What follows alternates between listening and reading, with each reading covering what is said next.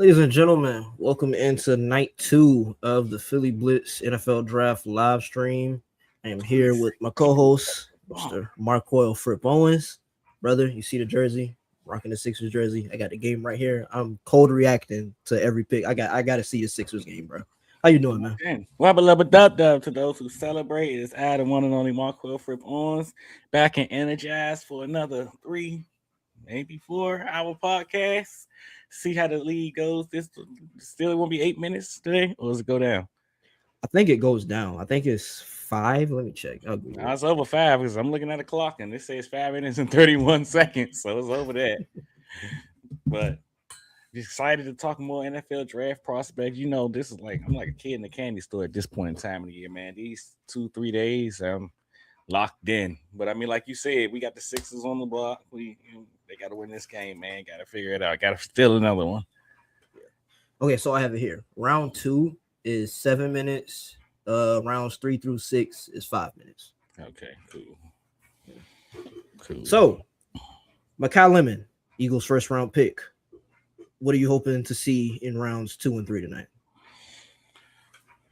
Ideally, or some offensive lineman, man. We got to get back to the meeting. I say all the time. I mean, you guys see what the graphic look like to preview night 2 for the NFL draft, and you guys joining us over at the Philly Blitz. Thank you guys, first of all.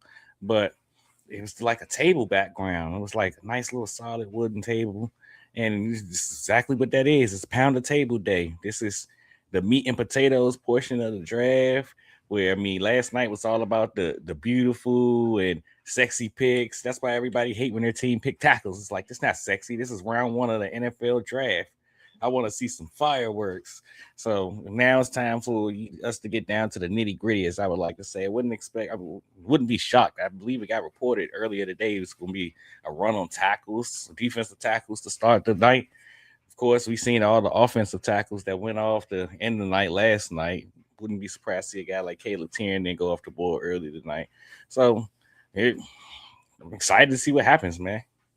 Yeah, you mentioned offensive line. Of the guys that are available now who will likely be on the board when the Eagles pick, a couple of guys I like, Emmanuel Pregnon, guard out of Oregon, Ginnings Dunker, tackle guard out of Iowa. Please, my God, play him at guard. Yeah. I've seen him listed at tackle literally everywhere, but I'm like, that watching was his him natural position. But he's about to say, watching him, he's a guard. He's a guard. Yeah. Even Chase Basantis out of Texas A&M, he's probably my number 1 target. I like Chase, man. Chase. Honestly, I like all of those guys. I like Jennings a lot more if we're talking about interior offensive lineman Jennings than tackle Jennings. It's got a lot of work to do there. I'd like to call him the phone booth man. I think I comped him to, what was it? What's the old boy name? Come on, Parth. Jersey Parth. Oh, okay. He locked in. But what's Clark Kent? That's his name. I think I comped him to Clark Kent. Where it's like, I mean, when he's regular old him trying to live his life, I mean, he has his day-to-day issues out there. But when he get in that phone booth, when he can get in that phone booth and operate, he's a different player like that. But how you feeling today, Parth? I'm good, man. I'm good. It was fun to read about Makai a bunch last night. Listen to someone we heard he's going to be the bell ringer tonight at the Sixers game. So that's always cool. So let's talk Sixers, man. Let's talk Sixers. They got to win tonight, dog. I'm back in. They 100% back in. I know it's the draft queue. I know, but we'd be remiss if we don't talk about the Sixers, though. Remiss, brother. We would be remiss. Absolutely. 100%, dude. And Joe pushing back. Apparently, he's been doing like actual physical kind of basketball activity. Not clear he's for fighting, today, man. which is fair. He's fighting. Exactly. And that's what we've always known about him. So hopefully next game, I think, seems like a possibility. They said, I was just on Instagram before we went live, and John Clark, he was reporting, I think he said that Embiid was going to try to come out and warm up, but he consulted doctors and they advised him against it. Yep. That's exactly what I saw as well. So definitely still pushing back through it, but like I had the same surgery. it's basically like 3 scars you get. They put a camera in through your belly button, which is super trippy. And then they put 2 incisions on your side, and then they put in tools, and then they kind of work in from there. Recovery time is not super long, but obviously it's playing in the NBA. It's not just walking around. So that's why they're being cautious on it, which is the right move. We've seen anything and everything happen to our guy. So want him to be back and be back for hopefully a good playoff run. The fact you said we've seen anything and everything happen to him, the fact that this is even a thing right now is insane, dog. Makes it healthy in the playoffs, and they're like, yeah, you got to get your appendix taken out, brother. Unbelievable. This is ridiculous. That's how you be a leader right there. That's how you be a leader right there. What happened? Live at the Sixers game that we are talking about, previewing at the moment. Oh, is bell ringer Makai, not just him. Oh, I think right by his hip. Devonta Smith, man. Devonta Smith. That's how you do that. That's how you do that. So, did y'all see him on Abbott Elementary? I saw the clip on Twitter. I seen the clip. I ain't seen the episode. I saw it. Yeah, I haven't seen the episode, but the clip was pretty funny. Oh yeah, they got Makai up there. He's got the maxi jersey on. All right. Oh yeah, he's doing the head nod for the crowd. Let's go, man. I'm pumped, bro. I'm pumped, bro. He even did it in the post draft, in like when they were interviewing him right there. He was like, "Dude, oh, bro, slithery like a snake." And I know they both from Cali, but he got a lot of D-Jack to him. I can see that. It's the aura out there, man. It's the aura. I could definitely see that. No, I'm excited, bro. I think what's most exciting to me is just the play style, bro. He's so tough, and I think that Puka. This is pick is in. That's all right. Sean Stribling. And he went to start the second. Talk about a rise. Yeah, man. I'm sorry, I didn't mean to cut you guys off. No, you're good, brother. You're talking Sixers, but this has been such a meteoric rise to fame, man. Another guy that was very reminiscent of Monroe Freeland. So when you started the process, a lot of people didn't really have this guy as the top 100 player. But then the more you watched him, the more he just continued to grow on you as a player, man. And of course, big, strong guy, fast, productive down the field is what stands out with him. But what really stands out to me, you know, I'm a sucker for guys like this. He loves to run block, man. Guy, no block, no rock. He gets down and dirty on the field. So it's cool to see him getting selected this early. That's cool. That's cool. Absolutely, yeah, man. Like you said, like it's been a kind of a meteoric rise from. I know, like the little that I did read up on him, at least when I was reading up on him, he was projected to go in like the 3rd or 4th round. So to see him become the first pick of the 2nd round, that's like a extremely meteoric rise for real. And this is a good landing spot, great landing spot, man. In San Francisco, pairing him with some of those guys that they already got, getting him in a building with a guy like Mike Evans, who such a pro, getting a chance to learn from Mike, and the pairing with your guy Parth, Ricky Pearsall. If we can get Ricky and keep him on the field healthy and have a pairing of Deshaun Stribling and Mike Evans, that's a formidable group, man. He kind of reminds me of a receiver they have already. He kind of reminds me of Juwan Jennings. He's still a free agent in the past tense. Where is he now? Free agent. Oh, okay. He's still okay. I wasn't sure. I was like, wait, like he was on the Niners, and I remember he wanted money, and then I just like wasn't sure if he just like signed back or if he was a free agent. Okay, so yeah, so that makes a lot of sense. Where it's just a guy who's willing to do some of that dirty work and be a reliable receiver with a reliable set of hands, and you just get a good target for Brock Purdy in there. Back to the Eagles real quick. Lincoln Riley quote. We've talked a lot in the last several months. He's hungry, a hungry guy right now. He's always motivated, but I feel an extra edge coming from him right now. This guy wants a lot more, and he's coming for it. Did you guys see what I posted on Instagram today? I have not. The quote, I guess he said it last night in his post-draft press conference. But he was like, man, like just talking about how excited he was to get to Philly and what should Philly expect. And he was just like, hungry, man. This is how I feed my family. Like, and I'm not gonna let nobody stop me from feeding my family. It sounds like VJ. What not even just VJ, man. Well, of course, man, when the Heat stopped working And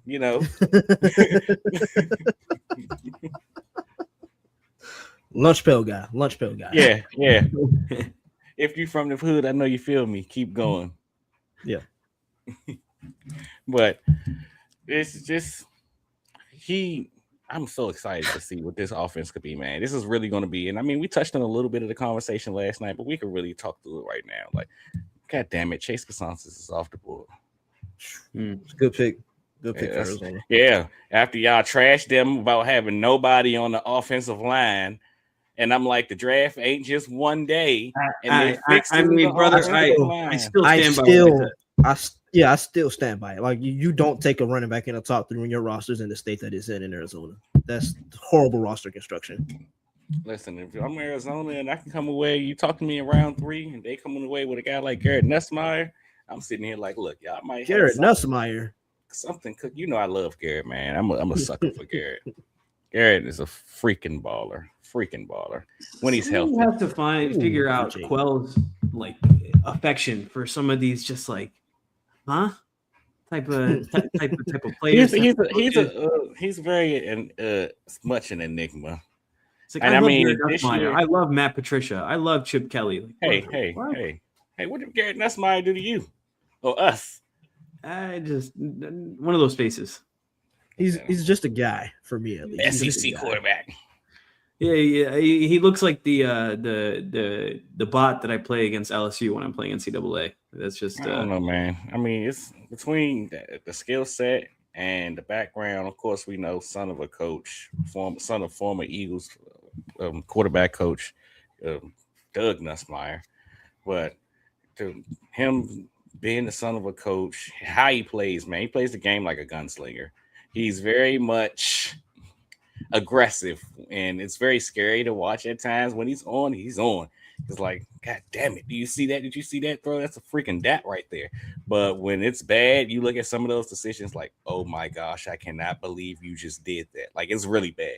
So unlike some of the other conversations, it's crazy because I think I had him as my quarterback 3.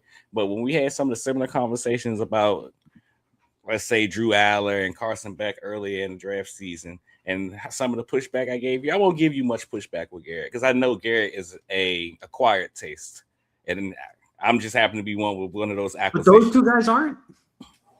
I don't think so.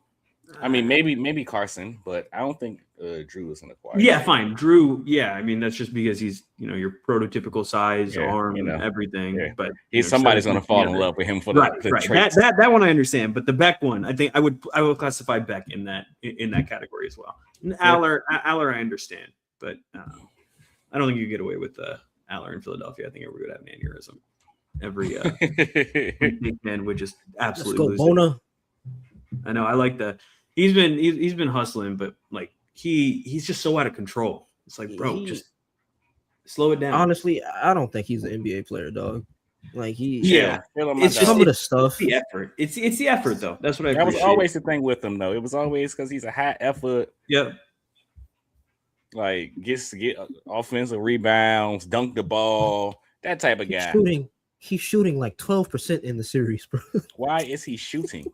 Yeah, that's the main thing. All of them are layups and dunks. Yeah, but it's just layups and dunks. Stick to the layups, brother. Or not stick to the layups. Stick to passing, brother. And like get a ball to the people that's going to score. Wow, the Texans have traded up. Who did the Texans take last night? Oh, Buffalo took T.J. Parker. My guy. Hey, chill. Our guy. Thank you. There you go. When Pierre and Paul are fighting about who's guy on the pod. No, he's mine. Mine. You want to get a TJ Parker one down? You go ahead. A guy that very much another Pierre type of pass rusher, the get out of my way type of build. I mean, when you talk about a guy very reminiscent, well, I don't want to say reminiscent because he's 3 times the player that David Bailey is in terms of stopping the run. But when you talk about a player, like length is the first thing that you notice about them. Him and David Bailey, those are the 2 guys. Like they pretty long players, pulse.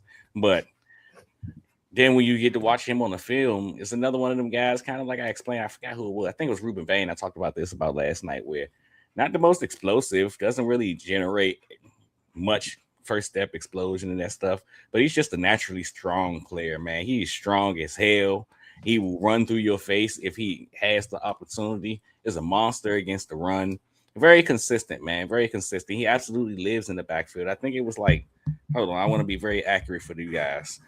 It was, oh, there you go, Tamorian Parker. He about 30% of his tackles in his career came from tackles for loss. So he absolutely lived in the backfield. Just when you don't know, I guess for me, and I guess we can have a conversation here, Pierre, because I know you also were a big Keldrick Falk guy. So I want to know your thoughts on the two and where the separation became. But I guess for me, like the thing about Keldrick Falk was there's a lot of projection and what could be. Mm-hmm. And I mean, the same conversation is here with Parker, but at least with Parker, you have 2024 to your name where he was a 12 sack guy, and you could see the ceiling. Like, I know what it looks like when he reaches that point. So it kind of gives you room for projection. Now, what the ceiling looks like, I don't know if he'll ever be that 12 sack kind of guy at the NFL level. We'll figure it out. But I do know that he'll be a model of consistency, and he'll find a way to stay on the field because he's damn good in terms of stopping the run. Yeah, I think when you talk about Keldrick Falk, I think the reason I liked him just a little bit more than TJ was, like you said, the ceiling, like the projections of what he could be, and the fact that he already, I'm not gonna say he's elite at stopping the run, but he's pretty damn good at it. Like the fact that he already has that area of his game down packed, and the pass rush, that's where he can kind of focus on. Where when he gets with the Titans, who, you know, I love what they did in the first round, but like they'll be able to kind of focus him on that. Like he can hone in on his pass rushing skills. Mm-hmm. Definitely, man. Like you said, I've been on Houston, who in round one, Houston took Keelan Rutledge. So I thought they would be a team who would kind of push back because they also had a need in terms of defensive tackle, but they could also be the team that started the defensive tackle run. It was kind of a pick your own poison for them, where you could take the tackle now and wait till the round two and try to get the offensive lineman, but then the runner offensive lineman started. But I mean, if they were going to go guard, you have guys like Basantis, Pregnon, they were still on the board. But if you want to get who you consider the best one, and Keelan Rutledge, I completely understand. So them going guard round one, you have to assume this pick is a tackle here, right? Defensive tackle. You think this is a Kaden McDonald landing spot? I could see it. Yeah, I could see it. They need some size on the interior. Like, you know, you have Will Anderson on the edge, and who's their other edge? Danielle Hunter. Danielle Hunter. He's getting old, so you can get a guy like McDonald, who's, you know, 326 pounds, 6'2", nose tackle, run stuffing type of guy. I think they'll be in a good spot defensively. So that is actually the pick, Kaden McDonald. They were able to jump the Giants, who also were rumored to be highly intrigued in him. Of course, them trading a guy like Dexter Lawrence just prior to the draft, just a few days ago. They have a need at defensive tackle. So maybe they're a Christian Miller spot. Something to pay attention there. But I heard even in the pre-draft process, the Giants absolutely loved McDonald. So it was cool to see the Texans jump in front to go get their guy. But on the Eagles front, where are we leaning? Let's you said offensive line. Yeah, you said offensive line at the top, Q. Yeah, just to pivot to a different direction. Let the safeties keep falling, man. We haven't seen an AJ Halsey. We haven't seen an EMW yet. I mean, that's exactly why I said it depends on how the board falls, because, you know, top of mind is just tackle. Like, it's just screaming. But I don't know if you guys saw what Baldy said yesterday. He was giving the breakdown on Makai, but he also said he didn't think the Eagles tackle of the future was in this draft. So if that's how they're seeing it as well, then maybe they go, you know. Why would they be in this draft if he's already in the building? You think it's Cameron Williams? Listen, man, we'll let everything play out. But and so I was texting my brother about it, and that's how I was, you know, we talked about it yesterday, and I was like, well, you know, he is young, you know, maybe that is the logic that they'll go with, of like, you know, this is a guy who we think would have been higher. You can hear, you know, them giving that, like, you know, logic of like, you know, he's a young guy. He was supposed to be highly drafted this year. We had him in the building. You know, we're going to let him develop. Fred Johnson is there just for safety because we want him to keep, you know, developing in the back. You know, I don't know. it'll be interesting to see. But I think if it's not that, then you got to go safety or tight end. I think EMW is kind of like the pound the table guy for us right now, at least until he gets picked. But I can see them. Sorry, Pierre. I mean, because that's a good point. Possible trade up spots. I think so, yeah. But I mean, where if they wanted to trade up, okay. Just looking at the board, I think you'd probably have to get ahead of like Miami. They're at 43. I say 40 with the Chiefs. I think that's the Giants clearly have a type. What's the pick? Who'd they take? Colton Hood. Corner. They were in on Alontae Taylor in free agency. They were in on Trent McDuffie down to the wire before he ended up a Ram. Those, I mean, of course, two smaller type cornerbacks, that feisty man cover guys. You can play inside out. And then they end up with Colton Hood. They clearly have a type. Is he kind of similar to Cordero Flott?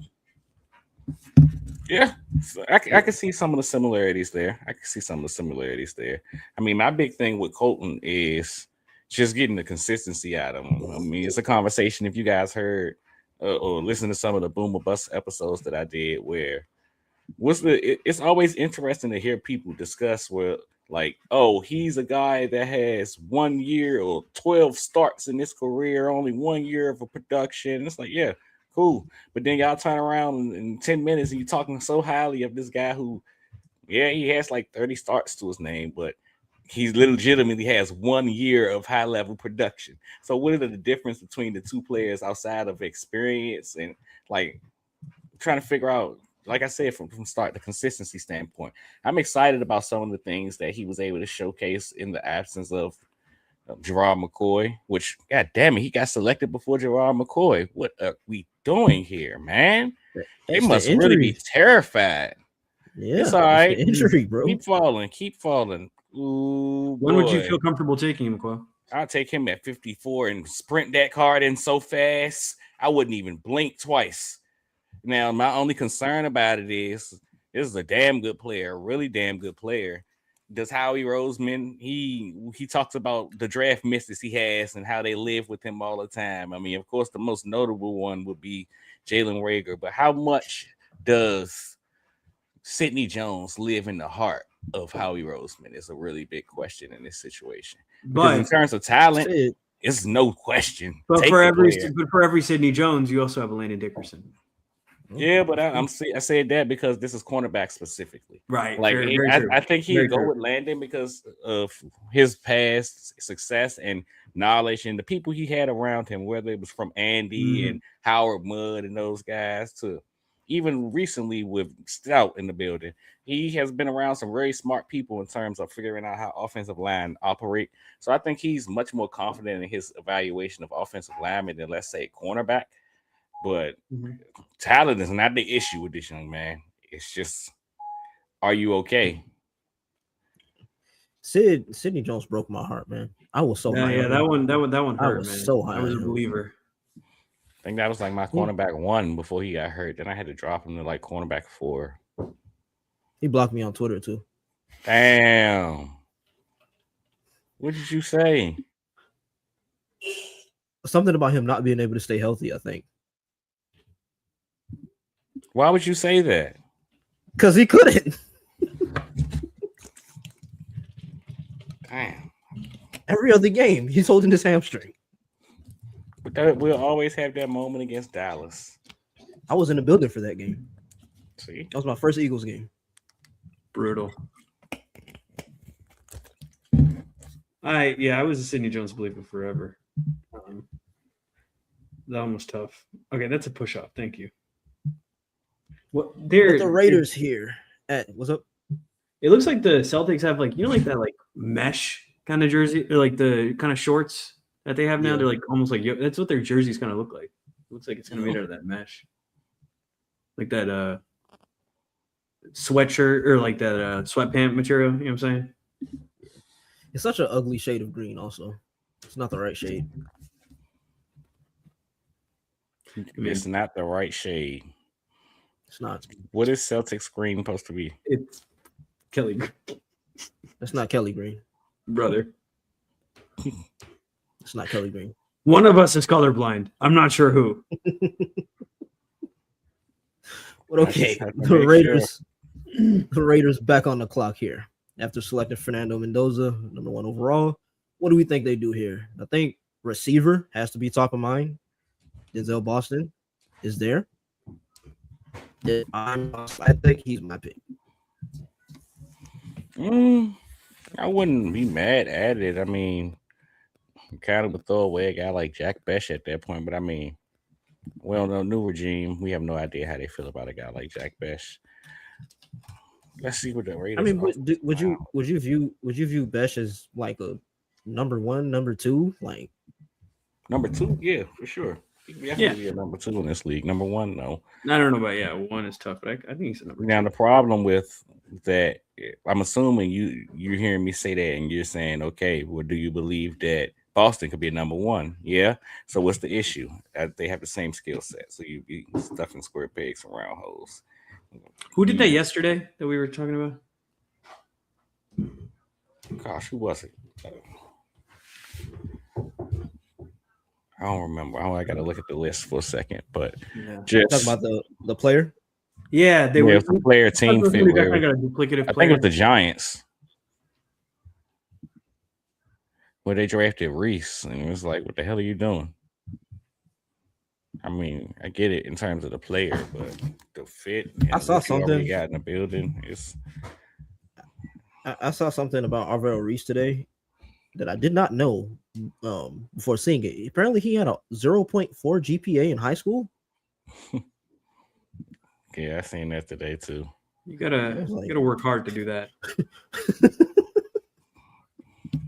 It's like 0.4 at the class, dog. How did they let him in trying? That's crazy, bro. Traydon Stukes is the pick for the Raiders. That's a great pick for them. Yeah. Who was it? Extremely versatile defensive back. Traydon Stukes. Safety, corner, whatever you want to call him. Nickel corner from Arizona. Defensive back. Yeah. Thank you, Parth. Thank you. Athlete. But like Pierre said, very versatile player. I'm pretty intrigued as to where the hell they think their timeline is, because he's another one of those guys, like I mentioned with Akeem Mesidor. Like, Akeem Mesidor isn't for everybody. If you're a rebuilding team, you shouldn't be drafting Akeem Mesidor. If you're a team in the middle of a winning window and you feel like adding this guy can extend that winning window and you don't know if he's going to get the second contract, but we'll worry about that later, that's your type of team. The Raiders doesn't strike me as this kind of team. I mean, you're in the middle. You just had the number 1 pick in the draft. You clearly are in the middle of a rebuild, and you drafting a guy to be 25 when the season starts, has a history of ACL tear. And I mean, that's just me talking on the downsides. When you talk the positives in terms of him as a player, ball magnet, as versatile as they come, a willing tackler, like he's an extremely good football player. It's just some of the other things that you really can't control that gives me cause for concern about the selection for this team specifically. Yeah, I think, like you said, when you look at it, because Traydon, he's 25, 26 years old. I think he's 24 right now, and he'll be 25 on week 1. Yeah, wow. But I mean, it might just be a case of them as an organization. Like, he might have been the highest rated player on the board. So, like, regardless of age, like you talked about last night, right? Like, this is a draft that is kind of, for lack of a better term, #not good in terms of like superstars players. To that point, Pierre, I forget who it was, but I just saw this clip. I sent it to you guys. Just talking about how. I've seen it. I know what you was talking about in the 4th round. Last year, they talked about rounds 6 through 7 were kind of affected because of NIL. The draft wasn't as deep later on. Hey. Same kind of thing this year, except they're saying it's rounds 4 through 7. Joel's on the bench. Yeah, he is. He is. Love seeing my goat. Let's go Sixers. Keep it close, man. So the Browns here, do you think Could they double dip at receiver? Yeah, that's literally exactly what they did. That's crazy, Is actually. Denzel Boston? Yeah. Yes. They Wow. have like an extremely new wide receiver room. What the hell do you do with? I guess Jerry Judy's going to the slot, Slot, yeah. or Because he was primarily a slot. in the slot. No, KC's probably going to the slot. Jerry was primarily a slot when he was coming out of Alabama, right? Yeah. Mm-hmm. Yeah. So Jaylen Brown makes some of the craziest shots, dog. I know. Respond, Tyrese. Respond. Oh, Quentin Grimes. Yep. Looks about right. Oh, brother. That's dope for the Browns, man. Acquiring, like, kind of like you said, Pierre, essentially double dipping at the position. This is how you evaluate a quarterback, brother. This is how you figure out if next year, when the quarterback class is supposed to be this almighty group, do I have the guy or do I need to go fishing for another one? And they are attempting to supply whoever is the quarterback of this team this season with more than enough opportunity and weapons to prove himself. And of course, assuming the help of Quinshon Judkins comes back correctly, they got a nice little core group of guys in terms of skill position players on offense, man. It has to be Shador, though, right? I mean, I think so.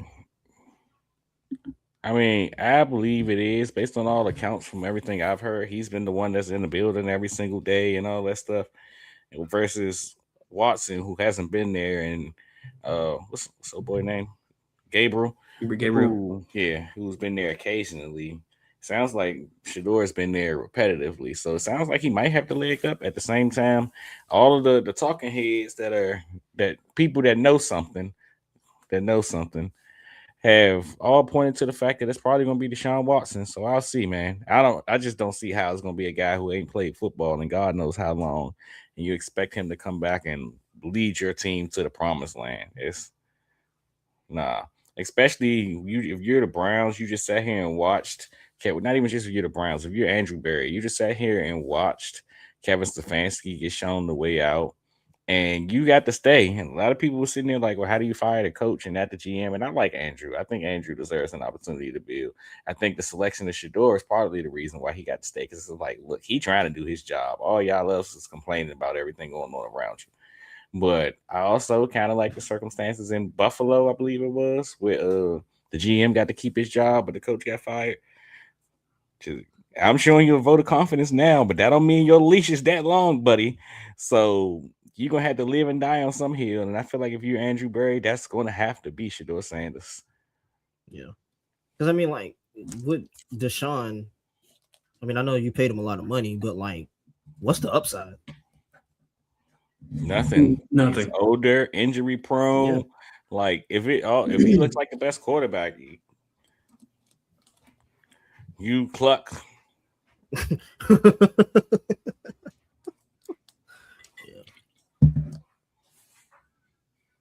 But the Chiefs back on the board, making a surprise last time, moving up from Mansour to Lane. What do you think they do at this point?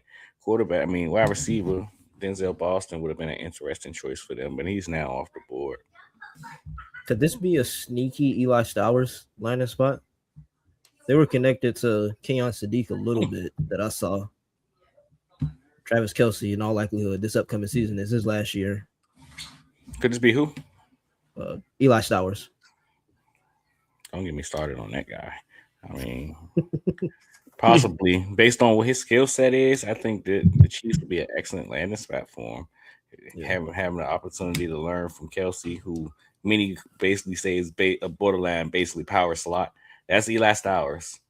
You and him, the thought of him at being an inline tight end, I think is exactly that, a thought.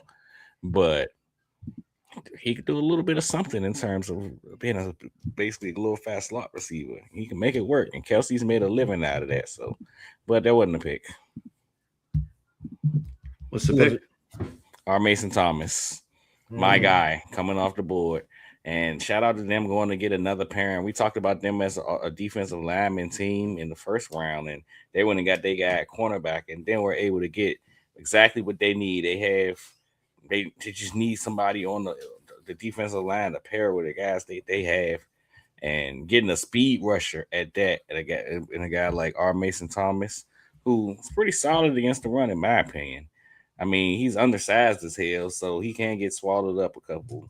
But in terms of the willingness, effort, and some of the things he shows, stacking shed ability, it's there.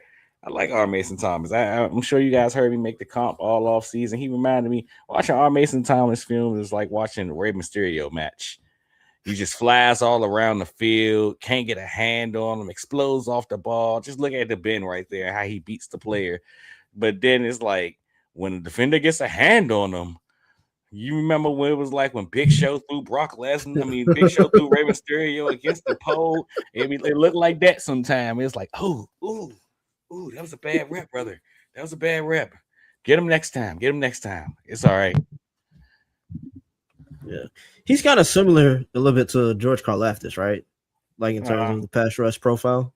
Now George was probably a power rush guy, and versus R. Mason, he's typically him and the guy that just went after him. I'm sorry if I'm getting ahead a little bit, but both of those probably the two most pure speed rush profiles in the class. If you're not talking about David Bailey. And I mean, I guess even if you consider David Bailey, because David Bailey had the explosive first step, but then you had the questions about the bend. These two people, bend ain't an issue. Wait, was the Bengals pick? Is that Cassius Howell? Yes, sir. Yep. Yeah. Yep. I was. He feels like a Cincinnati Bengal. Yeah, I'm excited to see Cassius Howell on the opposite side of Shamar Stewart, man. That's a pretty, especially for them losing Trey Henderson to a division rival at that, but this is how you replace bodies, man. I'm not saying he's going to be Trey, but you are loading up in a room that has been a clear position of weakness for you, and you pair those two with a guy like Dexter Lawrence. That's a pretty solid defensive line now, man. It looked like an AFC North team again. They got to add some guys in the secondary. Yeah, that's what I'm talking about. They added a dog. Yeah, that's what I'm talking about. A little thumper action on the pod. Yeah.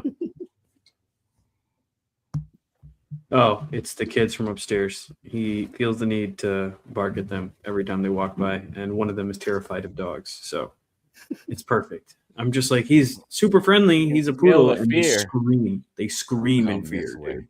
Don't come over here. I see you. Damn it, Thumper! Come on, get inside. Stop. All right. Yes, so, it's all falling into place. Everything is going so well. I started off talking about the Eagles taking a tackle, and I'm sitting here like, if we don't take a cornerback, I might rip my goddamn hair out. All of them. Brandon Cisse. We only signed for a 1-year deal. Would you take a corner over safety, bro? In terms of team building for the future, yeah, because corner gets paid more than safety, and we only got Tariq Woolen on a 1-year deal. So it kind of you play in the middle in terms of win now, build for later. I mean, it'll be annoying because safety is just a higher need, man, right? But I feel like this safeties class is really underrated, man. It's a lot of really good. Yeah, it's a lot of really good. But you don't feel that way about the corners too? Because I do. But when you saw that's the whole point about it. I feel the same way about the corners, but we start reaching the point where guys that I thought like Jamal McCoy was the top 11 player on my board. Terrell, I called him AJ Terrell. Avion Terrell was the top 20 player on my board. Yeah. Cisse, I think he was at like 33. I gotta go check and verify that. But like these are players who I view very high, like borderline first round grades on. And now here we are, it's pick 40. We pick at 54. Like that's hell of a value, almost the same amount of value as getting a guy like as Makai Lemon at pick 20. When I had him as the 10th player on the board, it's like, hell yeah, he just fall into you. So I'd be excited about it. Do you think it's the way the board is falling, or do you think there might be somewhere in between? It's kind of the way that the board is falling. I had this conversation earlier on in some of the Boom or Bust episodes where it's like we sit here and we talk about some of these teams, and it's gonna start in the first round. It started in the first round.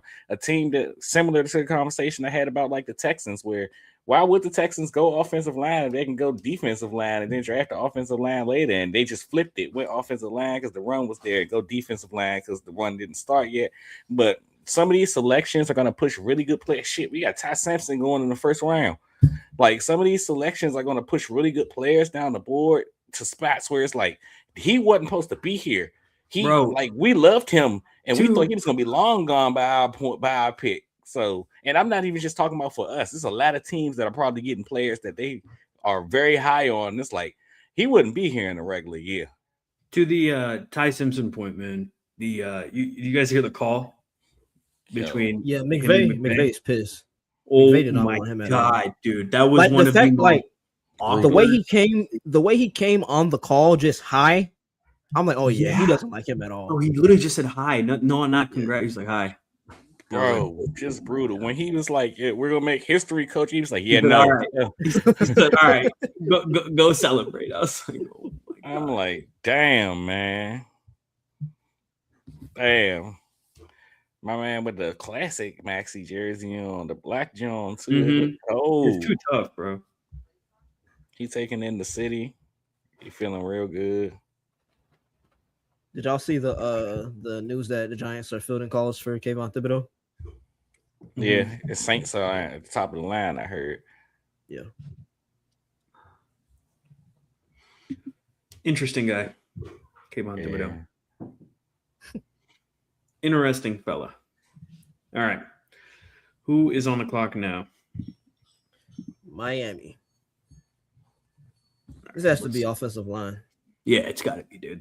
They got to go trench back to back. Yeah, my man working on the release. That's why he do this all the time. He was always working on the release. Head fake, shoulder fake, left, right. Mm-hmm. You know he makes those noises when he's running. I'm telling you, you can just almost guarantee he does. I'm telling you, man. What's up, Brandon? Thanks for joining us in, man. I'm feeling good. What's up, man? How about you, brother? Everybody's trying to click it. Everybody wants to put the message up. How you doing, brother? Appreciate you tapping in with us, man. Appreciate all other 96 of you who are in here. All of y'all, man. We went live, brother, and as soon as Pierre clicked the button, that John said 26 30 people in here. I was like, oh yeah, we are. People are hungry. Oh god. Oh my gosh. We've scored 3 points in the last like 5 minutes, bro. Not keep getting off scored like this, man. Put the ball in the basket. Stop! Oh my god, yo, catch the ball. We just go through these slumps of just like forgetting how to play basketball, and then they just like shoot 50%. Actually, that is exactly what happened. Every freaking year. Went extremely high. Oh my gosh. Who? Jacob Rodriguez. Oh, sheesh. That's who they took? Yeah. Yeesh. Okay. I mean, he's off-ball linebacker from Texas Tech, right? Tech. Yeah, he was the one who had like 13 interceptions or something like that, right? Like turnover machine. Just trying to think of their linebacker room right now. Oh my goodness, Andre Drummond. Jesus Christ, he got dropped. And Luke Garza's making threes. All right. Oh yeah, y'all watching one of those kind of games? Don't worry, I got the jersey in this in the background for support. Oh my god, yo! If Drummond, why are you dribbling between your legs, dog? There are way too many people around. Man say, it's the summer league, boy. It's like, please stop. Oh my god, the Kendrick Perkins video. Right. It's like Drummond started shooting threes, and all of a sudden you think he's got a bag, and he's like, it's not all of a sudden. He's been doing this for years. Like it was so funny. We were so happy. We're like, oh, Drummond's gonna be here, perfect backup for Embiid, and then like he gets out there and it's like, oh yeah, he's balling, and then he just started dribbling, and we were like, brother, just ball in rim, please rebound, ball in rim. That's all we need you for. Yeah, Brandon, that's an excellent point when you talk about a guy like Jacob. It's turnover machine. Turnover machine. My biggest thing with Jacob, I think Jacob's a quality football player. I think I had him as my linebacker 4 or 5. Might be 5 because I think I had Anthony Hill Jr. somewhere up there high. But my biggest thing with him is just trying to figure him out. It's like watching a 5-star quarterback play on a team full of 5-star players, and it's like, are you good? Or are the people around you just really good? Like you having an opportunity to play next to play behind Lee Hunter first and foremost, who just opens up massive holes for everybody. He made life easy on both Romello Height and David Bailey in terms of what they were able to do at Texas Tech as rushing the passer. But then when you look at some of the things that Jacob was able to take advantage of, like that was just a very well built defense first and foremost. But to that point though, I think you also have to acknowledge that he's playing with a lot of good guys, but he was the center of that defense. He was the green dot on that defense. He was the guy who knew everything on the defense. And this actually kind of makes sense. This actually does kind of feel like a Dolphins like pick. They really do like to go grab linebackers who can impact the game in multiple ways. They had, obviously they had Anzalone there for a while. They drafted him. And they didn't whatchamacallit start there? What's the dude that's famous in Minnesota now? That's what I'm trying to remember his name. Andrew Van Ginkel. Van Ginkel. And then they had one more. He hurt his knee, unfortunately. He never really. Is it Jordan Brooks? Georgia. No, not Jordan Brooks. I know who you're talking about. Oh my! Jerome Baker. Yeah. Why do you keep trying to say he went to Georgia, brother? Did he not go to Georgia? Wait, let me make sure I'm not confusing him. But I swear he was a Georgia linebacker, bro. Yeah, Ohio State. Oh no, you're Ohio State. I know. I just thought of him as someone from one of those schools that I classify as just scum of the earth. Yeah, scum of the earth. I didn't even want to say what I would classify those schools as on live, so I just went with scum of the earth. Jordan Brooks let's go, Chris. Get fired up, baby. Let's go. Yeah, Chris. Shot, buddy. With in terms of Jordan Brooks, I'm not sure. They just got to figure out. He's a linebacker, but I mean, I can see why you say that. He fits, small as hell. He fits the mold of a coverage linebacker, which I mean, from everything. Dallas is traded with the Niners, according to Brandon. Oh, and the Lions traded up with the Jets to take Derek Moore. On the clock. Oh. Shotgun to the chest. Yes. I hate when I love bringing their Michigan boys home. I hate when I love Michigan players. Hopefully he can be the guy that they need to pair with Aiden Hutchinson, man. They've been looking for it for damn near half a decade now. It's getting pretty tiresome, first and foremost. But hey, shout out Calvin Johnson, man. You know what? I was laughing because you said guess who's in the building with Makai Lemon right now? Then I remembered why he's in the damn building. He's not there for no leadership. If you notice, he's not wearing any colors. Yeah, he's not wearing any colors. He's in the most muted outfit possible. Shush. Why you gotta take such a great moment and make it negative? Oh, because I realized I saw it. I was like, he's not wearing a jersey. And I was like, wait, why is he not wearing a jersey? I was like, oh, that's why he's not wearing a jersey. Then I had to look at the hat, and I was like, he's wearing a Boston thing. He's probably like, I'm about to go there to support the team. Ring the bell. Man, we about to whoop your ass. Man. he's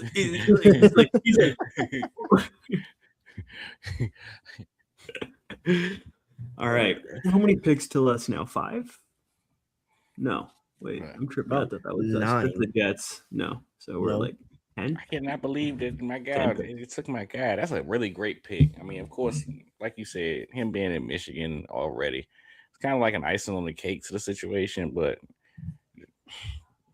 I'm excited. Hopefully they let him play the run a little more than he was able to do in college. I don't know what was up with Wink in that situation. I mean, at the same time, he also didn't play with the same effort against the run that he does rushing the passer. Another Pierre favorite, get out my way pass rusher. But you could slowly see him watching him from last year to this year. Last year, he was just strictly get your ass out my way. And I'm not even going to play with you. This year, I mean, he was still a little bit of the same, but you could see him slowly start to put together a pass rush plan. I'm like, okay, Derek, I see you, man. Like like I say it all the time, from a pure fanatic standpoint, God damn it, I hate this school. I hate them with all my heart, dog. I hate it. But then when I finally get to take the Buckeye glasses off and the cap off and put my scouting cap on and I'm just locked in, I be seeing him like, damn, Michigan be having some pretty good players. Like between him and another guy that's gonna go pretty soon, Jay-Sean Barham. Shout out Jay-Sean Barham. He actually from down here, DMV area. I think he grew up in District Heights. So shout out to him. But they had some pretty good dudes on the edge. I mean, they wasn't enough to beat the Buckeyes, but they were pretty good. Pretty good, man. Not to beat the Buckeyes, but they're really good. Win 6 games. Shut up. All right, watch what happens this year. We have a real coach now. Just wait. Sleeping Giant is awake. Oh, how's that? How's that lineman, buddy? He's a Gator. We have Trout now. I don't know if you saw Trout was with what's his name? Who was the Penn State guy who went yesterday? The tackle. Wait, no, he's a guard. Vega. He's a massive guard. That's ridiculous. But yeah. Trout was there. Gator gear on. Representing. No big deal. We're back. I'm just letting you know the trenches are going to be back in Florida. Finally. I'm hoping so, man. I'm rooting for you. I mean, it's fun being able to talk shit to you, and I'm rooting for you because I like when blue bloods are good. I know. I don't like when people feel losing bad to Miami this year, but watching Miami be good, like as a football fan, watching Miami be good was fun. Like, damn, this is what my childhood felt like. Like, this is what I used to remember. So to get some of them good teams good and keep some of the bad teams bad. I mean, even though people love, what's the word I'm looking for? When a lot of different things happen or are capable of happening. Optionality. No, that's not what I'm looking for, but we can multiplicity. That Pierce, word of the day. But like when you talk about the playoffs and anybody parody is what. Yeah. People love parody, but yeah. I mean, hell, we can have parody. Well, to be fair, I think most people love the idea of parody until it comes to their team maybe losing, and then it's like, no, the hell with it. Yeah, the hell with it. You can be good, but just like I can be here, you can be like right here, you can be like really close, but like not. Anyways, let's see. So what? I'm not watching the draft on TV because all right, let's go. PG. Ravens took Zion Young. That feels like a Ravens player. Yeah. He's in line with like the past selections that they've had as like Ojabo. Who did they take? Ojabo, that's what I was trying to, that's the name I was trying to remember. Yeah. Oh no. Is he hurt? Paul, get up, man. I think that's PJ. It's PG. Oh, it's George. I think I hit in the nuts. I hope that's all. Well, that's a horrible thing to wish on another man. Listen, dog. It could be worse. My man said, I think he just got hit in the nuts. It's all right. What's the count? That's a hostile act. That is a hostile act. That's a flagrant. Kick him out of the game, brother. Kick him flagrant out. Too. That is a hostile act. He actually looked back and then went for it, bro. That was crazy. Yeah. Damn, they got the towel over Paul's face. That brother is suffering right now. Oh, every year, man. It's been like that since Ozzie Newsome. They've been trained up really well, and even to see them kind of moving into a different direction. Harbaugh gone, who sounds like he took control of most of the drafts once Ozzie went down. But them moving in a different direction and still them having solid drafts, it just goes to tell you how well built that front office is, man. Between the Eagles and the Ravens, those are two of the better front offices in the league, man. Absolutely. I see we're getting a lot of comments on. I know Brandon asked, Chris has asked who we think we're gonna get.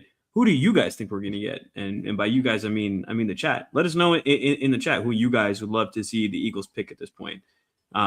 Let us know what positions you'd like the Eagles to pick. Are you guys gonna be so broken when they pass on Jamal McCoy? But as long as it's for Nicky Manwari, I'm all right. I'm kind of here for uniting the Damn Toledo it! boys. I said Nicky Manwari. You Yeah, mean EMW? Yeah. it's the same picture.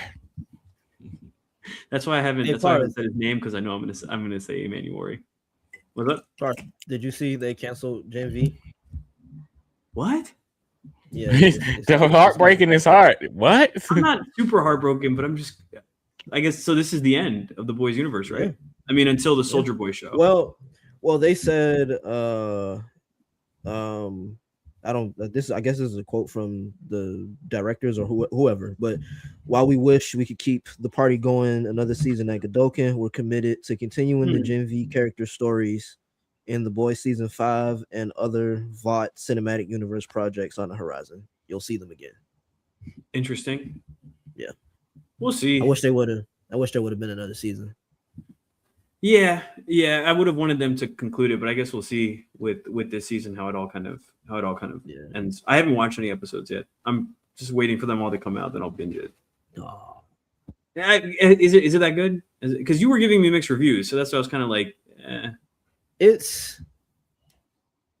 I think it's good. I think it's okay. Good. It's not like the boys of like seasons past. Right. It's good. It's good. Okay. No, I'll go look at it. I feel like they're kind of bringing it along slowly. Brandon, switching gears again. Brandon, I would agree with you, man. Quell and I were talking about this earlier.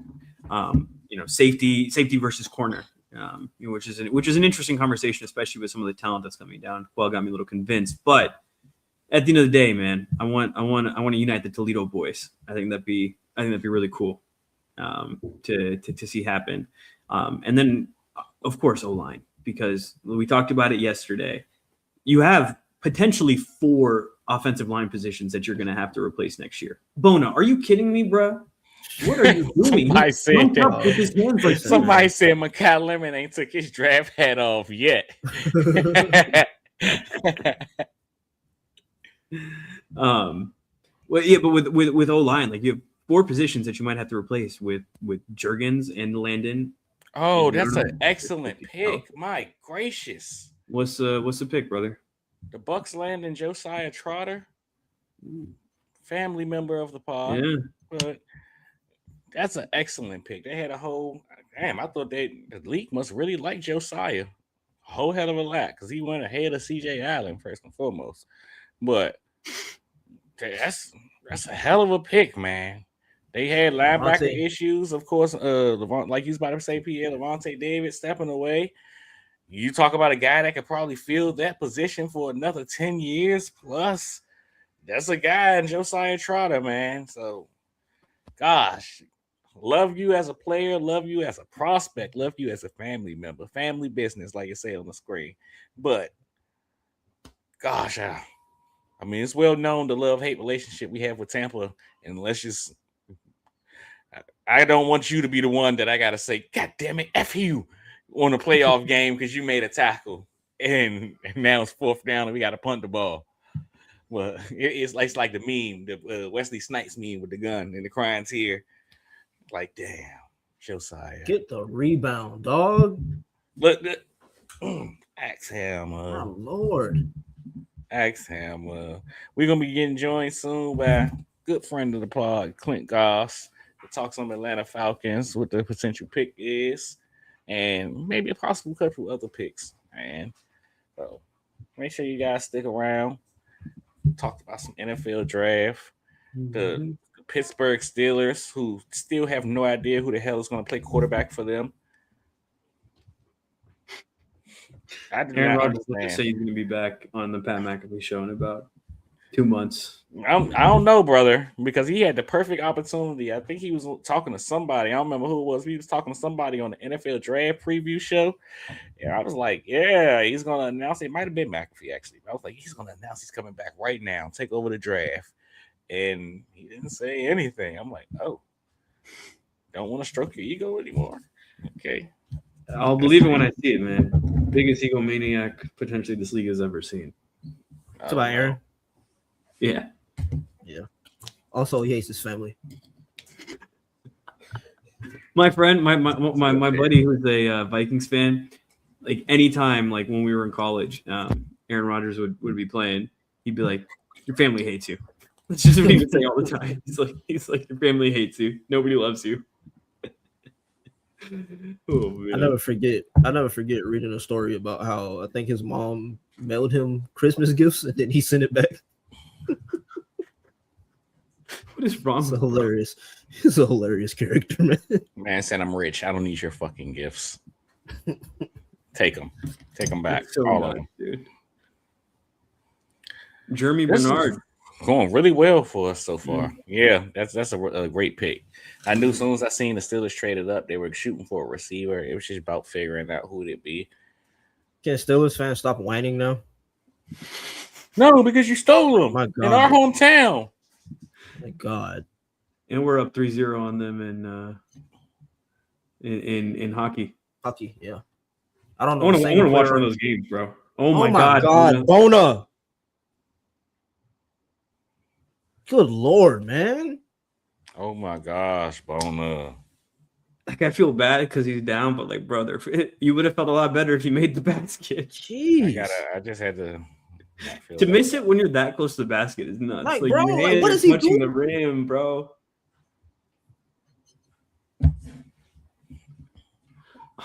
He's just got to wake up covered in bruises every morning, though. That's how he played the game. I love it, dude. I love it. No, listen. I'm not here hating.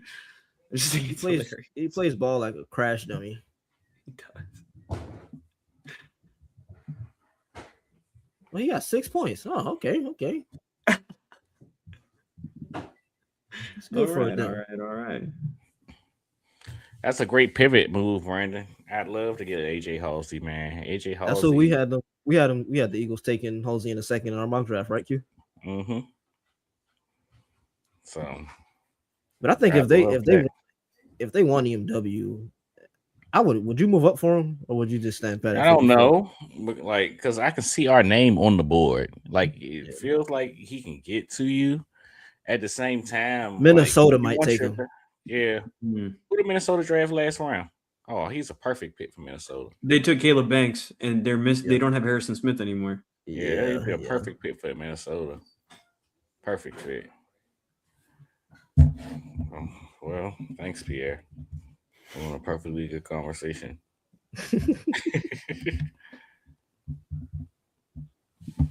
But realistically, I mean, kind of like you said, man, it's like a pick your poison kind of thing. I wouldn't be surprised if they went with either or.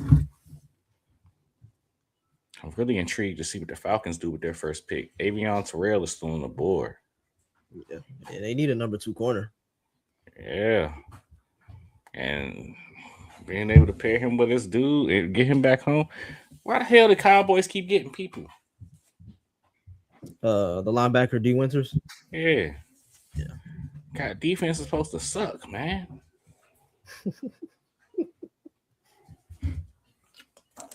This is BS. So if Minnesota does go EMW here, I saw that there's a lot of chatter with the Eagles and Jalen Kilgore. That would be an interesting pick. He's talk about a Swiss Army knife. Jack of all trades. Yeah, I've seen some people giving some talk about Jalen potentially having some future as an outside corner. He's that damn athletic. So he's an athletic freak for sure.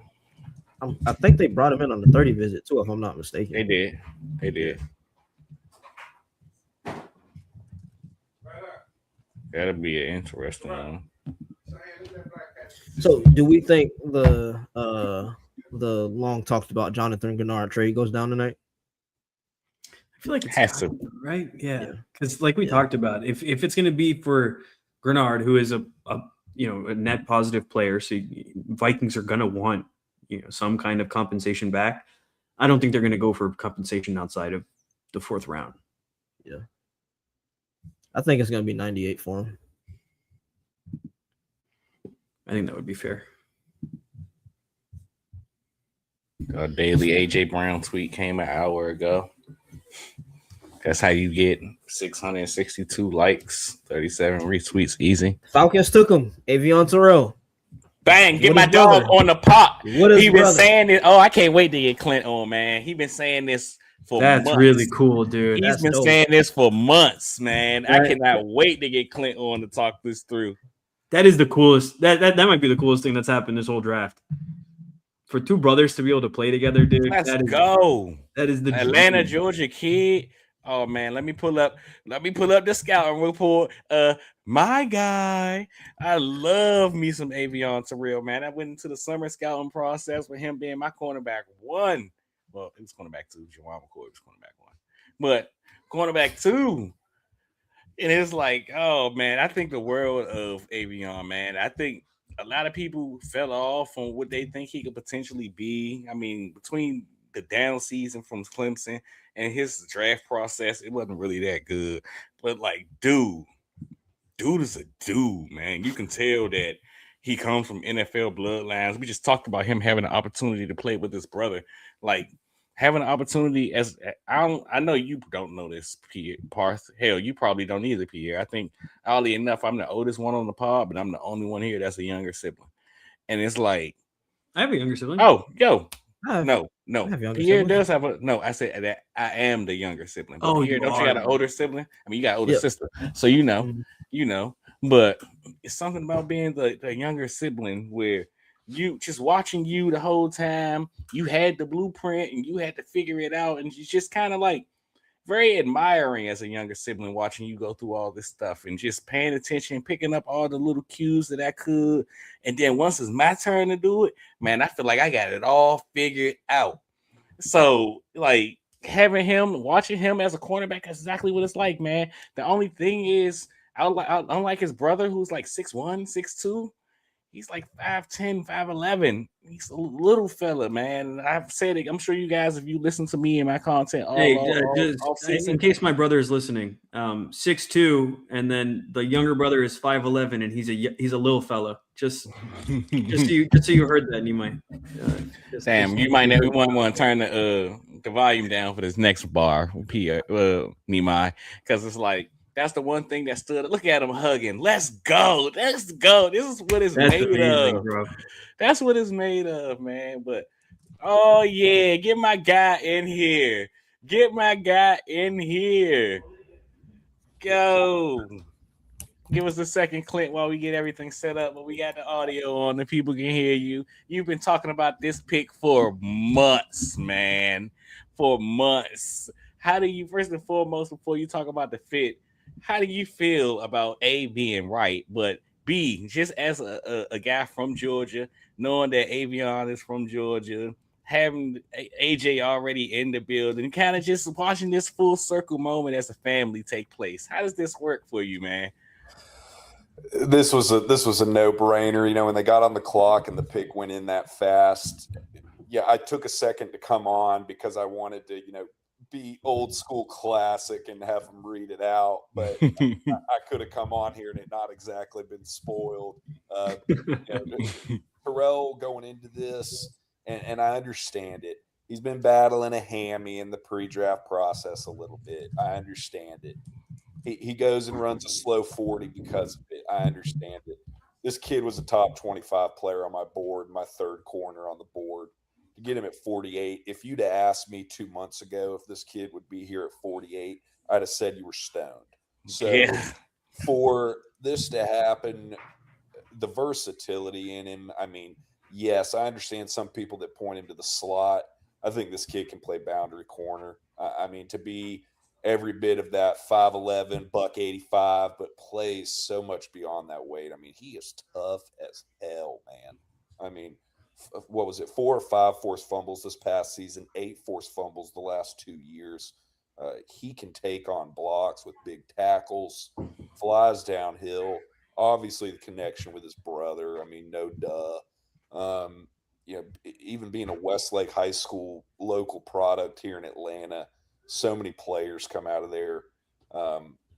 This is one, like, I could sit here and I'm usually pretty chill, but nah, man, I'm gonna grin about this. This is cool.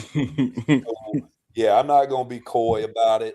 And I think particularly for this to be a new regime and Matt Ryan, Ian Cunningham, both of which have ties to the Atlanta area. Cunningham grew up here. Ryan, don't need to explain it. This just that's one you smile about and is real cool. And I also love that for the kid. For him to have been somebody that this whole process was always going to go first round, he's going to go first round, he's going to go first round in a different way. But it's kind of like how I felt about watching Caden McDonald, one of my favorite players in the draft, go to the Texans. I mean, dude, are you kidding me? You don't talk about literally the perfect fit, literally the perfect situation. I mean, that's kind of how it is here with Terrell. That gives flexibility in a number of areas. Mike Hughes on the last year of this deal in terms of, wow, I'm smiling. They took Lee Hunter. I had so many Panthers fans talking. Yo. They gave me so much hell for mocking him to them today. I'm going to go with receipts, make a fool out of myself when I log off. But yeah, I mean, the flexibility of the nickel spot, we got Billy Bowman coming off injury. Mike Hughes in the last year of his deal at CB2. We've got AJ locked up for a couple years. This was an absolute no-brainer. I mean, I'll say this. It was about unanimous. If you'd asked the consensus of Falcons fans and media going into tonight, we either wanted Kristen Miller or Terrell, and we just watched Kristen Miller go to Darth Vader. So this was a nice response to that. I haven't seen him go to the Saints. I could not be more stoked about this. I also like it in the fact so many people point to the receiver need. I think the sweet spot for us with that is the third round. I like going ahead and doing corner here. As far as defensive interior, for the need being more along the lines of a true nose tackle, I think that had already happened earlier tonight. You see Lee Hunter go right here. That's not really what they're looking for. They're looking – he's kind of thinner in the lower body, not really a nose tackle, more of a pass rusher than a run plug. Mm-hmm. So I think this was – you were playing the heartstrings, but you were playing the board. You were playing projecting going forward. I know a lot of people looked at, potentially wanting to do trade down. Not there, man. He's sitting there staring you in the face. At 48, you got to do it. And I do understand, and I realize I'm rolling here. I do understand the Steelers jumping in front. I think Jeremy Bernard would have been the pick had it been a receiver at 48 for the Falcons. But nah, man, that was queued up for Terrell. No, I could not be more excited. That's exactly who I wanted. Worth the wait, having not had a pick last night. Hey, James, is excited to see you here, Parthy.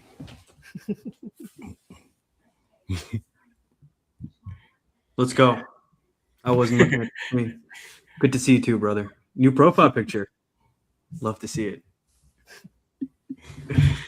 No, I mean, I think that's got to be so gratifying as a Falcons fan. You're just watching the board yesterday and you're just like, oh my God, we don't even have a chance, like unless we make some crazy move. And then today to stay too. You didn't have to move up. You stuck and you're able to pick. And you can't ask for a better story, dude. Like anything to do with like, brothers and like, just being able to do something like that is just like amazing. Well, just like you said, but as well, kind of soothing the media burn of the clowning of not having had a first round pick, like we didn't just have a 10 plus sack rookie because of it, but whatever. This is kind of like, we just got a kid that had a first round grade on tons of boards. If you'd have told me we were picking 25 and had taken Terrell, I'd have been like, oh yeah, good pick, man, pretty cool. But 48, I think that value is incredible. Awesome value. Yeah. Oh yeah. I mean, that was an absolute homer. That's a good tone setter, like I said, for a new regime as far as, getting on the board. I mean, I can imagine, take Ian Cunningham, for example. That's the first time he's ever made the call, man. So, no, I'm thrilled. Yeah, it was kind of funny for you to have shot me a message a couple minutes ago and been like, hop on. It's like, I think back to, I don't want to say epic. That's super dramatic. But when we took Penix that year and I was on live stream, I was so dumbfounded by that pick. I left the live stream for 2 full picks to go take my dog out and smoke a cigarette in the backyard. Had to go touch grass. I mean, I literally it's the meme where he's sitting there with the hand on the head and the cigarette to the mouth, like I can't. No, I'll believe tell you this. what it was. It was the meme of Ben Affleck hung over on his porch, smoking a cigarette in the rain. It was closer to that, but yeah, you get the point. This is a nice response to that. Getting to have a little bit more of a sound bite or a clip of me being thrilled instead. Definitely, man. I mean, just to give my little bit on the pick before we move on to some of the others, couldn't have said any of that better myself, man. Just the player, as we love to call it, cohabitation matrix behind the selection. Like, this is how you build good rosters, man. Make people comfortable. Like, get them in a position where they want to play hard for the person next to him. He wants to play for his brother because it's his brother, man. Like, I don't want to give up this catch because that's my brother on the other side of the field. Just like I know he don't want to give up a catch. It's like we're in the backyard again. So it's the little things and just him as a player. I mean, like I was about to say before you got on, hopefully you didn't have it turned down the whole time, Nehemiah, but turn it down now. But my only problem with Avion, man, was just him at the catch point. And like I always said, arms just aren't long enough to box with God. But God damn it, he has the heart to do it. He won't quit. He will keep trying until he gets a win.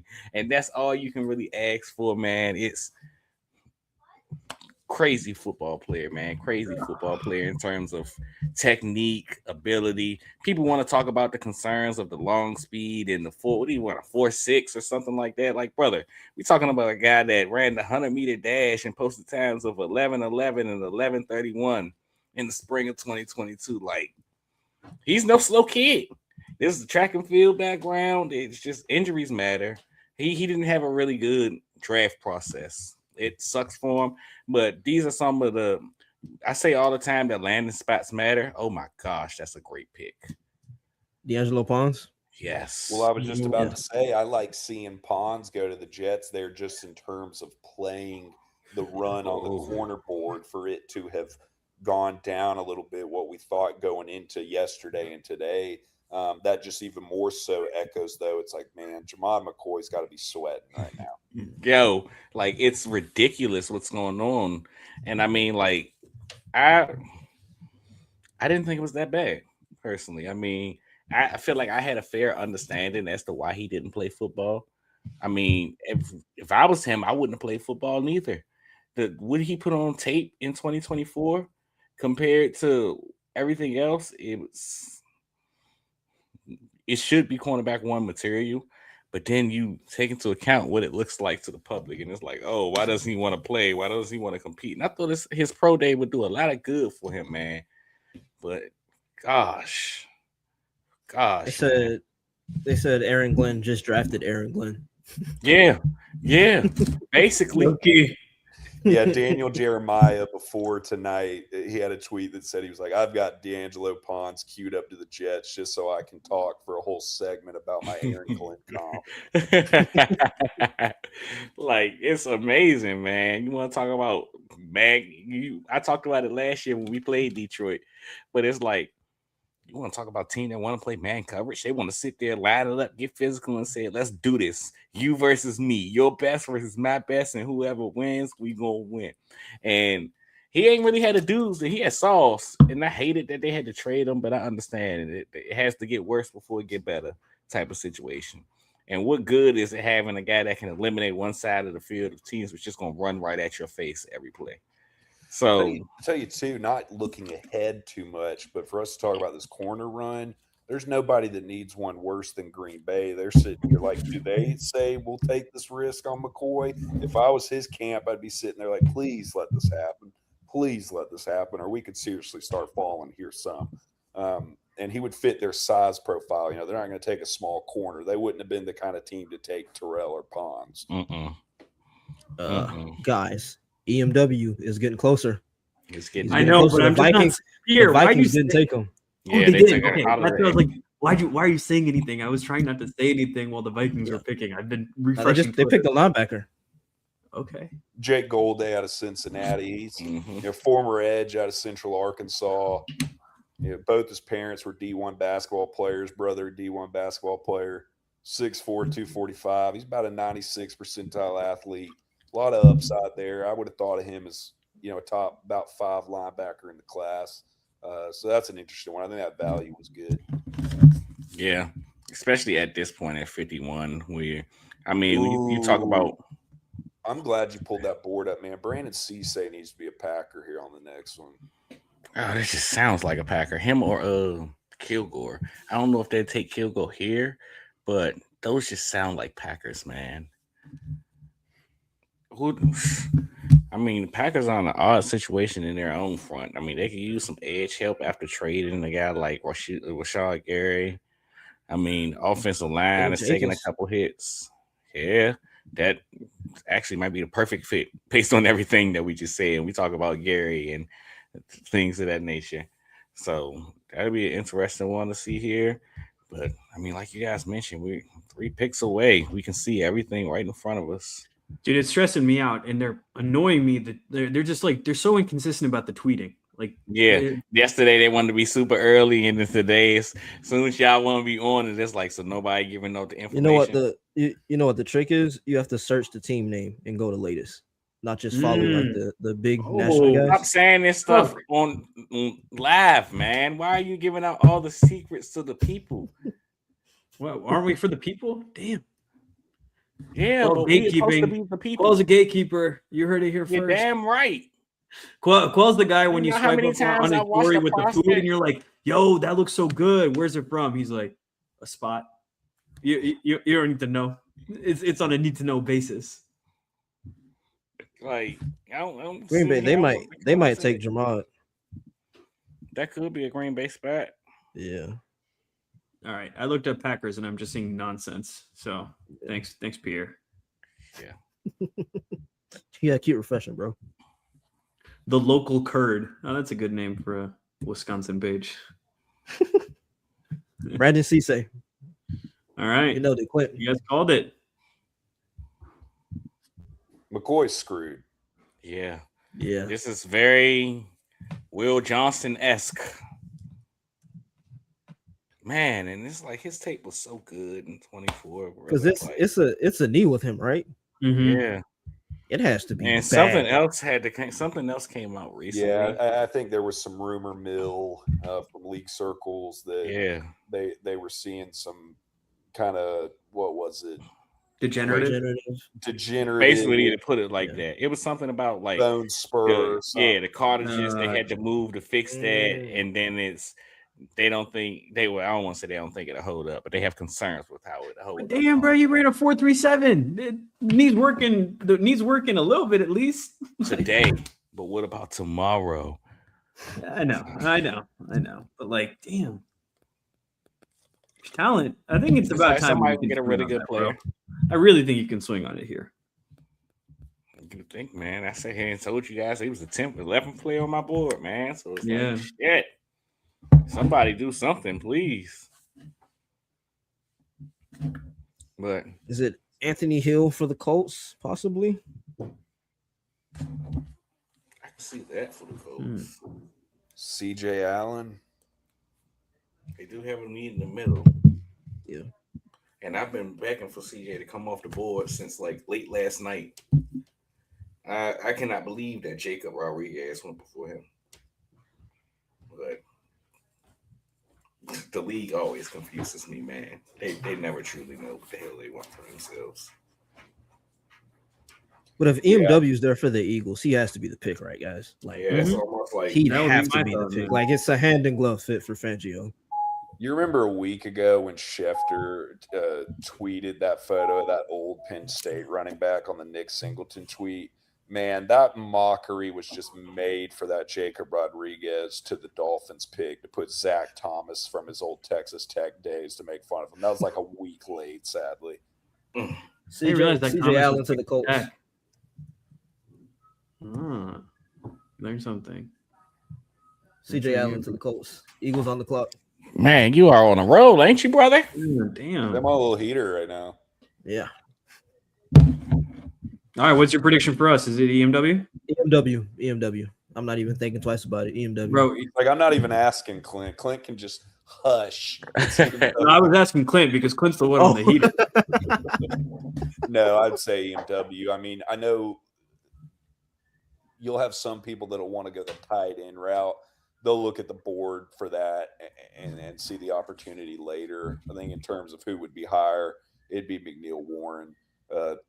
We as media who had him as this late first round, that probably got a little overblown. This is probably closer to where he always should have been. Just as somebody they want to just keep developing some of his consistent tackling ability. But I mean, look, for him to be 6'3", 202, running a low 4.5, always in the right place at the right time, such a physical thumper. I think they would have tried to put some weight on him. You use my favorite describing word for a linebacker. That's Thumper. my dog's name. Thumper. That's a good one.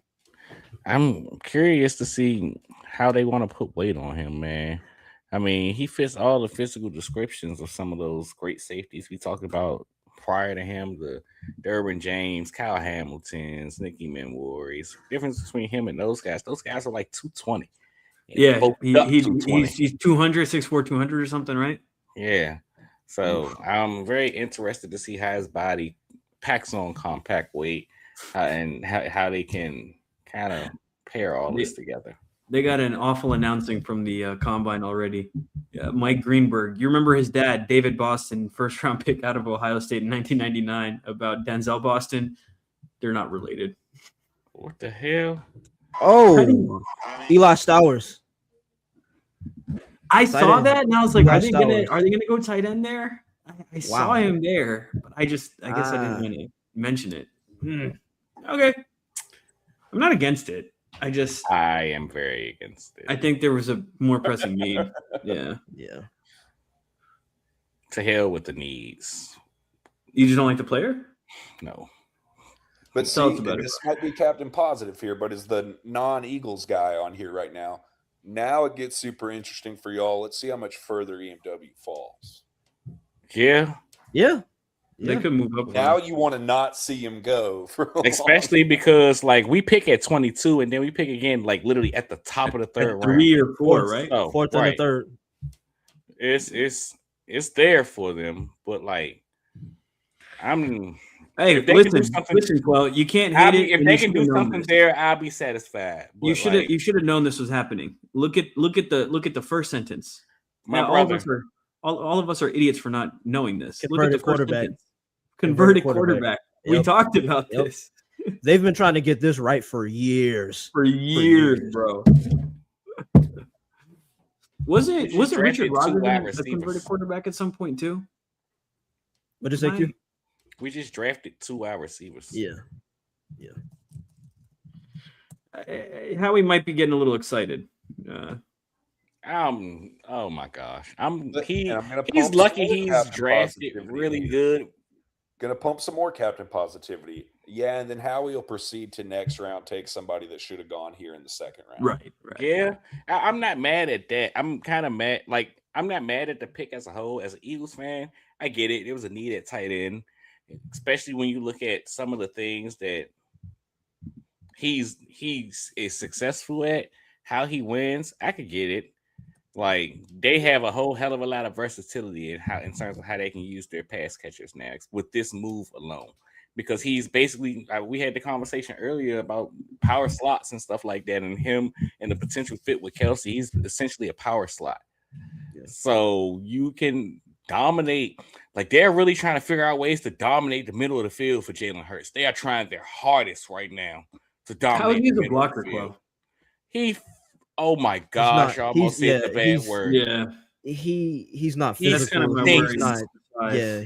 He has want to. He just doesn't have know-how. Let me say it. He don't have the facilities. Yeah, I'm sorry. I'm sorry. Well, wait. Because facilities would mean that, like, he's not going to be strong enough.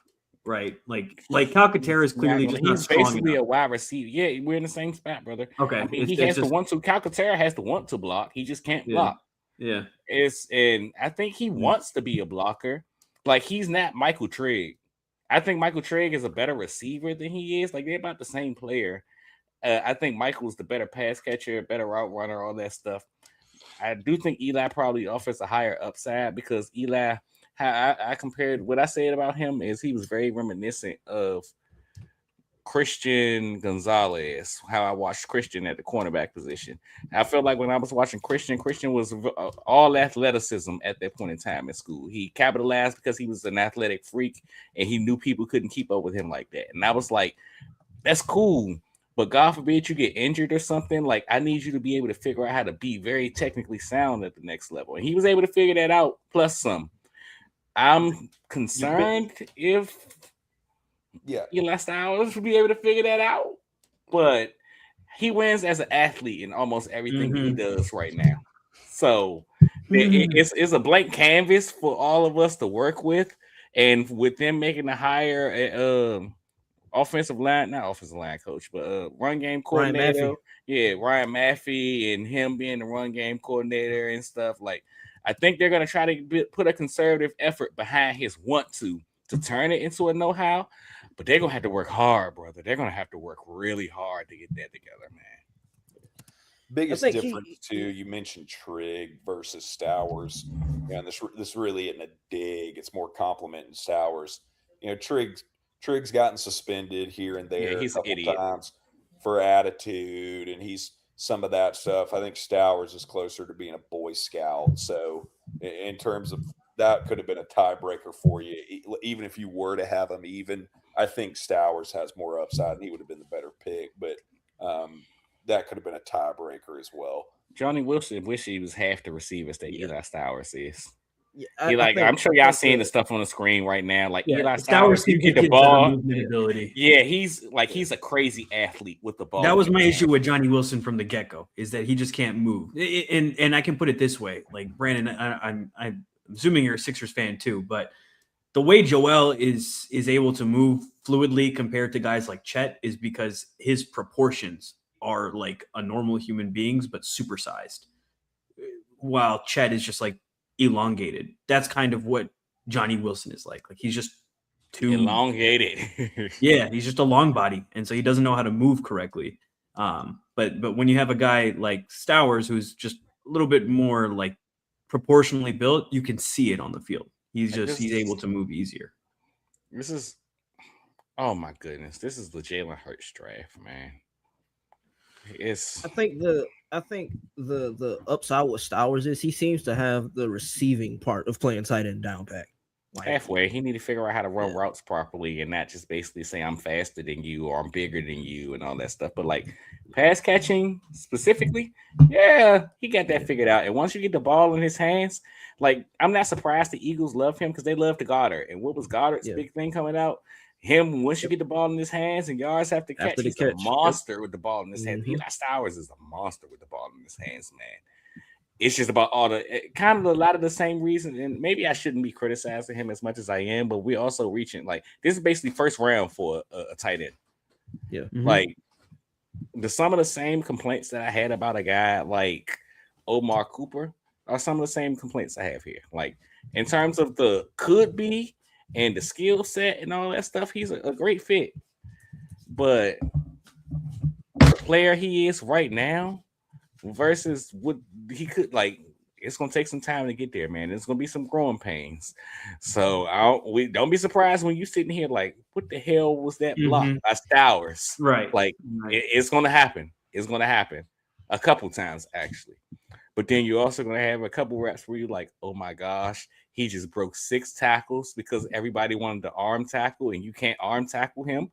And he just ran 58 yards and we can do a tush push on the next play because he got tackled at the 1 for some weird reason. But so I see the comp here. Do you guys think Harold Fannin Jr. is an applicable comp for Stowers?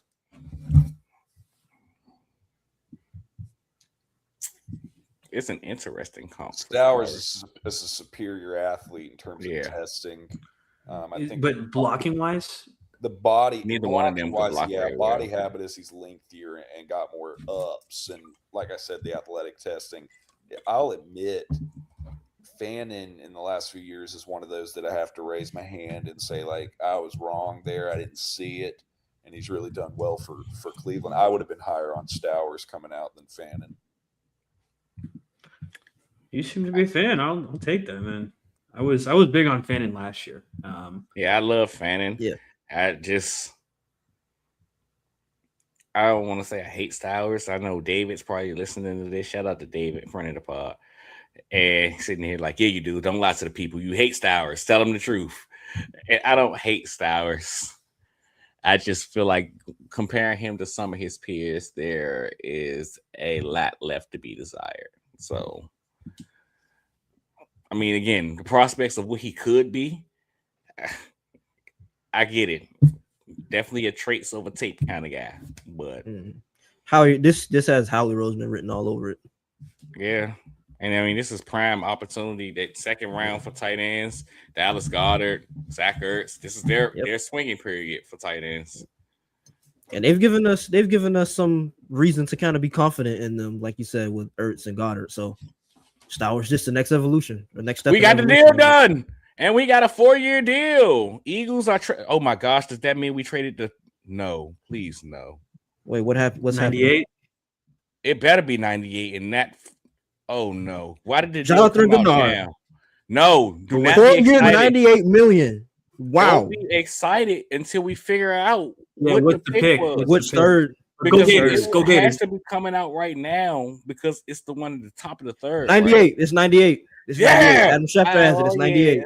Shout out to Q. Q been very consistent with that all season long. If I gotta pay him, I'm not giving up more than 98. You can have the day 2 compensation that they wanted, but you take 98 Wait a minute. and like it. Wait a minute. Pause. How much did Jalen Phillips get? He got $100 million, right? Yeah, he got over 100 million. So He they're got getting him 4 at 98. years, 120. Oh, okay. Okay, yeah. So do the math. I'm I'm eager to know how much he makes, and I'm eager to know if it's between 20 and 24. He's making $25 million a year. Yeah, 25 million a year. 25. I'll take that. That's cool. And a third next year as well. Oh, that's pretty rich, but I'll take that. They're going to get. He's had what, like 17 sacks over the last 2 seasons, something like that. Well, yeah, but there's a positive and a negative. I think he had 12 in 2024 and 3. Yeah, no, I 15. Listen, Quell, I said last 2 seasons for a reason. Yeah, but you dressed it up real good. I'm sorry, I didn't mean to tear I put it down for like a reason.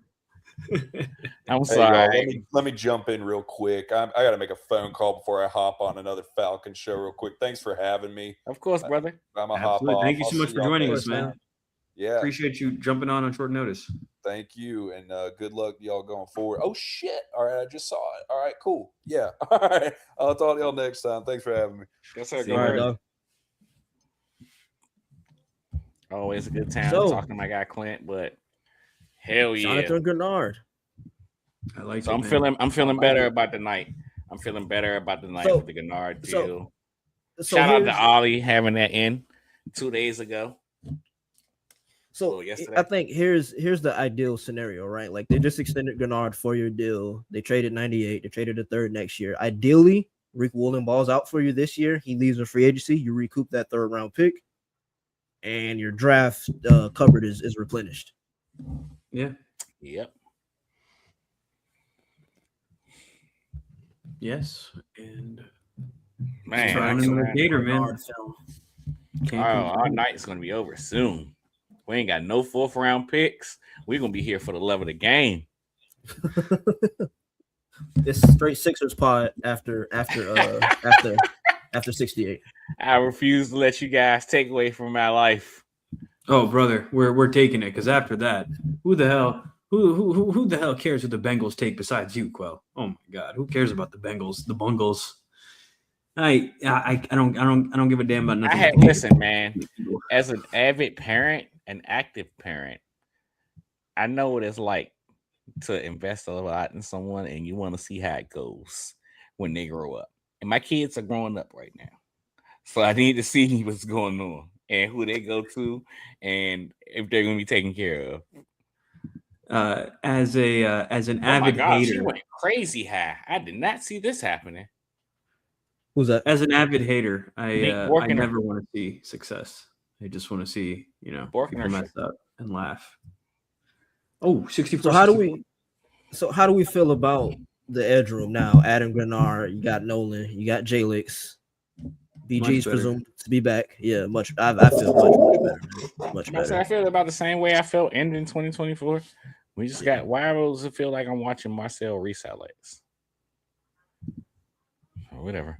But yeah, I feel about the same way. I mean, hopefully we'll have to hope we get. Well, I can't even say it like that because he's basically another variation of what we lost in Jalen Phillips, a guy that could get a lot of sacks, also get us a lot of pressures. Ooh. We'll see how it all goes for himself. I'm just excited, man. Yeah, I think the thing to take away from it is we saw how much the defense improved last year once they added Jalen Phillips. And even though it didn't necessarily translate to sacks, I think just having a guy who can be one of those high-end pass rushers who can get a lot of pressures and kind of free up the other guys on the D-line, I think it's a positive. It's positive. It's going to do a lot for everybody else. You think they still add an edge? Well, this is the edge later on in the draft, but I think it's not as much of a concern anymore because you were able to get him. And then they extended him too. Yeah. That was the big thing. I didn't think they were going to extend them. I figured they might extend them that's a good pick for the Patriots, Gabe Jacobs. But I figured they might extend them if they traded 98. Anything more than that, he ain't getting nothing from me. Yeah. I've been very consistent with that, man. Very consistent. So glad to see that turned out well. They also got they acquired Grenard and a 2026 7th round pick. So they got a 7th this year also. 244. Okay. That might be the Andre Fuller cornerback spot. Mm-hmm. Mm-hmm. You see the vision. I want to see if EMW gets there, man. Because if he gets there, this is a home run drive so far, man. Yeah.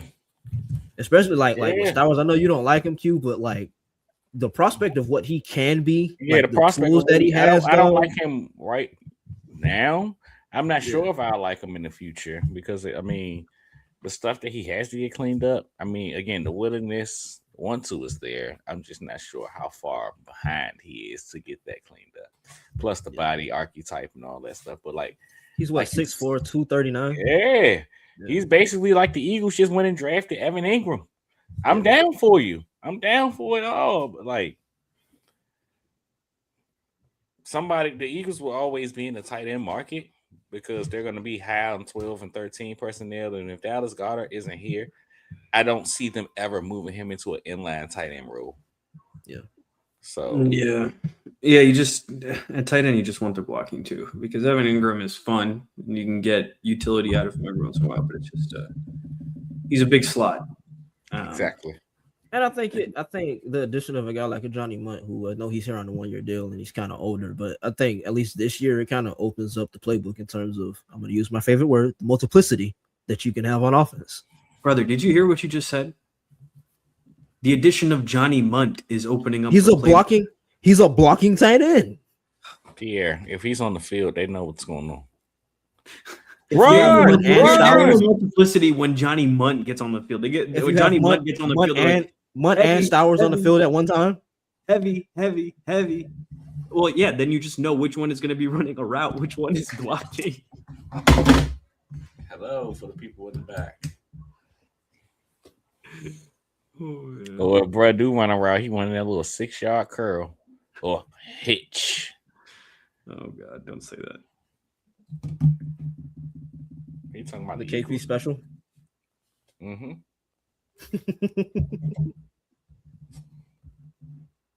I'm so glad they didn't give up 68. Yeah. Still a lot of good players on the board.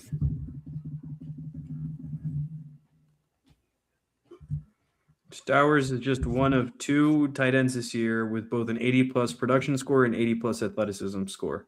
Kenyon Sadiq was the only one, and his 45.5-inch vertical in Indy was the highest mark in modern combine history. So The traits, obviously man. an outlier. Traits. It's the traits. I think Kilgore might be the pick at 68. If Based on EMW how is gone. everything is going. Yeah, I was about to say, isn't EMW still available? Yeah. If he's gone. Because, I mean, let's go through it. So you have still the pick. Chicago, they just took a safety. Cleveland, Houston, Chicago again.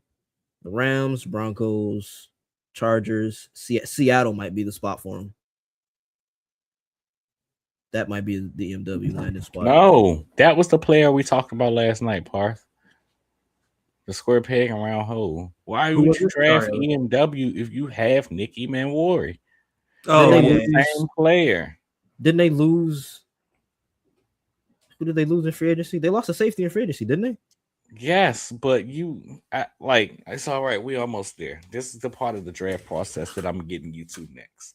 Like, you so free agent minded right there, where it's like you lost one player, get another player that played a position, but it's like, what if these niggas the same? What if these people the same niggas? I'm sorry, like this conversation stresses me out as a whole. It's like they the same player, brother. Like, square pegs and round hole. You can't. But I mean, if AJ Browns, if anybody can make it work, it's Mike McDonald. I don't believe in that. I can see why you say that, and I've heard a lot of people that I've had on Boom or Bust sing high praises for him. I think you might know better than me. I don't know if I'll be willing enough to put a number behind it, but I say he's probably a top 3 to 5 defensive play caller in the league at the moment. Would you say that? I'd have to. There are 1 or 2. Damn, that high. You got. Would you put him above Vic? I'm about to say, would you put him above Vic? That, like, Eagles fandom aside, would you put him above Vic? Yeah. Okay. I think I would. Like the new school kind of age defense. It's like, you guys know, like, I'm a huge fan of like the whole simulated pressures, the muddying up the picture, the Brian Flores, Mike McDonald, Baltimore Ravens, Chargers family of defenses. So I think I would. I can respect it. Well, like, as smart as he is, I think everybody on the field has a home specifically. Like, even when you look at how they used Kobe Bryant last year, Kobe Bryant was basically like the center fielder for the defense. And I mean, don't get me wrong, Nick had some safety snaps, but Nick was more of the big nickel guy that I talked about with a guy like Caleb Downs. And that's how he excels, keeping the game in front of him. That's kind of the same thing with Eamon Ward. Now, God damn it, I did it again. Drum at 3. Drum. Boy, you said drum. Oh, Browns took EMW. Damn. Traded up, yeah. Shit. Jalen Kilgore it is. Yeah. Do not mind. Kind of disappointing. That sucks. Yeah, I really wanted to unite the Toledo boys. Yeah. We still can. We still can. It's just not EMW. Yeah, Andre Ware coming soon. Andre Fuller coming soon. Ain't Andre Ware a basketball player? Is that the dude that broke his leg? That's Kevin Ware. Okay. I watched that live in school, bro. I'll never forget that. I feel like I guess it was March Madness. Everybody was watching, but that was cool. It was? Yeah, right? I don't know. All I know is I was at my grandma's house for some reason. She was having a big dinner. And I'm like, oh, yeah, we all here. And we all sitting March 31st, like, first half of the Elite Eight game between Louisville and Duke. Yeah. Mm-hmm. Oof, that was gnarly, bro. I have no idea why we was at my grandma's house that day. That's not nobody's birthday. That's not a holiday. It's nothing. It was just a dinner, and we was all there. Clearly, the whole family just watched him just break his leg. Basically, that's what happened. We got together to watch a tragedy. It is crazy though. Like, thinking back to high school, like when March used to roll around, we literally used to sit in class and watch March Madness. Mm-hmm. Like, that's take crazy. me back For real, man. I remember being in chemistry chemistry class watching March Madness. I'm telling you. And if you had a cool teacher who'd put it on, you're like, oh, we're Yeah. set today. Oh yeah, that's it. Carter Hubbard, that was the teacher's name. He didn't care. He didn't care at all. My man Yeah. said, I remember you. I remember you for the rest of my life, Mr. Not Hubbard. old for- not old for algebra 2 class, he would throw up March Madness because he played basketball in high school. So we're like, let's go Yeah. too. I mean, I imagine you did, Parth, but like, did y'all have Eagles or teachers who were Eagles fans? Oh yeah. No. Oh, I had did. my, When I was my in econ third teacher. grade. When I was in third grade, when I first became an Eagles fan, actually, I don't know, man. He was like a fake Eagles fan though. He was pissing me off. T.O. got hurt. He kept talking about the Eagles can't go without T.O. I'm like, bro, are you a fan or not? Like, what are we doing? We going to the Super Bowl. What are you like? Let's do it. They went when we lost, but hey, go Birds, right? Wait. Okay, wait. What's going wrong? Zach I'm Berman. waiting. This is What do you want me to the do? Vikings. The Vikings announced it as a 3rd round pick next year. The Eagles announced it as a 4th round pick next year. So is it okay? Eagles changed their announcement. It's a 3rd round pick in 2027. Okay. Titans take Anthony Hill. Can I stop waiting now? Am I good to stop waiting? Yeah. I was like, You're good. You're good to resume. okay, thank God. I didn't think Man was stuck like this like the whole stuck the time. entire podcast. Like, Beer, can we move, bro? You told me to wait. A All right, Marlon Titans Klein trade in the up. 2nd round. Oh my gosh. Yeah, that's a head scratcher. Over Max Clare, that's a head scratcher. Interesting.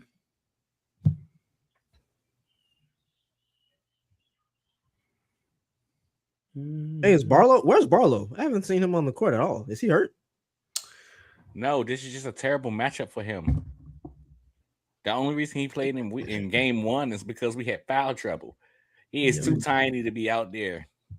He's just such a good He was connection. trying. Yeah, he was trying in game 1 on Tatum. Yeah, he had no choice but to try. He was the only thing we had left. That's hilarious. Oh wow, Stowers won the Mackey Awards. We've added the top tight end and wide receiver in the nation.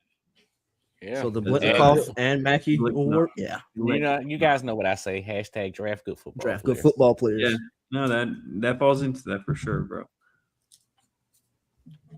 This sort of newer. Well, I don't know if you can call it new because it's kind of been in effect for a couple of years now. But Howie Roseman's draft philosophy, it's really evolved, man. It's really evolved. Like the whole overthinking stuff that he used to do, like how he ended up with freaking Jalen Reagor. Like it's amazing to see how far he's come. Like you said, you just draft good football players. Yeah, I mean, I was gonna say, like at the end of the day, it's not like it's the most insane revelation that he had to come to. It was just like, hey, get out of your own way, buddy. Take the guys who are really good. You don't need to be like, oh, this guy's measurables are off the charts, so we're gonna take him because we're projecting him to be this. Just take the guys who are really good at football. So talk to us, guys. We done gave you guys a little bit of a projection. The Eagles will be back on the board very soon. Why the hell is there commercials on in the NFL draft, man? It's the NFL draft. First rodeo. Who do you guys think the Eagles take? Oh, you think we trade back, Brandon? Oh, that's an interesting one. I can see it. Yeah, because we need to recoup more picks. Either that or our night is over. Yeah. Or they trade Tanner McKee. They got to at Key some to point, the man. to the Cardinals, maybe. I don't want to say they have to at some point because I mean I think it was the guys over at PHLY that reported this like not too long after the trade went down, but the Panthers are paying most of the money for Dalton. Like we basically got him for I'm not highly even low. talking from a money perspective, man. I'm talking from the perspective of you made the investment. It's a QB factory. At what point do you cash in? I get it. Yeah, it's the last year, right? That you can really capitalize because then he's a free agent. So Yeah, this is the year to make the trade if you want to get something out of it. I'm That's a great not way even to look saying at this it, with the Gator glasses because you guys know I've had my thoughts on him. But would you guys be interested in bringing an AR if the price is right? Yes. He fit. I think he fits the mold in terms of what they look for at backup quarterback in terms of like the whole reclamation project type of thing. That's what I was kind of thinking too. Yeah. I think it'd be interesting. I don't know. I don't know if it works out. Would I bring an AR? Yeah. Do I think the Eagles will bring in AR? I don't know. Especially with how this whole Jalen Hurts thing is going, where this year is going to mean a lot for Jalen Hurts. We see the high commitment they making. And I mean, God forbid it doesn't not work, but I mean, let's just talk bullshit for a second. What if it doesn't work?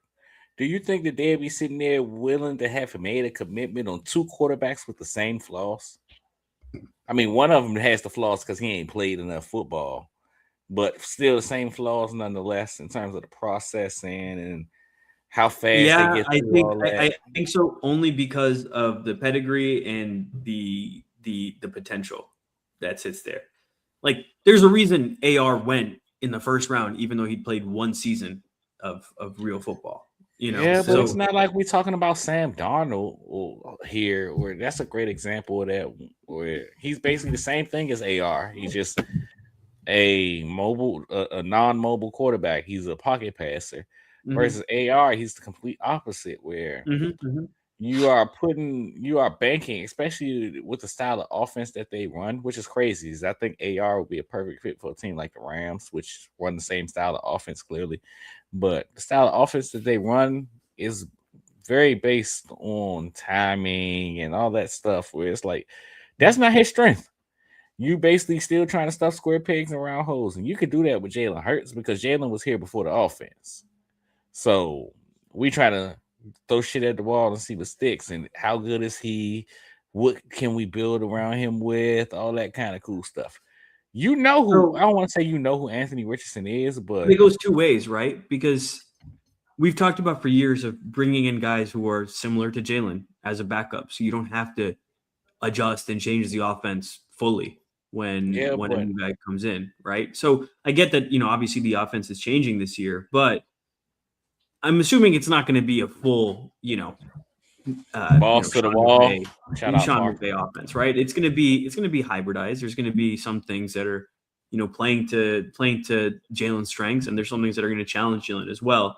But for if you keep Dalton, right, because like you said, the Panthers are paying, and you ship out Tanner, and then you bring in AR as your third developmental QB. I honestly don't see issue with it. Brandon, I understand your point on the eye injury.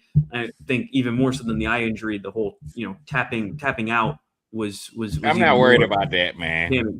Yeah, but I mean, it's just you have to grow up, and that's been his issue since he was in college. Like we talked about with Tyson yesterday about it was Tyson, right, where you're missing dodging some of the contact, business decisions. AR was making those, and you just can't really get away with that in the NFL as much because you will get called on that. You got to be. How is Peyton Pritchard doing this? I know, bro. It's not even real. It happens that you sound like me watching every Sixers playoff game. This ain't even real. He can't even shoot. What is Drummond doing? Are you putting the ball on, brother? Max Clare, what the hell just happened? Made me so mad. Bro. Just had some of the most brain dead things. Why would you do that? Did the Rams get rid of what's Cuz's name? Kobe Did they Parkinson? have Higbee? Oh yeah, it may have been Parkinson. Yeah, him. Is he gone? I don't know. Why did they draft Max Clare and they drafted Terrence Ferguson in the second round last year?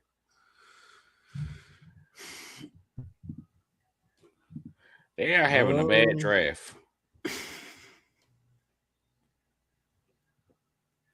Sean McVay looking at bro like, what the?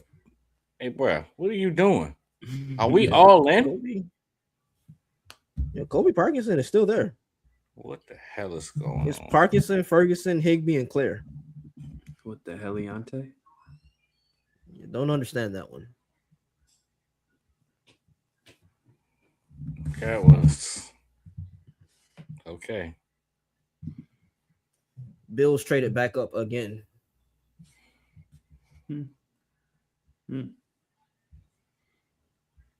I don't understand why Drummond just did that. Like, I'm still why? So why? We literally just talked about him doing that, and he did it, bro. Just like, it's a freaking playoff game, dog. Every possession counts. It just goes brain dead.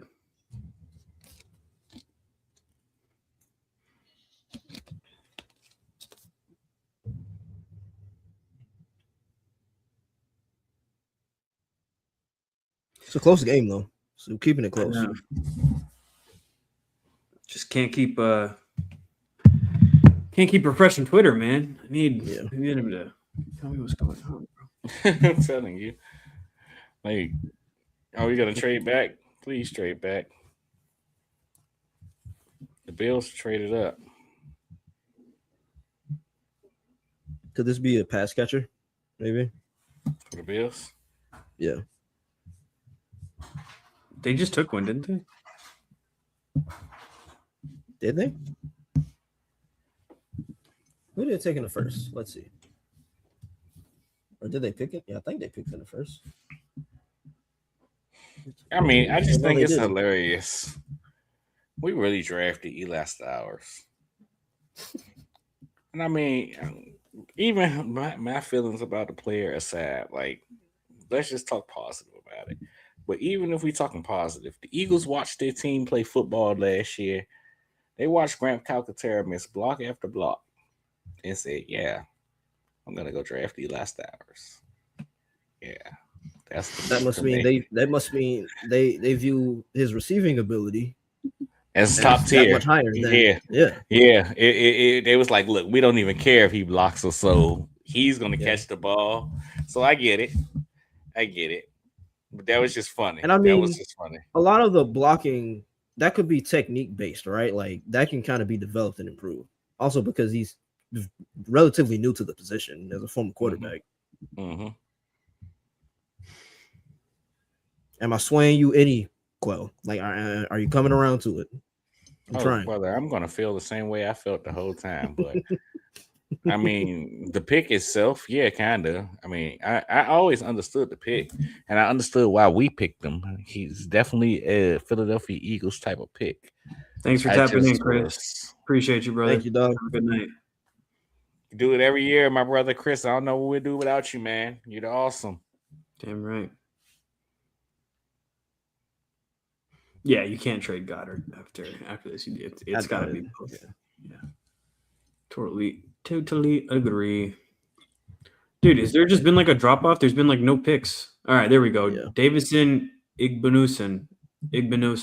He went in a second. Yes, brother. I keep telling you, players that we don't think are going high are going.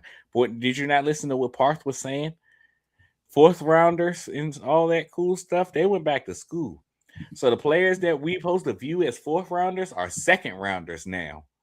You are my newest favorite employee. Like, it has to do with the NIL stuff, right? Yeah. These guys, why come here and take a demotion, basically, for lack of a better term, when I can go back to school and make damn near half what I was just making? Take the pay cut for what? Yeah. Get the rebound. Ain't this the second game in a row Victor got a concussion? No, he got concussed again? Yeah. Oh my god. Dude, he hit the ground hard in that game, bro. He got another concussion? Yeah, today. Either he has the game started. I didn't think he was playing this. Okay. It might didn't start. He's ruled out with the concussion. That was a 2? I thought that was a 3. Ugh.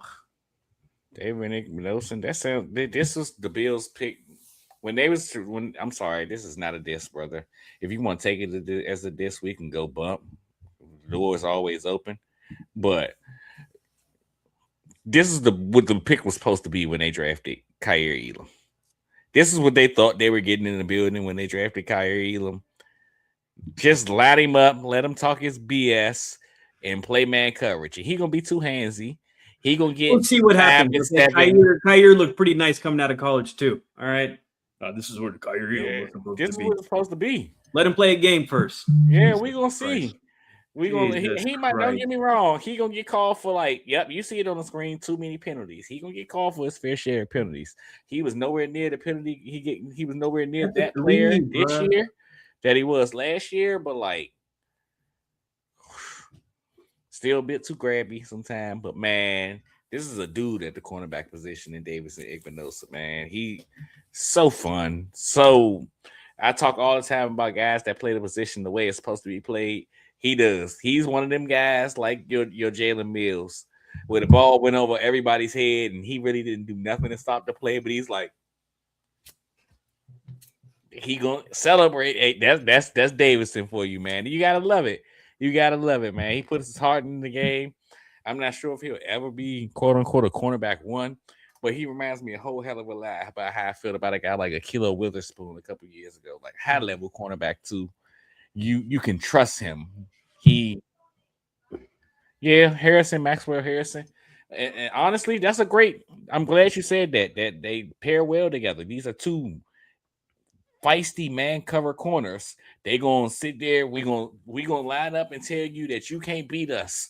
Your receivers that are lined up across from you ain't bigger dogs than the guy that I got at cornerback. When you talk about Maxwell, when you talk about Davidson, so these picks pair very well together, man. So I'm eager to see how it works, man. Now they just got to figure out what they're gonna do in the nickel. Chargers took Jake Slaughter. Go Gators. That's a good pick. That's a good pick. That's a really good pick. Especially for them. They need they need a line everywhere. And they need a center too. They need interior. Bozeman left, right? Yeah. Mm-hmm. That's a good pick for sure. Turnover. Get the ball. Wow. He's a superstar, man. So just giving you guys some more on the what's his name? Grenard trade. Friend of the pod, Tyler Fornes, who's a known Vikings fan and Vikings supporter, has said this is not the return. He's speaking from a Viking standpoint now. So this is how you guys hearing for how the Vikings feel about it. But this is not the return that you would like to see, but at least one of the third round picks is in 2027. That's a big win. Either way, trading away your best defensive player stinks. So by his accounts, we're acquiring the best defensive player on the Vikings, man. And we got him for 2 third round picks. So that's a super win right there. Yeah. Then, especially when you consider the need that we have at edge, this kind of patches that up. Man, this kind of patches that up in the blink of an eye almost. They said that no one has ever been more tradable than AJ Brown. He becomes more traded every day. Yeah. Basically. So man. I saw some people saying they think that the Eagles have a deal in place already with New England. Do we think that? No. Yeah, at this point I kind of do. But I also think they might have a that's against league rules, and maybe it's like an under the table thing. Like, that's you in the eye. Saying like AJ Brown is an Eagle. He's not going anywhere. He's part of our team. Is VJ? Oh, I thought VJ was waving off Tyrese. Let's go!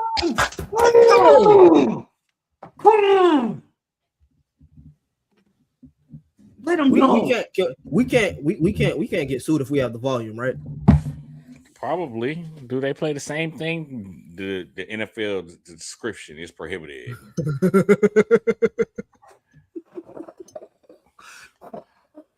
That got my heart rate up so high. Bro, I'm trying to tell you.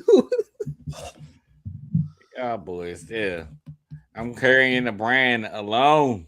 Yeah, dude, I'm sorry. Like there's none of me that's interested until 4 picks from now while the Sixers are playing right now, brother.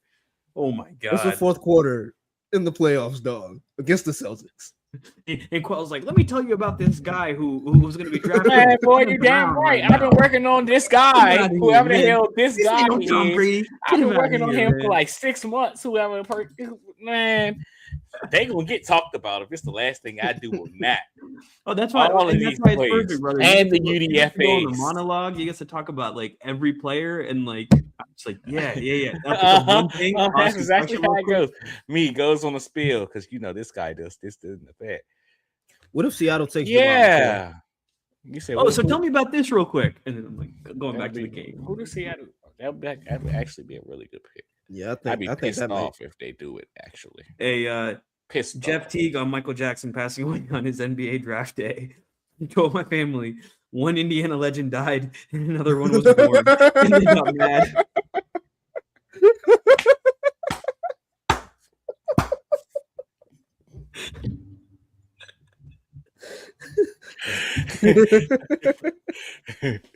Move over, Gary. My name is Move over, Jeff. Gary. That's unbelievable, dude. Oh, Seattle Another to Warren. Bud Clark. That's a good pick. All right. Jamar McCoy's still on the. Yeah, his knee must look bad. Like very. Would you very take him bad. here? It's meant Would to you- be an would you take him here? eagle. I would run the car. I mean, the and I value wouldn't think twice. is too Think good. twice. That's what I'm saying, dude. Third round, like, I kinda like We that. was talking about McCoy. I mean, we was talking about if- McNeil, and it was supposed to be McCoy. Denver could take him. Riley Moss was # not good for them. That's Hey, number bro, 20. what I tell you about putting this bad juju in the air? We go back and watching the game, man. I got this. I got this. He said not you, not you, Seamus. He's like, Oh, more basketball comes on after this. I got something to watch when we done. he didn't even realize he's so locked in. But Pierre and I were not on the screen, and you were just locked. Let's go, dude. You're on a roll. Hey, So this is my show now. I'm saying like this pick is in. Bud Clark to Seattle is actually kind of, when it goes back to the conversation we were just talking about Kobe Bryant and how they use Kobe. Bud Clark is the perfect pick and replacement to be right there, man. Like, ball magnet is the perfect way to put it, man. Instincts stand out above any and everything. That's a good pick for them. That's a really good pick for them, actually. It'd be interesting to see how the Eagles, what's that, 1, 2, 3 people in front of us? Come on, man. Defense. You want us to pick a Why do we have defender? Bona one-on-one on Bona. Tatum right now? Bona, oh my God. Gonna Help lock him. him. Did he just lock up Bona? Oh, he fouled him. Dang it. Defend without fouling, man. I ain't gonna lie. He had him in a straight jacket for a second. Where was the foul? Oh, that is so soft. He's trying to get the That's ball. BS. It's the playoffs, man. Good. Oh, oh no, he almost fouled out. But good minutes from Bona so far, man. Mm-hmm. That's a great pick for Seattle, man. Who they take? Bud Clark. 15. 15. Get there, Trump, get there. 21 No foul, pass no foul. breakups. That was Man, good defense. has great instincts. Man, Maxie, give him another one. Give him another one. Okay.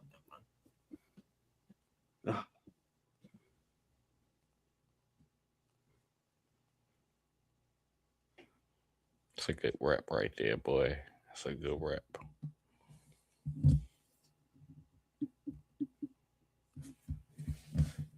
All right, Foul. yeah. Good call. Moving screen. Thank you. Thank you. Oh, wow. Cardinals are taking Carson Beck at 65. That's who's going to be the quarterback. I saw some people saying he was going to go way higher than a lot of people expected. Well, are we officially in the third? I think That's officially the third. I think it's fine. I wouldn't have done it, but I mean, this is great at this point. Like, top pick of the third round. At this point, you can draft whatever the hell quarterback you want. that's what I'm saying. Like, I think it's Maxie. Oh, good board. VJ. Oh, my goodness. Good. bro. Jesus.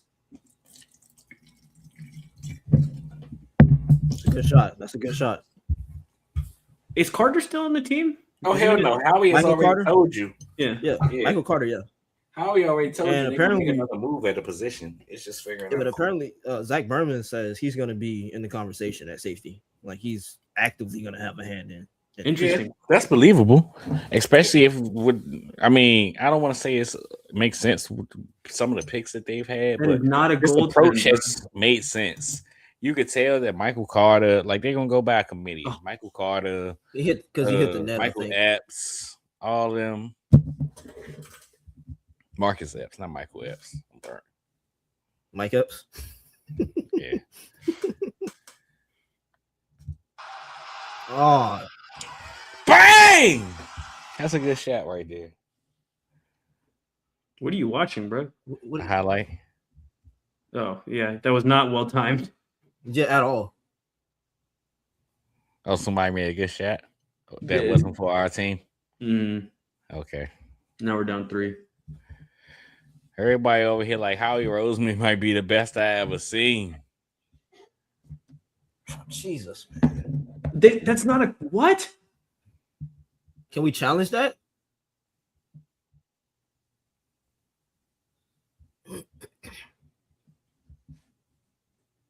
What are we talking about?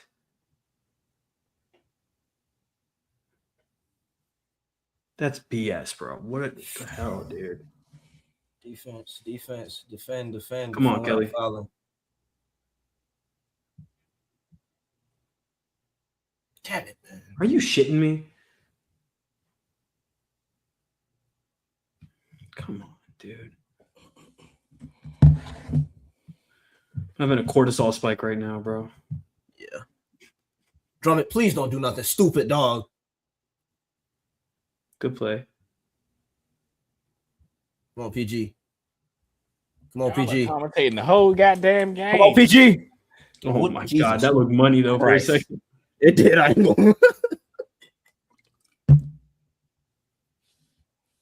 I can't stand Jaylen Brown, bro. Yeah. So annoying. Epitome of somebody who takes themselves too seriously too. Like, relax, bro. Relax. All right. Are we up yet? Not yet. 2 more picks.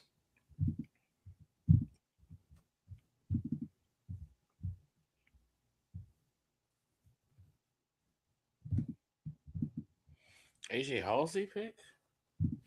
To the Broncos. No, I'm saying shit. Could that be? Oh, that it. Broncos selected Tyler on Onyedem. I think that's how you say it.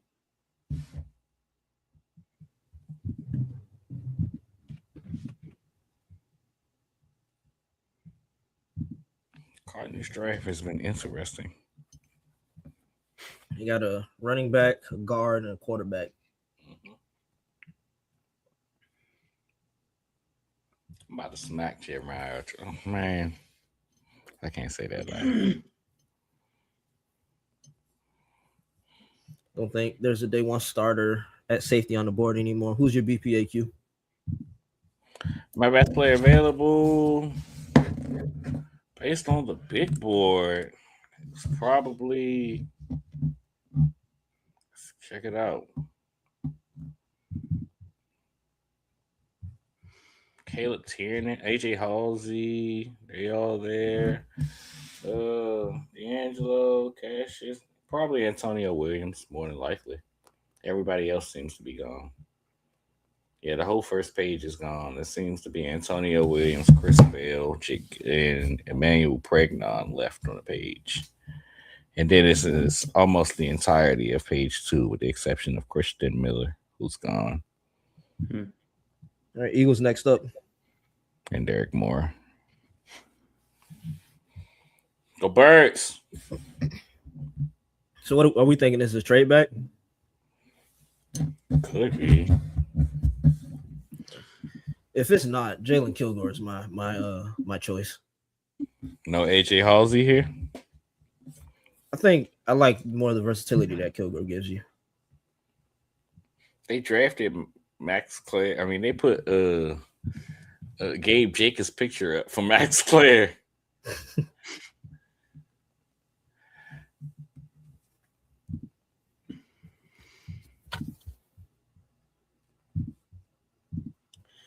That's what's killing me is you taking a slot receiver, well, what many classified as a slot receiver in round 1, and then doubled down and took a slot tight end. I mean, you basically telling me we gonna throw the hell out the ball to the middle of the field, but like, Bro, if I'm being honest with you, I'm taking Jermod. it's the square peg round hole conversation. What, with Jermod? Yeah. Nah, with what they've done from a draft. If I'm there, I just think the value is too good, bro. We're in the 3rd round now. You just go for it. Pull the trigger. Oh, that's the first player that I didn't have. I don't think he made the top 100 that got picked. Who, brother? Tyler Odiemon. Oh, I don't think he made the top 100. He got picked. So shout out to him, the first player of that kind in this draft. I just saw this tweet. It said, "Has RFK just tried coughing really hard?" Oh, That's hilarious, dude. That man needs to clear his throat so badly. Get the food nice out of the food. Just give us one of those, brother.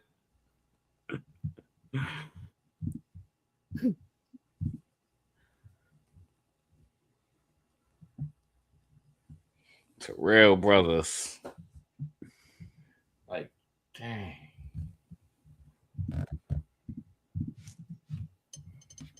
Raiders took Auburn defensive end Keyron Crawford. Eagles are on the clock. All right. So this is either Kilgore, McCoy, or a trade. Mm-hmm. If we had our pick of the litter. I would agree. That's what I would want. Dang. Because I don't think there's a good enough tackle at this point, right? Like, you'd just be reaching. Tiernan. I like him. Kind of. I think he's 6'8", basketball background, decent pass blocker. Tiernan was a Pierre favorite. Yeah. Until he put, you know how Pierre is, Barth, the whole, I don't want to play with you anymore. He loved Tiernan, and then he found Travis Burke and was like, who's Tiernan? That was a hell of a find by Maxey. I think it's a little early for Austin Barber still, probably. Yeah, a little bit. What about Markel Bell?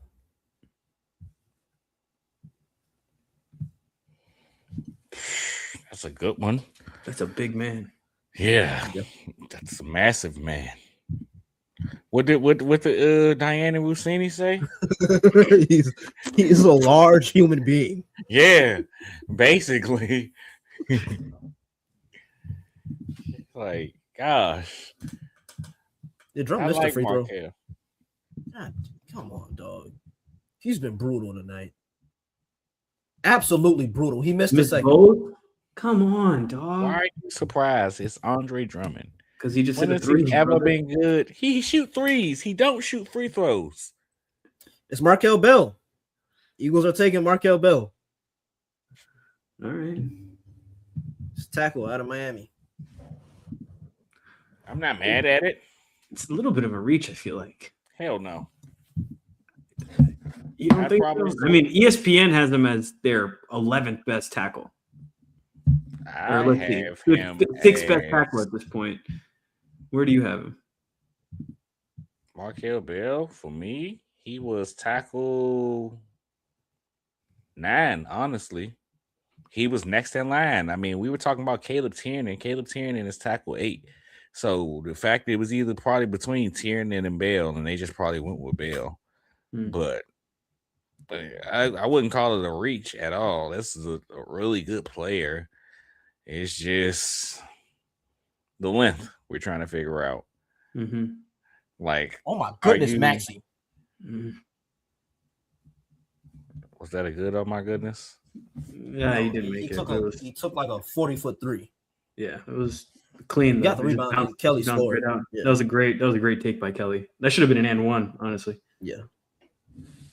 But all right, you're just adding more to the tackle room, right? We were talking about you just have some of these dart throws from last year. You just have a lot of meat. This is a guard. I think he's a tackle, but what if they see some of that same sequence there?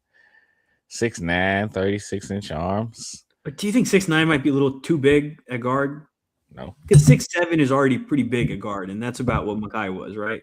Yeah, but like you're not really asked to do much at guard. That's why guard. No, I mean it's like the under. It's the pulling appreciated position. It's the pulling. But if you had him at tackle and guard, his mobility, his mobility was never really like something that super stands out on tape. Like when you it's so big. His mobile, like I appreciate his agility from a standpoint of recovering and getting beat, but like as a run blocker, he just blocks his dude. He ain't really, not anything that you want to get out on the move or anything of that nature. So that's why I would kind of be worried about guard, though, because like you want your guards to be able to pull. I mean, in this scheme specifically, yeah, I get you. I wouldn't even say you want to be able to pull because it's not even pulling at this point because everybody's getting out in movement simultaneously based on what they want to do. Yeah, It would probably be more reach blocks than anything, but like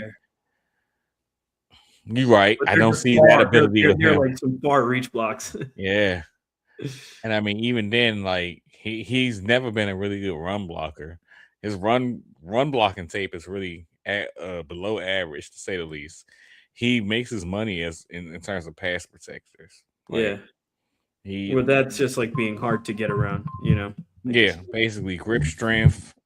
I mean, he's been better from a year by year basis. The player he was as a freshman, sophomore, and junior, completely different players. And he also hasn't allowed a sack. He's got 0 sacks allowed on 558 pass blocking snaps in this past season. So it was really good from a pass blocking standpoint. He has great hand usage. He wants think about some of Jalen Carter's reps on on defense, and how he's just smacking the hell out of people. And it's like, that's not legal. You got a little bit of that from Markel Bell, where it's like, that's not legal, but he just smacked the hell out of that dude. He got violent set of hands.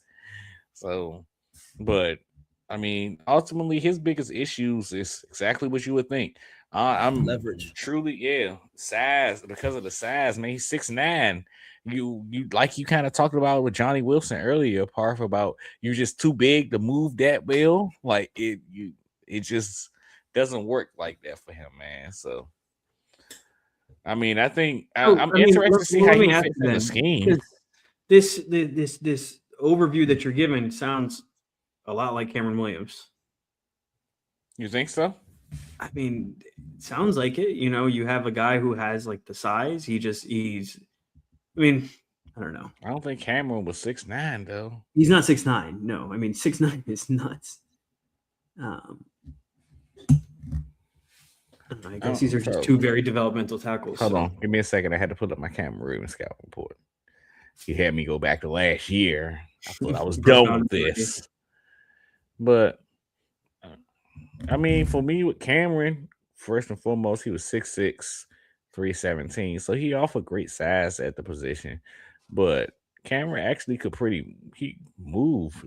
He may not move like we sitting here talking about some Jason Kelsey or something, but his body didn't proportionize how well he was able to move. Now, I wish he was able to, for great examples, this kick step.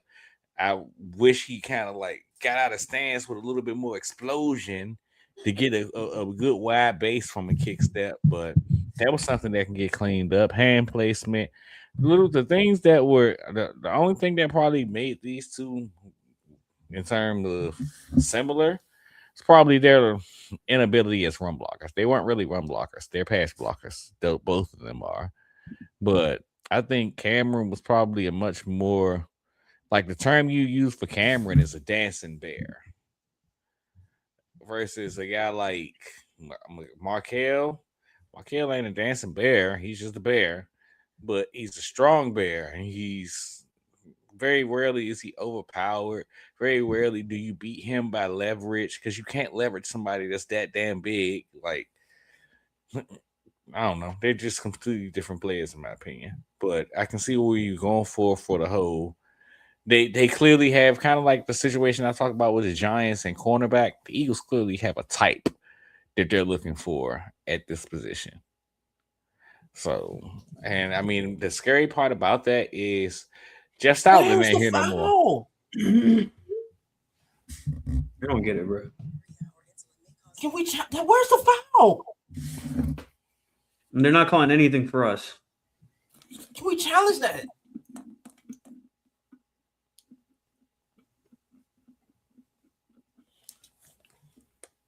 Oh man, they hate to see Philadelphia winning. Damn right. Lane better get him in the lab, man. Yeah. I wish it would just be fair with Boston. It just pisses me off every year that there's just these BS calls, bro.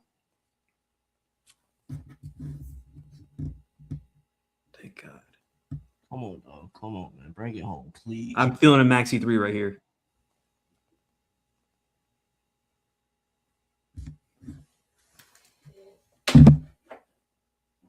One second, fellas. Ooh, that was beautiful. That was a beautiful movement. Wow. They just gotta get some stops. My heart rate is too high right now, bro. I can feel it in my temple. God damn it. Relax, Tatum. Jesus Christ. You just break the layup. Or you break the free throw. I'm a shooter. Oh my God. Let me text Kobe. Come on, man. Good shot, PG. Are they not going to give the foul? Like, they're not calling anything, dog. Bruh. They're not calling anything. God. Come on, man. Like, so clearly stops, in bro. Get some stops, man. Over.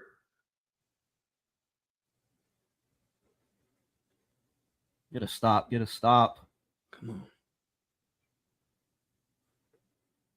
If they want to take contested 3, bro. Good defense, VJ. No. Yeah, oh my God, man. Come on, bro. How?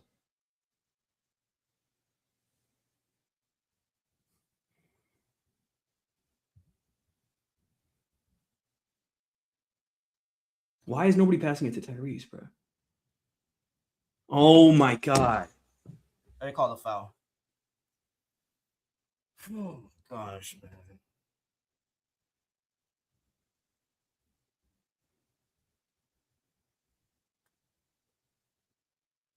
Like, I don't understand it. I don't.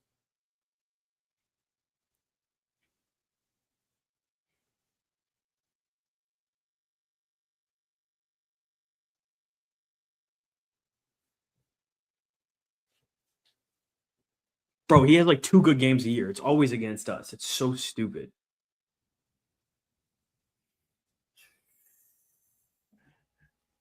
I'm telling you, y'all talk about pressure. Yes, bro. Man.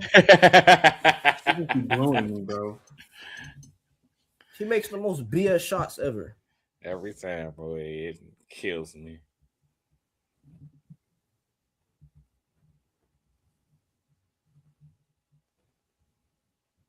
Oh my God, bro. Everyone.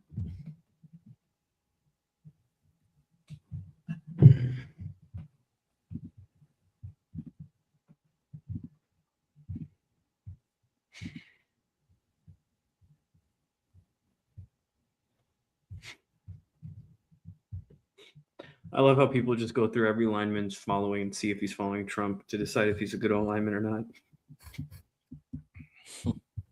They looked up the Iowa center, Logan Jones, following. So they said he's going to be a good pick. Mm-hmm. They found one lineman following Young Boy, and they're like, oh, he's cooked. That's co-signed by Quell. 100%.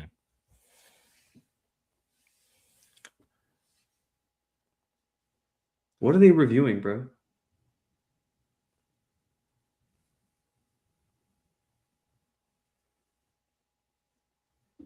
Bro, they can never stop glazing Tatum. Oh, my God.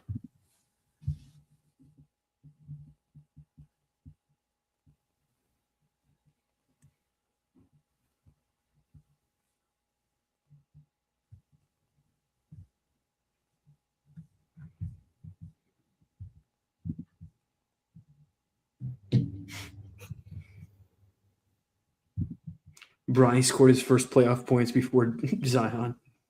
Does not jump vertical and goes into the break and stop. Therefore, the offer will stand. The challenge is up to them. Okay. So the ball stands. It's a foul. Good. Romelio Height. Romello Height. Romello. Number 7. I cannot believe he is still on the board, bro. Somebody has to pick him at some point. Yes. The knee, man. It's got to be his knee. I think he's gonna get picked for sure. He's too talented to go undrafted, but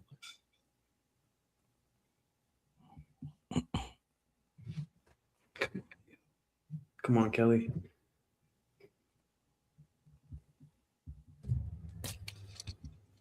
We just need some stops, bro.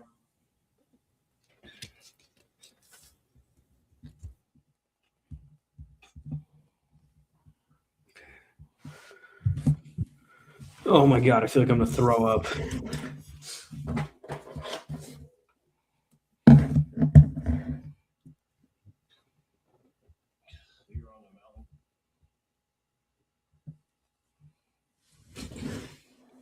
come on, man. All right, Get a let's stop. get a stop. Man. Get a stop, get a stop. please, man. Please.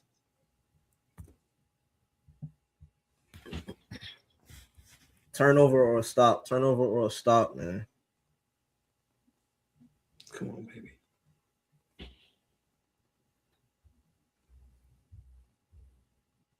Damn it, they got the switch on Bona. Mm-hmm. Okay, wait. Okay.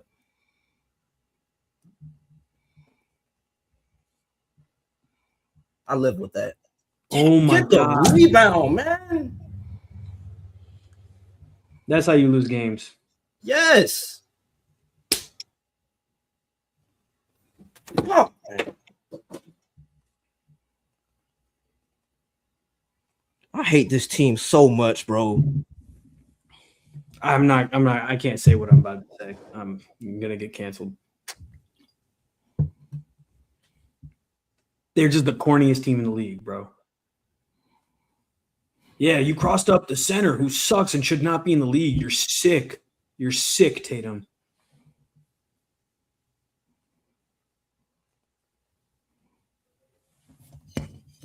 Can we trade something? Corniest player in the league, bro. Corniest player in the league.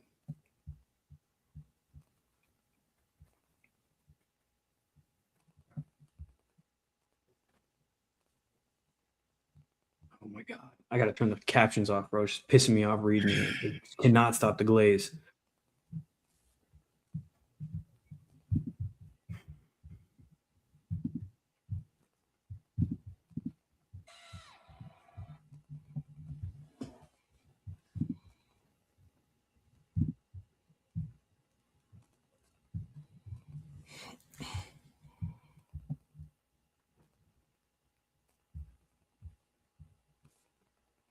Offense. Howie Roseman told us this was going to be the offense draft. They're out taking swings. And then there's the trade for Jonathan Grenard. There's still time. You just gotta hit some fucking shots. I'm telling you, this is what it feels like. They said this is supposed to be a live copy of Jamal Murray's medicals right now, clearly.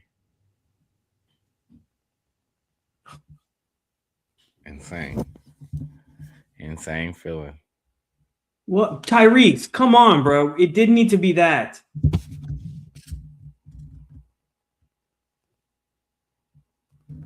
How are you gonna foul then, too? Like what? Oh, man.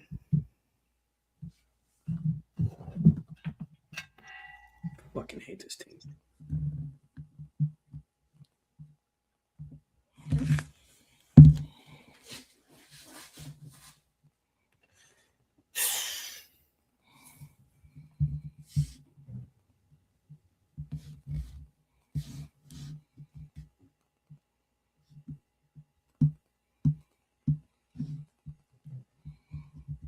And can they say the pick? For Washington, Mm-hmm. it's Antonio Williams. Oh my gosh, I'm about to put my fucking head through a table. Oh, gracious goodness. They keep getting good football players. They're having a great draft.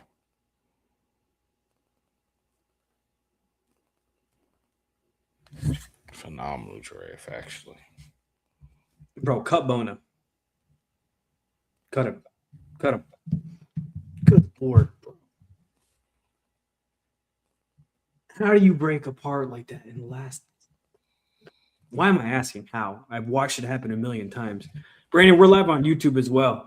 You can check out the 14th and Market YouTube channel, and you can find us there. And then on YouTube, and then on Twitter, obviously, you got us through the Philly Blitz. Stowers is meeting with the media right now. It's nice to know.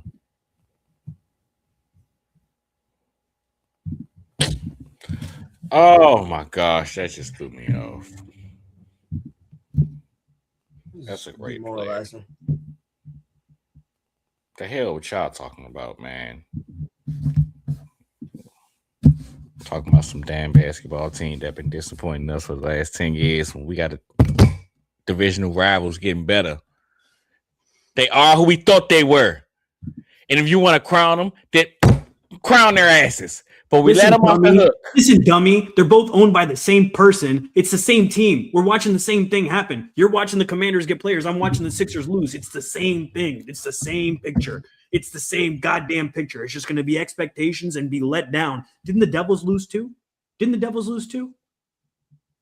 I know nobody follows hockey. Anything Josh Harris touches is cursed.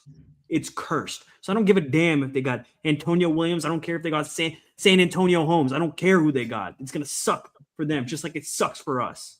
They're going to feel nothing but misery. Oh, my God. Oh. God damn it. I don't know why I do this all the time. That's a good pick for the Bengals. The Bengals really trying to make some changes, man. Sicario Davis. Mm-hmm. Long, lengthy cornerback. How many changes can the Bengals make if ownership stays the same? I mean, yeah, it's all fun and games until they end up a good football team again. Yeah, but then they'll have like a year of it, and then they won't pay anybody, and everybody's going to be gone. Yeah, but I mean, as a Bengals fan, I think you'll take that at this point. You've been so as a Bengals fan, I removed think you'll from take all anything because your quarterback is begging you to pay your players. And then you just lost a guy who's been like the one of the faces of your team to a division rival. Oh my God. Oh,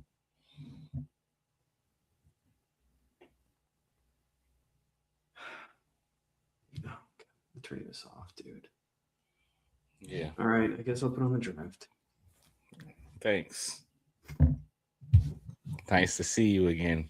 I don't want to do this, man. I want to turn this shit off, bro. 36 picks in this goddamn round, 26 more picks. Oh my God, somebody kill me. Oh my God. Oh.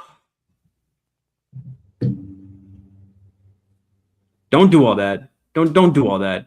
Don't do all that. Don't do all that. Have an ounce of loyalty to you. The series is not over. For Christ's sake, be a man. I was just about to take the jersey off, dog. Jesus Christ, you were. Oh my God, dude, you die hard or not.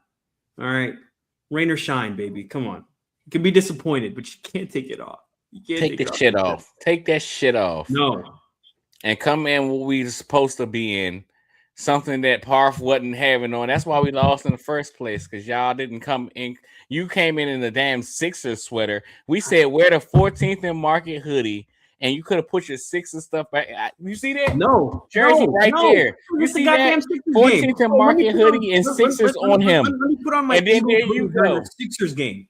The Eagles aren't even playing. They're not even wearing helmets right now. NFL draft. They don't have helmets on. Team runs this city. Well, do they have helmets on? It damn sure ain't the Sixers that lose every year before the fucking second round. Are there helmets on? Because there's a helmet on your shirt. But last time I checked, there's no helmet. It might as well be. I promise you, I would much rather watch guys without helmets walking across the stage getting picked than to watch that damn team lose again. I promise you.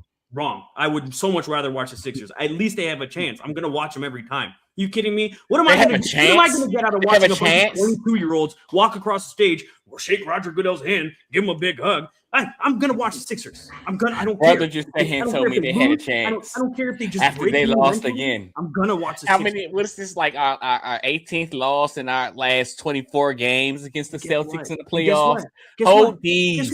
and watch the something 19th. that's I'll more watch the important, 19th. like I'll watch players the getting 20th. picked. I'll watch the 21st. When you see I'll Pierre watch down any there at of the them. bottom of the screen, that's I'll a watch face any of of them. sadness right there. Yeah. A You know disbelief. what? He can't believe Hey. he wasted 3 hours watching that when he could have been talking about prospects. What was I going to get talking about Malachi Fields on a Friday night? It is 10 p.m. Content. That's what you're It gonna is get. 10 p.m. I Instead don't of give a getting damn about content, Malachi you know what Fields. you got? I don't give a Pissed damn about it. off. All I know about Malachi Fields is he's about to get locked up anytime he comes to Philadelphia. What am I supposed to care about? It's Malachi Fields. Well, and let me introduce you to Quinyon Mitchell or to Cooper DeJean, buddy. Oh, Malachi Fields. Oh, and enjoy Jackson Dart, buddy. Did you get to play the song? What song? Exactly. Because we don't, goddamn it, get to hear it. I heard it last game. They'll play it again. Oh, I play it. Just come on. God damn it. Talking about this damn basketball Talking team. about caring about Oscar Delp at 10 p.m. on a Friday. Bro, yes, and I'm pissed off that Oscar Delp. I don't give a damn about an Oscar Delp. Instead, we give a damn about Oscar. On Eli Stowers. I'm not a big fan of the name Oscar. How about that? What do you think about that? You ever heard of Oscar the Grouch? I'm turning to Oscar the Grouch. I'm already Oscar the Grouch. I am already Oscar the Grouch. They can't break me anymore. I'm feeling like I live in a garbage can. Clearly they can because you keep cutting them back on and letting them break you more and more. Quell, but that's the point. I'm so broken I can't stop. So you tell me, can I be broken more than I already am? Can you break a broken man? Can you break one? I've already lost everything. No, but you can put him back together. You know how you put him back together? By saying, with the second pick in the 2026 NFL draft. Exactly. So, we don't even have the second pick. Why would I give a damn about the second pick? We had a second pick and we used it on a goddamn tight end. Oh, I'm sorry, a slot receiver. So yeah, it's been a great night. It's been a great night. I watched us draft a guy who can't block. Chill on Grenard. First of all, do you like touchdowns? Did I say anything about Grenard? You're about to make me out here have to defend Eli Stowers. What type of world are we living in? I just would have loved somebody who could do everything, and it just feels like those barely exist. But he can catch the damn ball and do it really good. And he can get open. He may not run great routes, but he can get open because he's more athletic than you. And for a guy that's probably going to be guarded by nickel corners that are probably 5'10", or even the bigger ones, Nick Emanwari, 6'4". Can you move like him? When you got to cover him in man coverage and you got to be locked in one-on-one with this guy, are you okay with that? Because I don't think you are. But I'm just tired of the one-dimensional players. I mean, that's literally what we talked about yesterday. It was like, if we get a tight end, we just want somebody who can do a little bit of everything. This was like the worst draft to do that in. I know. So then it's just like, why are we? I don't know. I think I would have liked to go maybe another direction. I don't, different position, like Jamal McCoy or something. Maybe. Yeah. Like that's just how I'm feeling at this point in time. Maybe I'll feel differently later on, but just to get another guy who can't block, like fine, he's better than Calcaterra, right? Like I'm not going to argue that. He's much better than that, right? But like, is it really going to be that much of a game changer for me? At the end of the day, I think I would rather the offense run through Devontae and Makai. I think you have a perception that the offense is going to look, and I think you understand that it's a different scheme and all that stuff. But I think you have a perception, and hopefully we're wrong, that the offense is going to look something similar to what it looked like last year. And I think this team has showed you, based on their first 3 picks, that there has been a heavy investment into transforming what this offense looks like. I don't going to look like that, a completely different offense than what we're even if you look at the trees that this offense is coming from. Yeah, they use tight ends, but the offense is running through your receiver. That's what we just talked about all day yesterday with Makai, and more so to Devontae, right? Of like Devontae is going to step into that number one receiver. That's subjective. Would you say San Francisco runs through receivers? I mean, San Francisco also has the best tight end, one of the best tight ends in the league, who can also block and does everything on the field, right? That's why they can do that with him. But if you look at the Rams, I wouldn't say the Rams. You could also use the Rams, because the Rams, and I mean, even when you look at some of these schemes across the league, the Rams, the Bengals, honestly, the only one that really fits the description that you're talking about, and even if we use that team, they're more a tight end team than a wide receiver team. It's the Packers. But the Rams, the Bengals, all of these teams invest in top tier quality receivers at the position. That's exactly what I'm saying, bro. No, but that's what I'm saying. I'm saying I'm saying you're seeing more teams that are running through the receiver over the tight end. Like, yeah, you see, you have the Packers, you have the Niners, but they have tight ends who are, in the top 5 of tight ends in the game. They can block and they can be pass catchers. They're not one They dimensional. also had to start somewhere. Like these guys were getting production. Offense was going through Kittle. The offense was going through. But Kittle has been a dominant blocker since long he came before. in. Right, that's what I was about to say. The offense was going through those two long before that they became these top 5 tight ends that we see. No, but it's because they're top. But my point is they're top 5 tight ends because they're able to do everything. We got I don't know if you can be a top 5 tight end if you're going to be one dimensional. I do not think this guy made the top 100. I don't even think he made my top. How many receivers did I have ranked?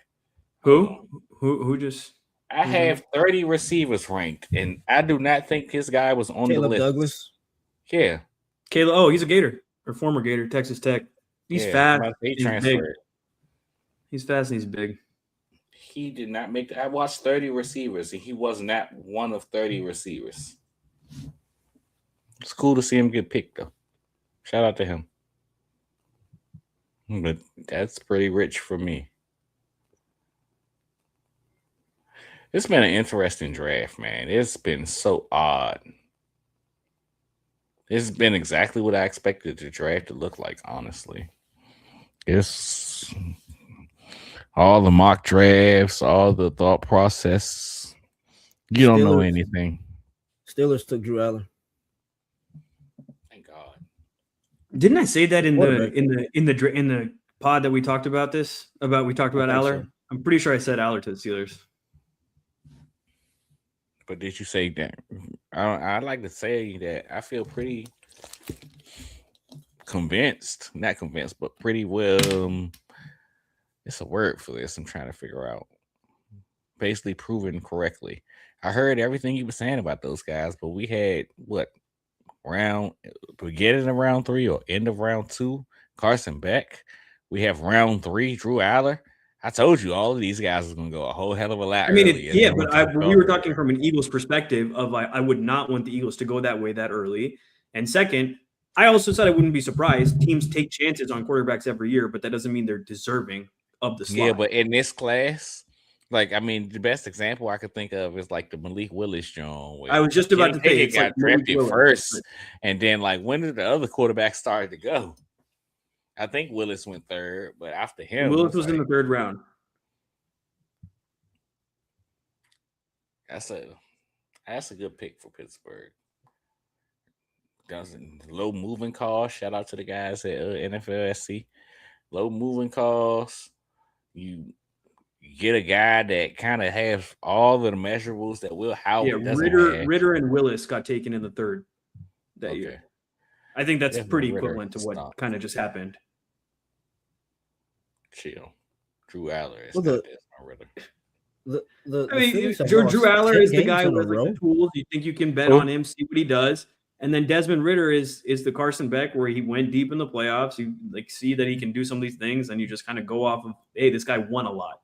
You said who lost 10 games in a row? The Phillies. Oh yeah, the Phillies are ass, bro. There's some hot. Don't worry, bro. It's baseball. If you stop paying attention right now and come back in a couple of weeks, it's going to be July. Yeah, but it's going to be July, and the team will be like, "Yeah, second best record in baseball." It just happens like that every time.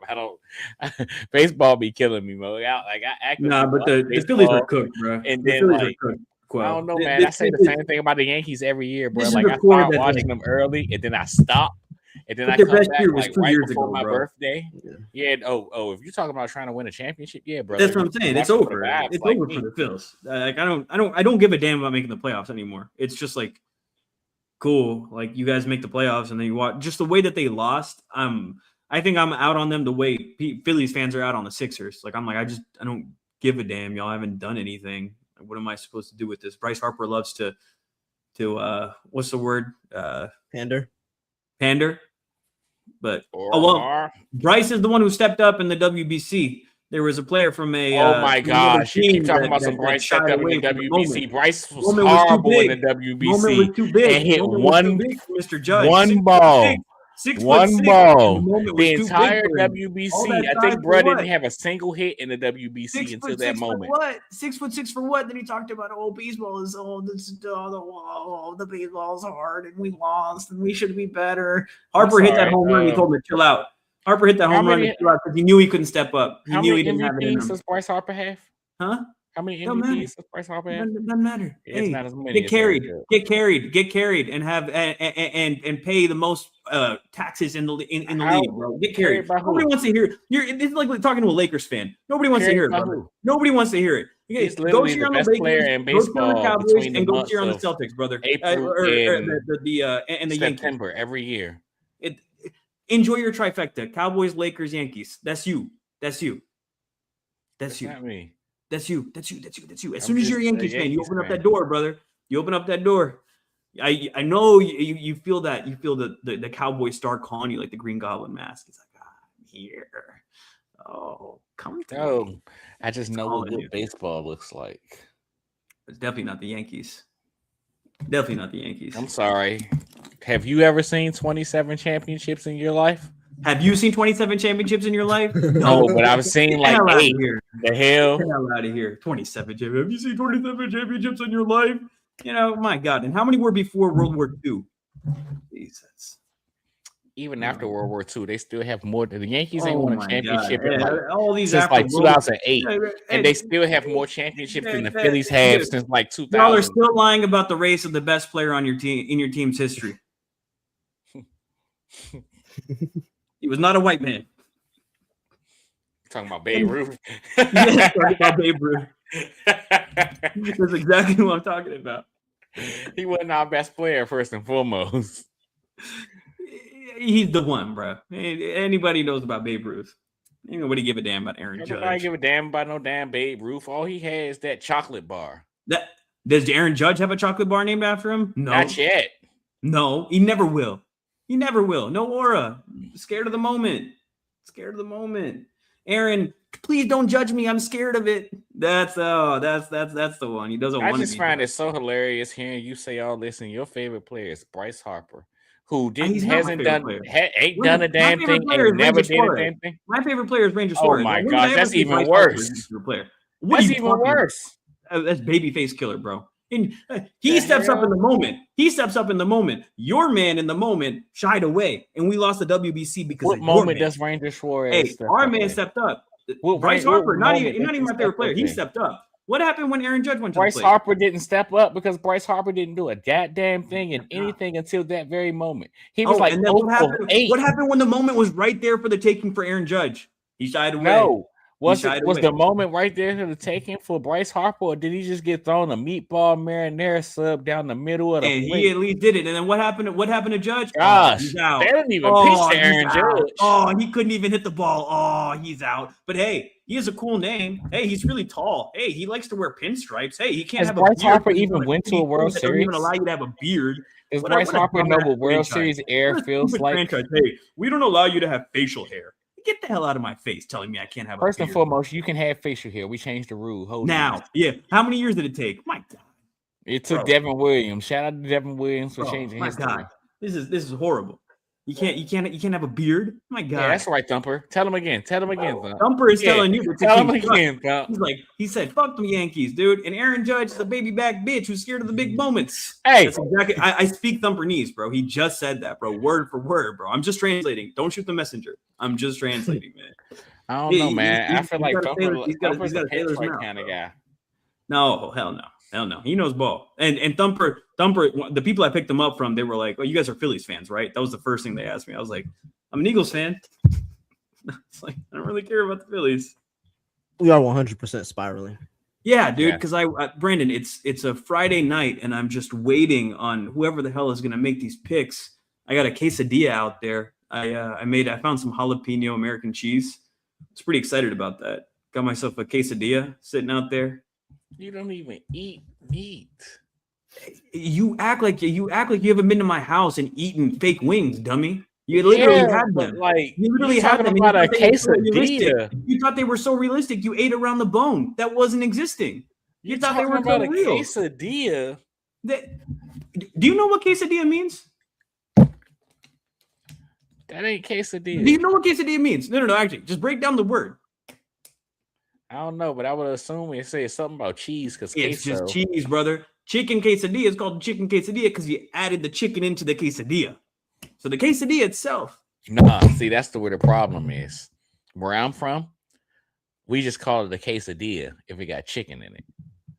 Because that's where it's supposed to be. But that's not how if you got order a cheese it. If you go somewhere and you say, hey, can I have a quesadilla? If you go to a Mexican restaurant and you say, hey, can I have a quesadilla? They're going to give you just cheese. You have to specify. You can have steak in it. You can have El Pastor. You can have anything. But can I have a quesadilla? El Pastor sounds like some good stuff right now. All right, chill. We got too many picks left for us to be talking about food. I'm hungry. That's what I'm saying, man. I need this to end. Chris McDonald's and what the hell is wrong with you? See, we about to sit you in timeout. Dude, please put me in timeout. I feel like I'm in prison. I feel like I'm Eric Andre right now. Like, let me out. He's saying let me in, but I'm saying let me out. He changed his theme song? Who? I'm going to be pissed. Who? Eric Andre? CM Punk. He changed his music? I don't know. They say something. I know he did it at WrestleMania. I just don't know if this is an old tweet that I seen or a new one. Oh, that's his. Are you watching wrestling right now while getting mad at me for watching basketball? I was about to lose my mind. I'm on Twitter and it was on the timeline. I'm just trying to see who the hell is getting picked, man. AJ Halsey to the Colts. Zachariah Branch to the Falcons. They are winning the day. That's how you not have a first round pick and still do good stuff. Oh my God. Screen man, the screen merchant, Zachariah Branch. He's a whole hell of a lot more than a screen man. Talk to whoever the hell is the play caller at LSU. I mean, at Georgia for that BS. That was insane, if you ask me. And I get it because, like, those are his two best traits. He's going to run past you or he's going to get yards after the catch. And the two best ways to do that is throw him screens and throw him deep balls. But, like, you got to let your players develop at some point, man. And we're talking about a guy that was a 5-star prospect. You look at his freshman year, he set the world on fire and then just disappointed us the rest of the way. And I understand the point of decommitting from USC and going to Georgia for which you thought it would be. It also didn't turn out the way that you thought it would be. But, like, the player as a whole, I think he's he could be a really good football player. It just ultimately comes down to usage, man. You can't just dumb it down and say, get him the ball and let him work. You got to put this guy in position to be successful.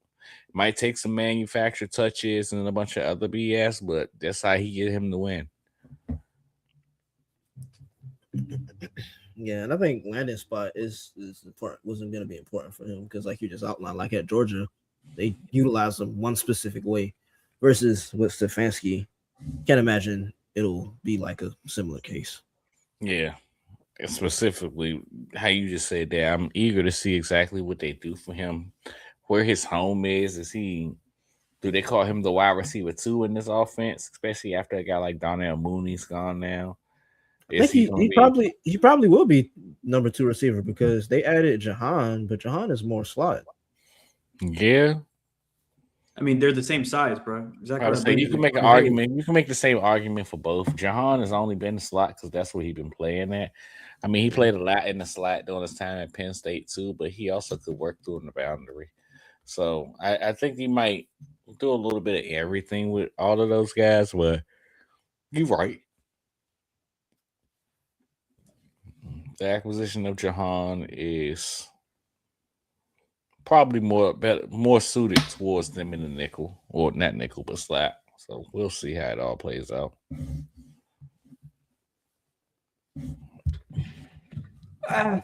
Even as I'm sitting here and it's marinating more, man, I really wish we would have taken EMW instead of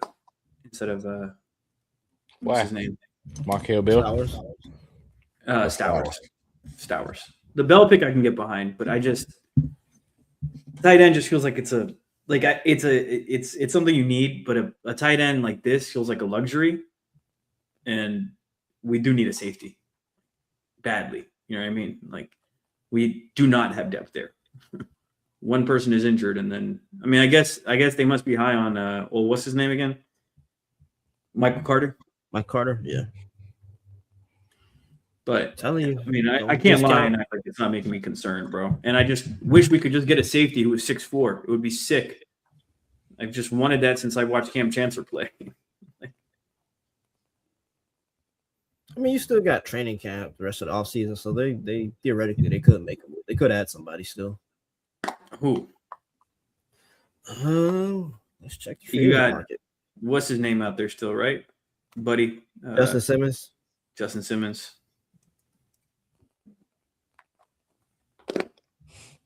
They got Steve Smith up there making that big. The Ravens, Steve Smith. Why y'all trying to aura farm on somebody else's legend? I don't think he rocks with North Carolina or with Carolina anymore. That's the main thing, right? I don't know. Because they did him dirty, and then he went to Baltimore. I don't think he has an issue with him. Damn, his son looks just like him. They got the same So, shape head. free agent market: Jabril Peppers, Xavier Woods, Donovan He's Wilson. really built just like Mark Ingram. Sorry, I didn't mean to interrupt you, but he's a wide receiver who's built like a running back, bro. Just a bowling ball. Yeah. Justin Simmons, Quandre Diggs, Taylor Rapp, Ifeatu Melifonwu, Ashton Davis, Jamal Adams. There's your 6'4" safety, Parth.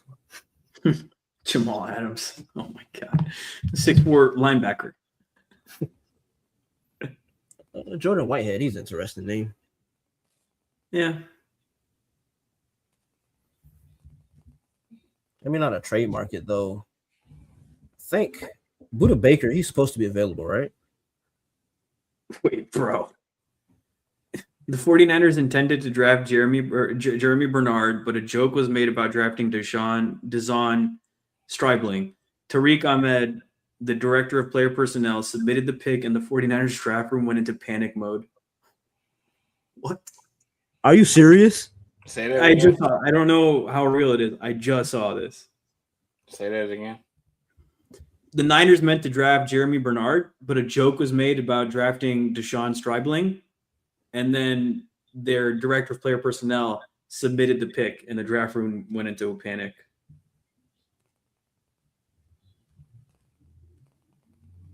We'll see. Wait, where did you see that at?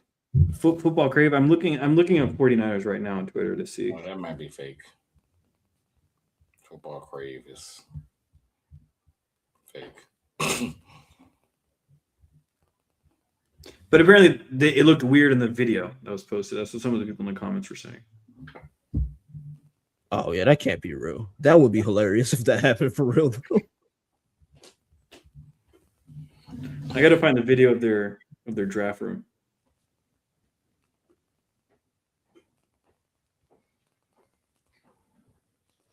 Jacoby Lane to the Ravens. I like that pick for them. To the Ravens. Okay, that's Yeah, a I still ain't solid got. swing. It's very Anquan Bolden-esque.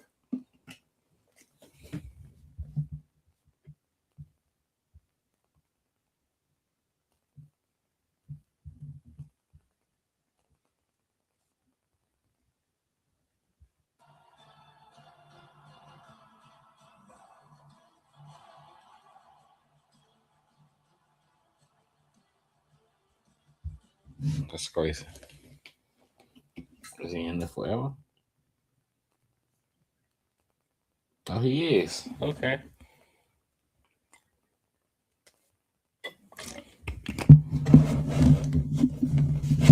Shout out to them putting Brock Lesnar into the forever section and moving him out to now. For Obafemi. Wait, what happened to Brock? They moved him out the now section and put him in the forever. And Obafemi replaces him in the now.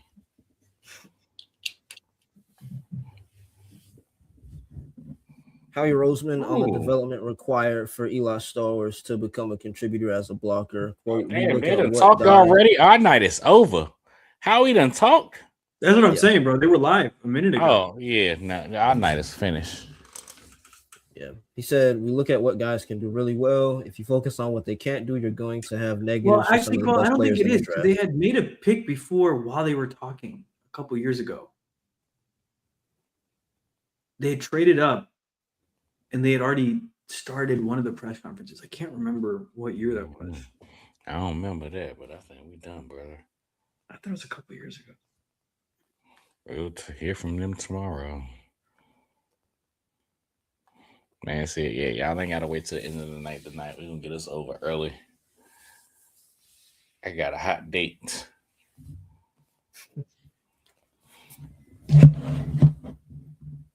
But he basically said again what I said a couple, I guess maybe like an hour, a couple minutes ago, whatever. But I think they like what he gives them as a receiver more than any concerns about the blocking.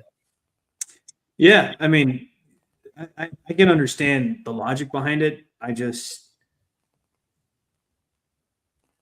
me say it this way. I can understand the reasoning behind it. I don't know if I agree with the logic behind making the pick. Does that make sense? Mm-hmm. I get that 100%. Because he can be talented, but I got this pit in my stomach, about safety, man. I don't know what it is. I just something's making me nervous.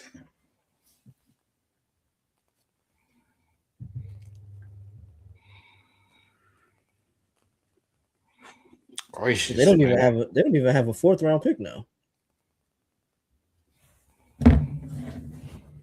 Yeah, they have to. And that's the big thing for me. It's not they go into round 4 empty. Yeah, they don't pick again until Josh Harris is suing a fan. They don't pick again until 178. Did y'all hear me? That's things. You said what? Josh Harris is suing a fan. A Sixers fan? Yes, for the whole sell the team thing, I think. Oh, that's crazy. You got the PR guys to call in about this sell the team. That's nuts, dude. What? Oh my god. That's cooked. I hate him so much, dude. Yeah, well, you take what you can get because at least he's tanking the Commanders too. But he's always wearing Commanders gear. I don't know if you guys noticed that, but never wears Sixers gear. Because he's done with us. Where did toy? He's Pierre. I don't want to play with you anymore.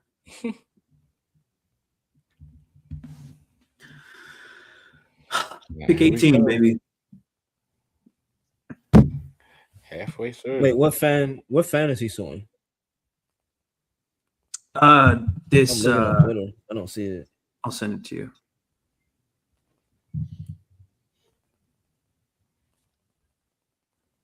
Oh, I did not like it. Damn it.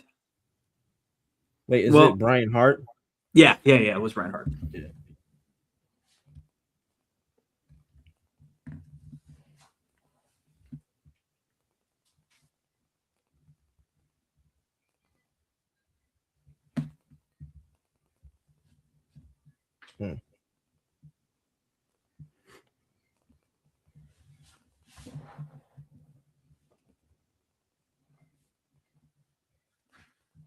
We got about 17 picks left. Mm-hmm. Oh, Tank Bigsby was at the game too. I just wish they could have freaking won, dog. I know, bro. I mean, you're missing VJ didn't have. I mean, the series. Yeah, the series isn't over. That was really a 2-point game at the end. Yeah. It obviously got extended, but that's what it was. They can beat play Sunday. Yeah. He does. I hope so. I need him to. I really think he does, bro. Because I think he was trying to play today. Doctors were like, give it a couple of days. And I think it's going to make a big difference because Vooch cannot stop him, bro. At all. He cannot do anything about that. And Maxi's been getting to the basket so easy. If we can just combine the two, shit. Just pray. In the meantime, though, pick is in Carolina Panthers. Y'all see Ruben Baines walkout on the draft? where he just like walked past He all of walked them right there, by. and, Oh, that yeah. boy's about that action. That's what we were saying, man. He's gonna be. Oh, nice. Chris Brazil to Carolina. Hmm. I feel like they kind of have Chris Brazil at home with No. what is his name? No. Country boy. The country boy. I'm forgetting his name. He's much better than him. What's his name though? You talking about Xavier Legette? Xavier Yeah. Legette. Yeah. He's much better than Xavier Legette. So you can push Legette to 3. It's a 3. Legette might get traded. Jalen Coker is a 3. We are Coker's there. Yeah, you're right. Yeah. You're right. I forgot about Coker. Yeah. But I've seen some people say he has some George Pickens to his game. who? Brazil. I can see why people in a perfect world, yeah, but he is nowhere near polished or developed as George Pickens. Like, I guess he's picked now, so it's the perfect time to have the conversation. When else we're gonna have it? But Appreciate you, Brandon, for tapping in, bro. Appreciate you, brother. yeah, Brandon. Good night, brother. Appreciate you, man. Appreciate all you guys. We at 236 right now, man. That put us at like damn near 500 people that have tapped in with us over the weekend. Shout out to y'all, 270. man. We got a 270 last night. So that's 500 people, right? 506. Do the math. Quick math. It's 506 here. Sean Mannion does kind of look like Shane Gillis. That's funny, bro. Sean Mannion is tall as hell. He is tall as hell, bro. He's towering over everyone in that room, bro. I'm glad we actually saw him. Yeah, he ain't a creative player no more. He was an AI generated offensive coordinator. It's all right. My Is wife he really? thought she was an AI person for the longest until we finally met you. So it's cool. Oh, on the contrary, meeting Pierre confirmed that he's an AI person. I was like, oh. Shavin said, "Look, we going to Philly for the parade, right?" I'm like, "Yeah, is Pierre gonna be there?" I said, "I think so." If I don't meet Pierre, I'm just gonna assume he AI and y'all made him up. I'm like, "Oh, all right." I mean, somebody got to edit all the stuff, but if it ain't us, AI, I guess, do it.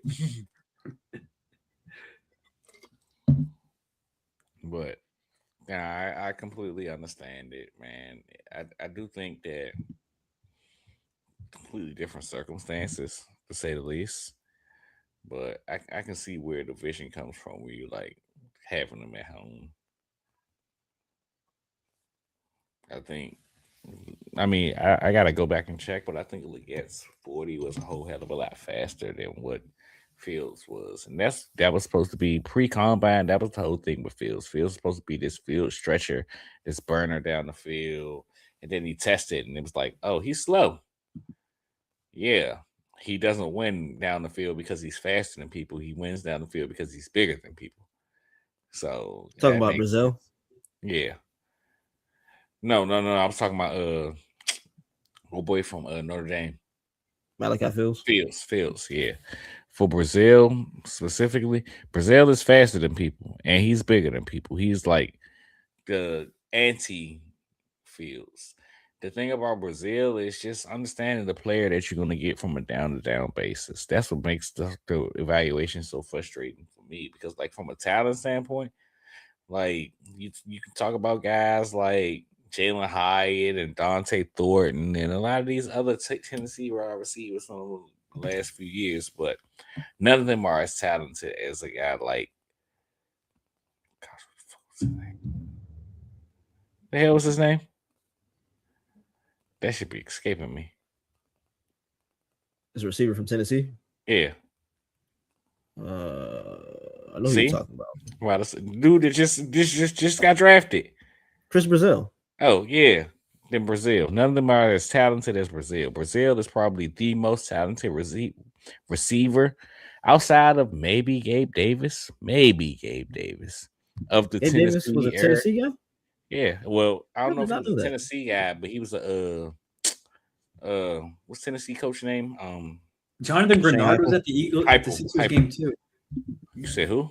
Jonathan Grenard. John Clark caught up with him at the Why Sixers the game, hell bro. is he there? He is one of one, bro. He caught him at the Sixers game. Why the hell is Jonathan Grenard at the Sixers game? He That just brother got already knew he traded. was an Eagle. He knew. He'd been knowing.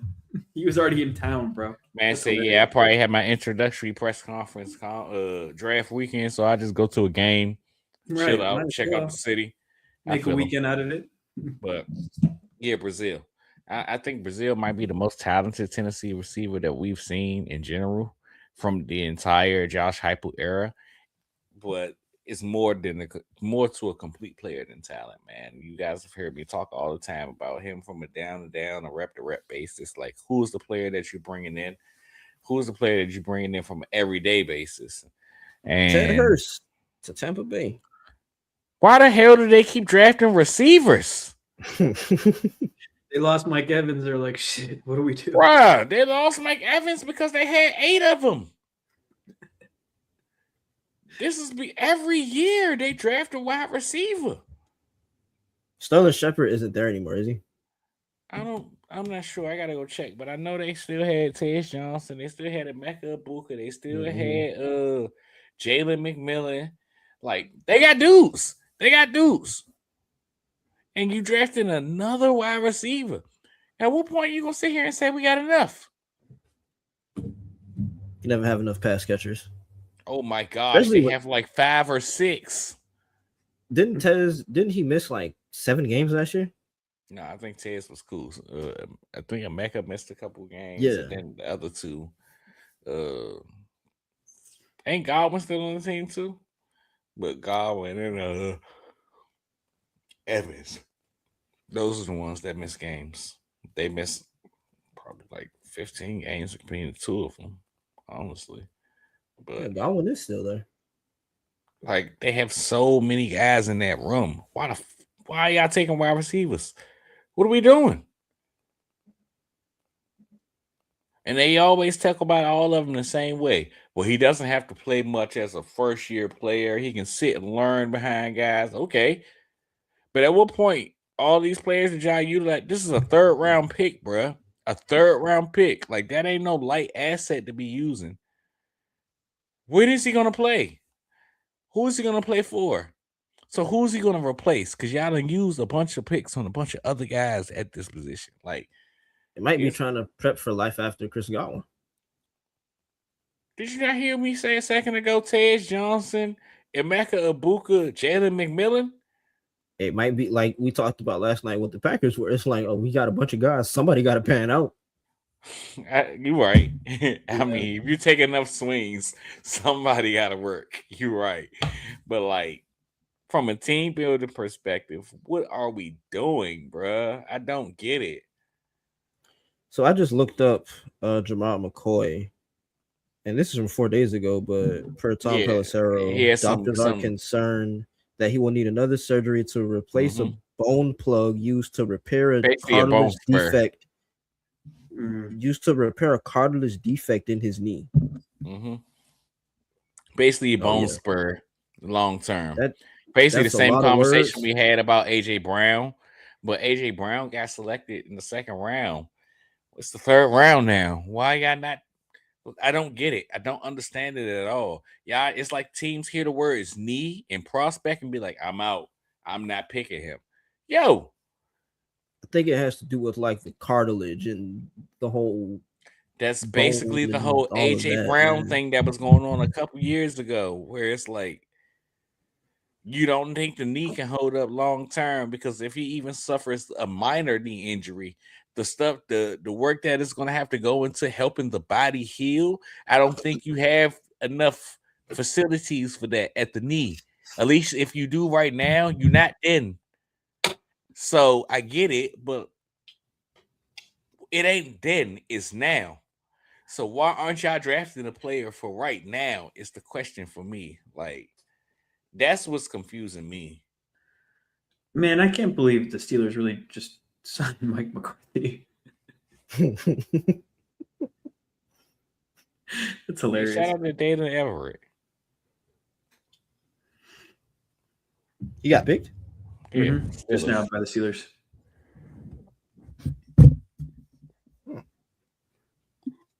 Oh, there he is. Yeah, makes sense. Devin Moore, I think, is Devin Moore and Gums are the two He's the remaining cornerback, ones. right?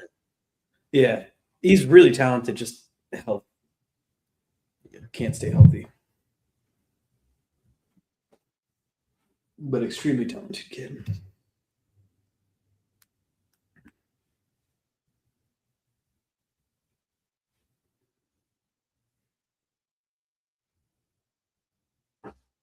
Did we get a question? I have this in.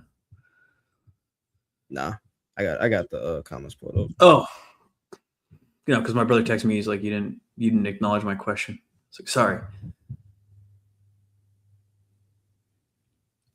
Oh. Could the AJ trade involve a safety? Are there any safeties on the Patriots that we'd be really interested in? I think with the AJ trade, I just think it's going to be draft capital more than anything. Yeah. What do you guys think? So what if you're on mute if what you're if talking? What if he? Like, What I've if the been Patriots talking like aren't really- hell, saying a bunch of bullshit. Clearly. What if the Patriots aren't the landing spot, though? I mean, so I said this to y'all before the draft started, and y'all kept looking at me like I was an idiot. But I mean, it's completely possible for the draft to happen. Like, did the Ravens take a wide receiver? Yeah, they took Jacoby Lane. Okay, yeah. But even then, I'm not sure that prevents them from going to go get AJ Brown. That's a third round pick. Man. But exactly, that's the team I was about to pivot to. Team that we thought were in on receiver at 13, who ended up taking a quarterback. Like, the Rams could easily call back and be like, never mind, we want AJ Brown. And you see, I'm sure you've heard how close they were to making a deal initially. So it's definitely a way. He doesn't have to end up a Patriot, which is why I think they continue to hold strong on the fact that they want that first round pick. Because they like, look, you either gonna give it to us or somebody is, but we're not trading him until we get a first round pick. Dolphins took Kaczmarek. Whoa. That's pretty early for him. His name is Kaczmarek. I don't know why the C sounds like an S, but yeah, it's Kaczmarek. Bet. But best blocking tight end in the draft. Best blocking. Nobody. I love Marlon Klein. I adore Marlon Klein. There's nobody that blocks like Will Kaczmarek. And it was kind of like a each one teach one thing. Pierre, you and I was having a conversation similar the other day about a each one teach one kind of thing. But it's like, you look at a guy, Max Clare, and the pass catcher that he was, Will Kaczmarek was nowhere near that type of pass catcher before Max Clare arrived. He learned a lot of things from Max Clare. I mean, don't get me wrong, he ain't Max Clare at all. But then when you reverse the opposite side of the spectrum and you see the type of run blocker, not even just run blocker in general that Will Kaczmarek is, that's not Max Clare's game, and it still ain't his game. I mean, he tries, but he's damn sure not no Will Kaczmarek. But kind of goes to show you the kind of guy that team just brought in. Like, dude, he's going to win because he protects the quarterback, the running back, and anybody else he needs to protect. But I feel like there's so much left to his game that I've been untapped. Fair. I think it's a good pick for the Dolphins. You need to reinforce the trench. You get a guy who is going to be the best blocker and can maybe grow into more. Exactly. That's a big one right there. So here we are, what, pick 20? 24. 24? We almost there? Yep. Almost, gracious. It's been a long night, Quesadilla is calling my name. It's been a long night. I got some chicken that's sitting there like, yeah, you gonna eat me, brother? And I'm like, yeah. Shout out to Shamar. Yeah. But, I mean, as you guys know, I mean, we've reached the point in the draft here. We're not sure if we're going to give you guys any content tomorrow or not. Probably not. But in the event that we don't, I got to do this. It's like our daily event, man. Appreciate you guys for tapping in, having so much fun with us. It's always a blast to talk about prospects with you guys, talk about landing spots, talk about NFL teams in general, man. But even beyond that, appreciate you, Pierre, man. Having the opportunity to have you on the Boomer Bust episode is always a blessing. It's always fun. Having the opportunity to just talk through draft prospects with you. picking your brain, damn near a good time. But like I tell you and anybody else that'll listen, man, all the stuff that I'm able to do from an NFL draft perspective, none of this like I know I'll be the first to tell you I do a lot of work. Y'all tap in. It's great content out there, man. Probably if you have a favorite beat reporter or basically NFL draft dude, I can almost guarantee he's on the podcast with me somewhere in Boom of Us. But none of this is possible without Pierre, man. He's the big picture behind all this. Not even just behind the guy giving me the platform to do all this. The guy that's doing all the edits, the guy that I'm sending messages to at 2:45 in the morning, like, hey Pierre, I need this done, this done. Like, he's phenomenal, man. Amazing. And none of this is possible without Pierre at all, man. So make sure y'all give him all the love, the credit, and anything, the accolation that he deserves, man. The Philly Blitz, I tell him all the time we on our way to the moon, but it's mostly because of him, man. He's a freaking dude, whether it's the content or the work he does behind the scenes. Dude is some absolute monster, man. And nights like this are possible because of him, man. So shout out to you, I appreciate you, dog. I appreciate you, dog. And it's extremely, extremely kind words, dog. Thank you, man. Of course, brother. You yourself, dog. You're the one that's the beast, dog. You rank 200 players, 3-4 pods in one day. Like you're the one that's the beast, man. All of this, like I said, man, I appreciate it. It's just a young man like me, or old guy now at this point. Hell, guy turned 30 this year. So old guy like me having the opportunity to do what he loves to do. Because you offered him that platform, man. So, and I'm sure Parth could attest to the same thing, man. Parth and I talk all the time about that initial conversation that we had and how it's all turned to this beautiful platform that we have ahead of us, man. And the moon is still ahead of us. This is only scratching the surface of what we Who the hell is this Oregon running back? Jordan Winton. Washington? He's Arizona, right? Jordan Whittington, I think he transferred. Oh, that's what? Oh my God, bro, he ran the hell out of that ball. Oregon, you talking about? Oh, yeah. Oh, nah. Okay, I see what's going on. There's probably one of 1,000 different running backs. You're probably watching a different player on each play. You're here to watch the offensive lineman. Oh no, yeah. I know. But there was the last play, he just ran through like 4 different guys. They got a couple of them. Oregon running backs are really good. That boy was running that rock, man. Oof. Sorry, I saw that. I was like, that was impressive. Nah, you good, brother. Just in general, man. Having the opportunity, all 237 of you guys here today, 270 yesterday, having the opportunity to just talk ball with you guys, man. Go through the whole draft, the whole scouting process with everybody. It's a blast, man. It's a damn sure blast. It's very enjoyable, man. I appreciate you guys for coming on the road with me, man. I know y'all get tired. I don't want to say get tired, but I know y'all sit here and be like, God damn, I don't know how the fuck he know all this about all these players, but y'all do a damn good job of sitting here holding up conversations and just that's why we're here, man. This is what the podcast is for. Like 3 friends sitting there babbling about BS that 237 people want to hear about. And losing it at certain points just because you're on far too long. Yeah, because this player sucks or this team can't get it right or the Sixers can't make a fucking shot. Yep. Yeah, it happens. It happens. Indeed. Xavier Thomas to the Bears. Why do y'all keep drafting all these receivers that I didn't want to watch? I got the 30 receivers and y'all keep drafting the ones that I didn't watch. Like, should have been doing? 60. Well, clearly. Like, I'm sitting here like, so where's Chris CJ Bell Daniels? Is still available? Where's Reggie Virgil? Where's Chris Bell? What? Where's Malachi? Where's Brennan Thompson? Where's Elijah Surratt, too? Like, there are so many different guys that could be drafted that I had such quality grades on. Just like the league, like, nope. We like this guy. Okay. That's what it'd be stuff like this where all the conversation we just had and all the work that you say I do, I clearly don't do enough because the league found players that I ain't found. So Deshaun Barham, Danny Dennis Sutton is still there. LT Overton. Oh, Kalen Black. Kalen Black, the San Francisco. That's a great pick.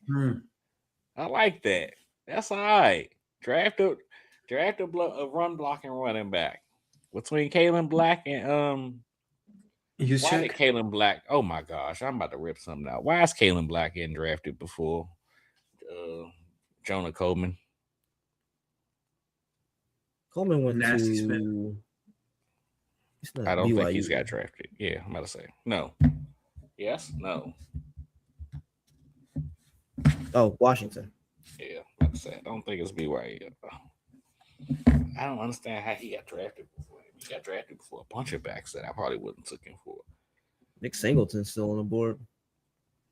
Yeah, I mean, I expected that, but like Desmond Claiborne, Seth McCowan, Katron Allen, Le'Veon Moss, Emmett Johnson, Mike Washington.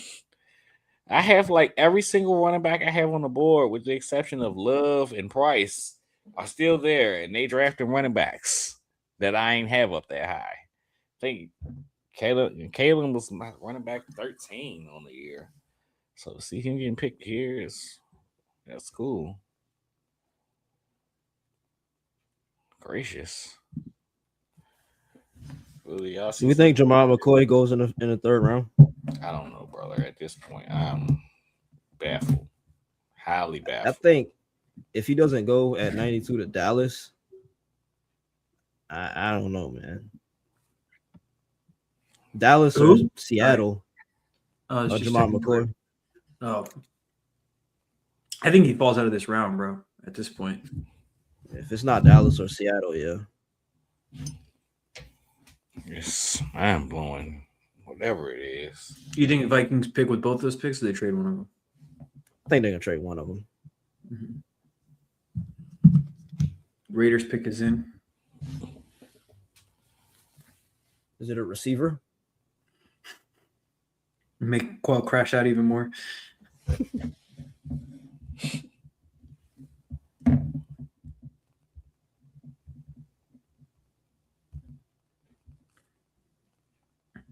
Oh, to steal, to tie it. That's my goal. Who'd they grab, bro? I'm talking about LeBron James hitting a three. Oh, Lord. Pregnon's off the board. Pregnon should have been gone. Good pick, but he's 25. I didn't know that though. That's why you're still on the board, buddy. I'm not the only one that's ages. Seeing Makai turns 22 this year had me like, oh.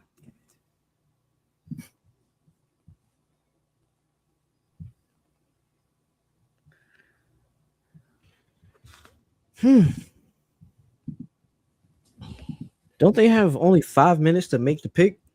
Bro, they are dragging this shit. Is it Surratt? Damn, they're gonna make me become Eli Stowers fans. They all crying and all that in the background. Who is family?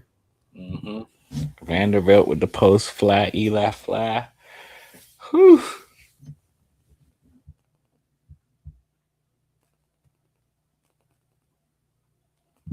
Shout out to her. Yeah, JP. Shout out to JP, friend of the pod. He ain't got no reason not to buy in. Shout out to the Texas A&M defensive tackle, Albert Regis. He had his door. He put a bunch of teams on cups this morning, put them across the floor, and told his daughter, go pick what team I'm going to. She said, I'm going to the Jacksonville Jaguars. And guess who picked them? That's Jacksonville Jaguars. That's all right, man. Gotta buy in. Oh, I might be back in on Markel. All right, cool. I don't know if he's working with Duke or if Duke is just tweeting about him, but Duke Merriweather tweeted about him. So maybe he got a relationship with bro. Maybe they work together. Maybe it's something to be excited about.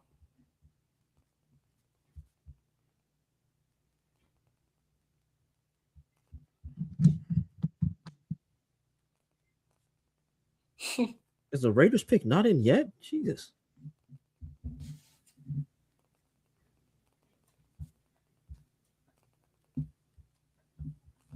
No, actually. It's freaking amazing.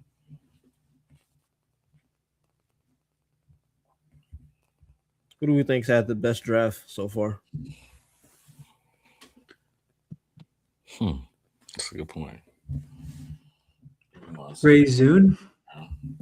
It's a couple teams that fit the description. Trey Zoom. Oh, already?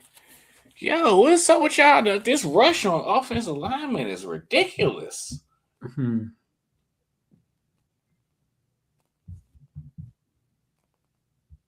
Like, highly ridiculous, actually. Commanders on the list. Giants on the list. Well, let me not say that. Giants not on the list because I don't know what the hell that was. Them drafting our rivalries. But Commanders on the list. The Jets on the list, which is hilarious because they ended up with Omar Cooper. And here, Marquell, after all the bullshit I talked all weekend, is picking a team that drafted Omar Cooper as one of the better drafts. But that's a perfect landing spot for Omar, in my opinion. Who else is I think on what Tennessee's done. Yeah, I can see that. I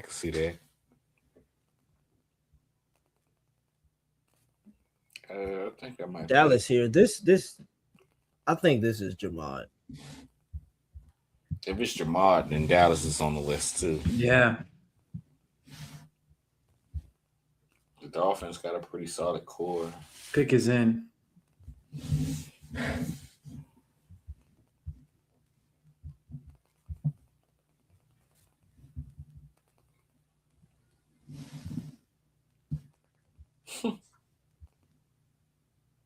Yes. No. Jaysean Barham. Fudge cakes and applesauce. Damn. That's a good pick. The guy that came from the damn DMV ends up a Cowboy. Oh man, he gonna be. Well, you got plenty of reason to hate him. Michigan and then Cowboy. Just forget he's from the DMV. Yes, there you go. Matter of fact, he might be. He should be your most hated player in the league. Yeah, about to say, bro can't do anything. Actually, worst player in the draft. I can't wait to slander him. Generational hate watch. Is that what's his name announcing the pick? I don't know, but I hate him too. Is it Tony? I think it is Tony Dorsett. Drew Pearson. Did he go to Pitt? Drew Pearson. Oh, it's Drew Pearson. Oh, Tony's up there too, though. Okay, that's what I thought. I was like, dude, I'm pretty sure I know his face. Did he go to Pitt? He did. He's from Pennsylvania. Yeah, he did Pitt. go to Pitt. Jaysean Barham, that's a good pick for the Cowboys. Cowboys having a solid. Wow, bro, he graduated in 1976. That's crazy.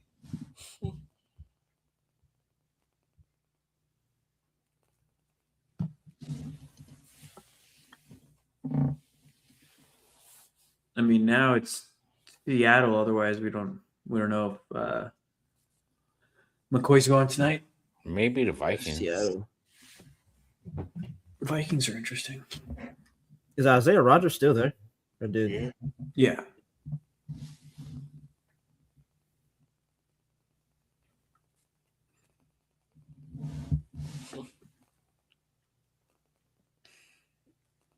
He was probably fried. Oh, I know for sure he was fried.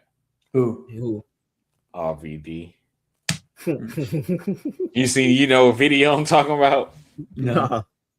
So he did a frog splash on WrestleMania weekend, and he asked somebody, "Could y'all hold the ropes for me?" Oh yeah, he was cooked. So I'm like, "Oh yeah, he fried." So then I'm looking at the video of him doing it. He getting on the top rope, his leg slipped down. He put it back up. I'm like, "Oh yeah, he cooked. He is cooked." But it was a good frog splash, nonetheless. Oh yeah, I'm looking at it now. Yeah, he's cooked. God damn. See, Twitter be crazy. How they put that on your timeline at the same time as me. Yeah. It's because the government watching. He said Unc still got it.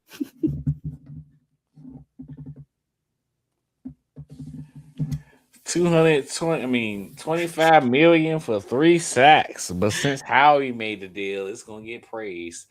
Who the hell is Keegan Trost? An offensive tackle from Missouri, bro. Shut up. I know. I see that Come part. on, bro. Come on. Keep up. Andrew 7 years Filipponi. of college football. Lord. Andrew Filipponi tweeted August 16th, 2025. If the Steelers draft Drew Aller in 250 days, I think I'll quit my job. Might as well quit, bro. It's over. Time to send in that notice, brother. We got a spot for you at the Philly Blitz, though, brother. Come talk to us. Because you clearly know the future.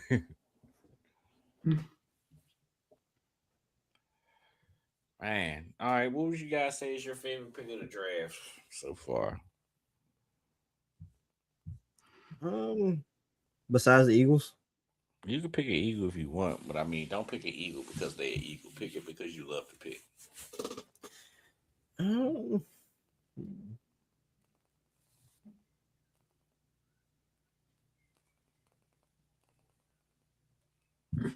ain't got nothing, Party? I'm looking through too on my Okay. side. In the meantime, I think probably Keldrick Falk. Where you Keldrick playing Falk. again? Tennessee. I think when you look at what they were able to do in the offseason, they brought in Jermaine Johnson, John Franklin Myers, then they got Jeffrey Simmons there. They give him some time to develop, figure out the pass rushing side of things. Like we talked about earlier, he already has the run stuffing, run defense side of things down. So I think that's probably my favorite landing spot. I can see that. How about you, Party? I'm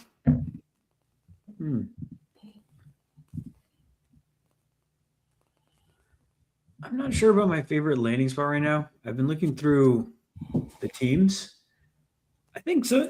When you look at the whole picture for the Dolphins, it's honestly not a bad draft to this point.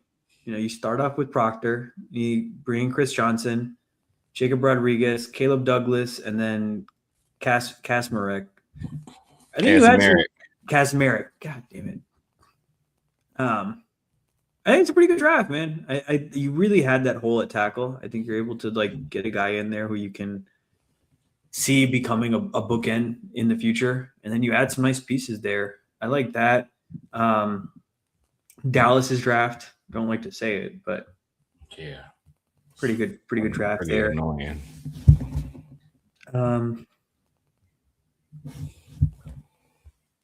Houston is interesting, but I think it's interesting. There's some teams with a lot of picks and some teams with not many picks. Yeah. So really just depends. So, a team that we haven't talked about, I'd like to think I mentioned to give them a shout out here. The Miami Dolphins. They had a pretty good draft, man. Yeah. Getting Caden Proctor, albeit for a little bit earlier than I thought that he would have gone, but getting Caden Proctor, guy that you can play inside, outside in terms of the versatility.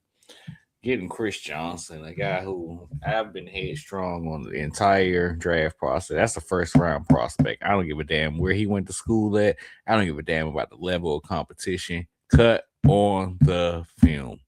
And dude is a freaking dude, man. I'm just glad to see another team. Chris Bell, that's a good pick.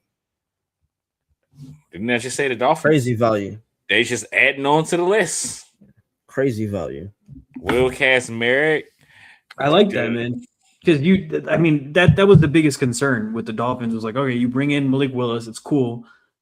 Then you trade away Jalen Waddle right away. Tyreek is already gone. Those are some good. I like those. You have Malik Washington in the building, but you need some guys like you. Exactly, and I think this gives you like a good change up of guys. Because Caleb Douglas has speed and size. Chris Bell can do a little bit of everything, man. I'm a big fan. I love Chris Bell. Chris Bell was my guy. I think Chris Bell is AJ Brown Jr. And I hate people who were going to take Chris Bell, man. I thought the Eagles were going to take Chris Bell. But once they went wide receiver round one, I kind of had an idea he was out. Yeah. Once we saw Lemon go, but I thought maybe if they go tackle first round, you could go and get Bell in the second. Just a physical player, yards after catch ability. I mean, you can talk about the injury and all that stuff. Yeah, I get it, but like, he's a baller, bro. Yeah, Chris Bell is a freaking dude, man. Go cut on the Louisville tape from earlier in the season, and I promise you, you'll be sitting there for a good time. Not a long time, but a good time. Interesting. They've drafted guys only in red jerseys. All injured people? No. Like actually red jerseys. San Diego State, red jersey. Texas Tech, red jersey. Texas Tech, red jersey. Ohio State, red jersey. Alabama, Louisville, red jersey. Proctor is the crimson jersey. So, Patriots are taking Notre Dame tight end Eli Raridon. Okay. Deion Branch announcing the pick. That's crazy. I mean, I'm not excited about it, but that's a good pick nonetheless.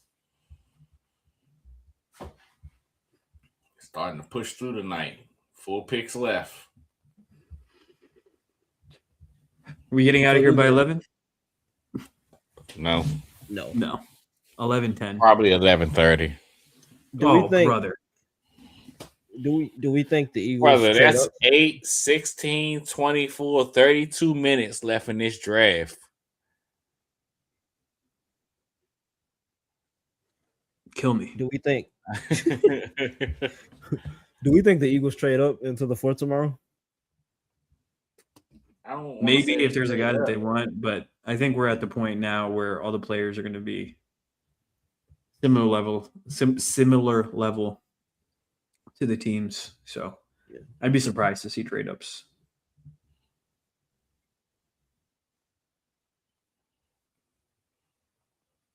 Especially if they're able to flip McKee for maybe a 4th and like a 3rd next year or something like that. I can see it, but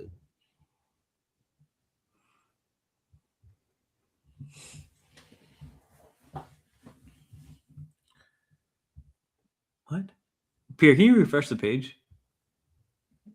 What it's saying? What? Why did it say Seattle's pick is in? I'm so confused.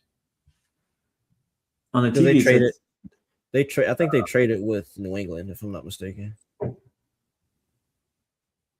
Okay.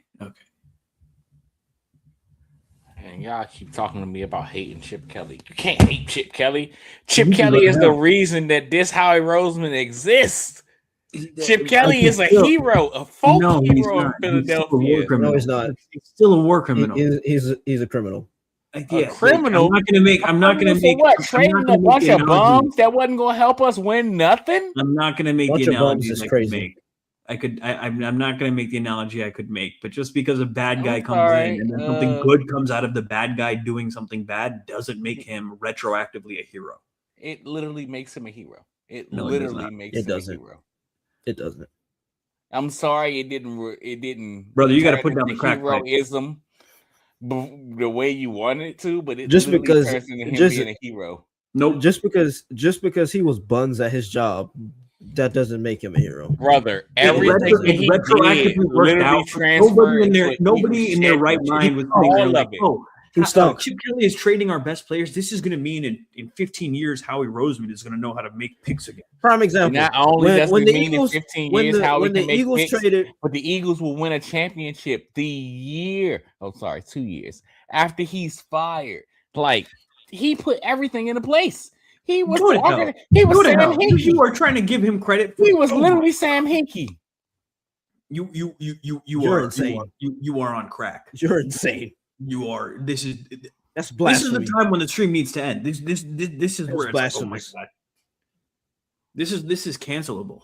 Oh my God. So what was he outside of just this enemy because he traded all you guys' favorite? I understand this from you, Pierre, because that's the era between when you became an Eagles fan. Like, he traded all your heroes, literally. You, Parth, you've seen worse and you've seen better. Like, for you to sit here, like, at this point, that's when I started following football, dude. That's when I started following pro football. I didn't give a shit about pro football before. All of you guys, and he traded my 2 favorite players. I'll never forget where I was when I woke up to LaShawn McCoy getting traded for fucking Kiko Alonso. For Christ's sake. Oh my gosh. Please tell me what LaShawn McCoy did after that. Thank God for Chip Kelly for completely splintering the team so that they could rise from the ashes like a phoenix.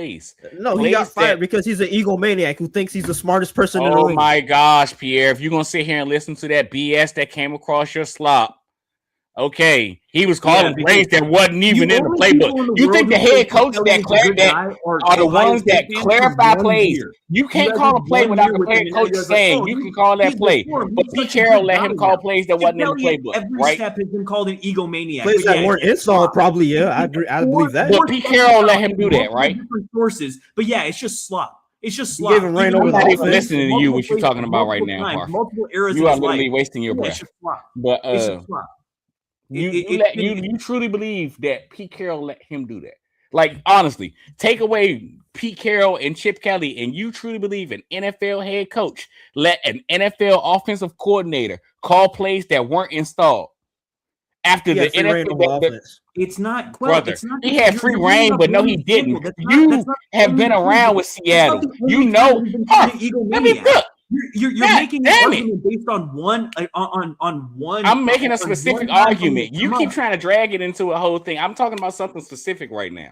But so that's why I keep saying, let me cook. Can you just sit to the sideline and let me goddamn cook? Leave me alone. You're speaking. You are just talking.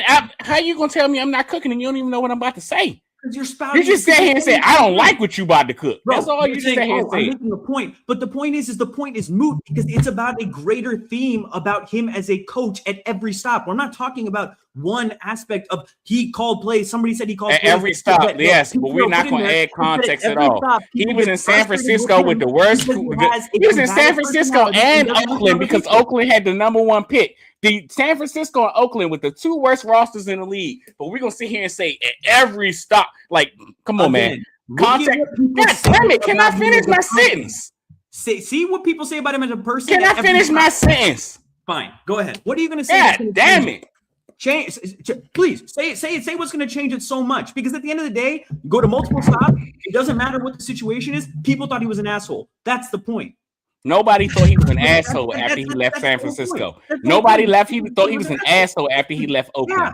Nobody. They just thought he did a bad job at his job. And you sitting here talking about he's an asshole because of something that happened in Philadelphia. You're on mute. No, I'm not. You just been an asshole. Or you're disconnected. I'm literally right here. Like, I see me. I see you. I see people. Now we can hear you. You heard me the whole time. No, we didn't. There. Like, unless somebody muted me, and I was Peter. Did you hear him? Nothing happened. I heard him. Yeah. Yeah, I know, because you weren't listening. You wasn't the whole time. Your voice. How about they say use your common sense? It'll probably be better because at least you're not making bad points. Listen, all I'm sitting here saying is you can have your reasonings because of how you feel about him as a person. But if you start adding context, like dead ass, literally in Oakland and in San Francisco, he literally had the 2 worst rosters in the league. So if you're gonna hold that against him, I feel you. Performance again. Oh my gosh, you are literally. Nobody said he was a bad person in Oakland. Nobody said he was a bad person in San Francisco. Nobody said any of that. You are literally applying stuff that happened in Philadelphia and saying this is who he is. Nothing of that. You can't find any of that anywhere because it never happened. He just was bad at his job. January 14th, 2016. Relationships difficult for Chip Kelly in San Francisco. Chip Kelly is marked for his rigid, detached leadership style, doublespeak with media, and an inability to connect with players. That's beyond just Philadelphia. Literally using the same. Click the article and tell me the examples. That's them using the same thing. You know why? Because literally a half a year ago, he was in Philadelphia and they used that same BS. I'm sure. Can't connect with players. Who's he not connecting with? It wasn't on the Eagles. It was on the Niners. No, it wasn't BS. Word for word, they didn't say this in San Francisco. Who the hell was there to connect with? The roster freaking like dead ass. Like the roster had the worst. It was the worst roster in football. Right or wrong? An issue. Then I showed. Were they not the worst roster in football? It was about the Niners. You said there was nothing about the Niners. So tell me, which one is it? Did he have personality on the Niners or not? Because there's an ESPN. No, because I never heard anything outside of this, outside of personnel or personal incidents with the Niners. Same way with the Raiders. You didn't hear anything of that. It was just, his play calling was bad.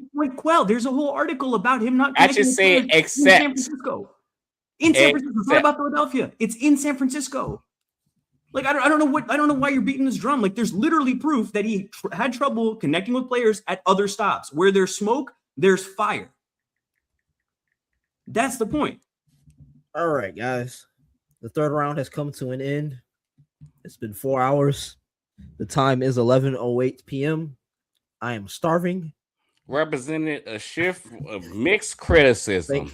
I think this is a good place to end it. We are arguing. This is literally what popped up. I certainly this is literally what popped up. We've gone off the deep end. We're arguing about Chip Kelly at 11 p.m. on a Friday night.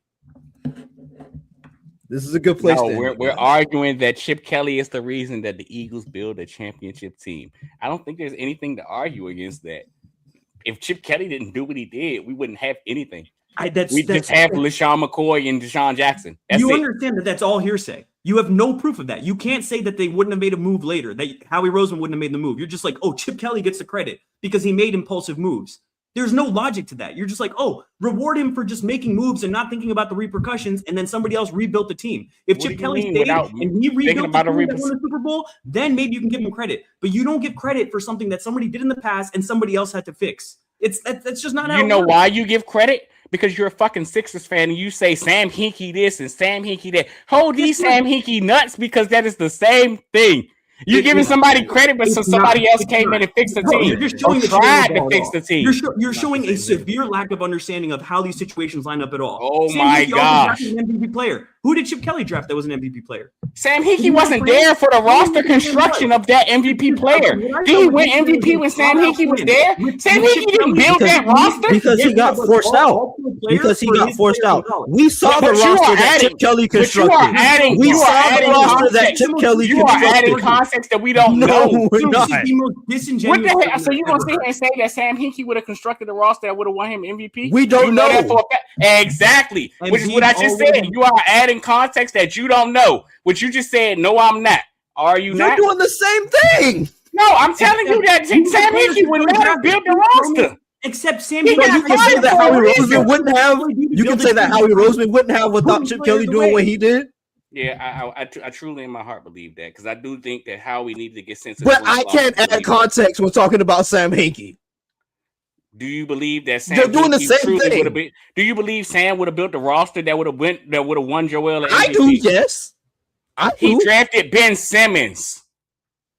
No, that was Brian Colangelo. That was not Sam Hinkie. That was after Colangelo got pushed in by the league because they pushed Hinkie out. Oh, you're right. Let me step back. He drafted Jahlil Okafor, who didn't play much longer in the league after the Sixers got rid of him, but he was supposed to build an MVP team around. Not only did he draft Jahlil Okafor, let's take a step back. Hold on.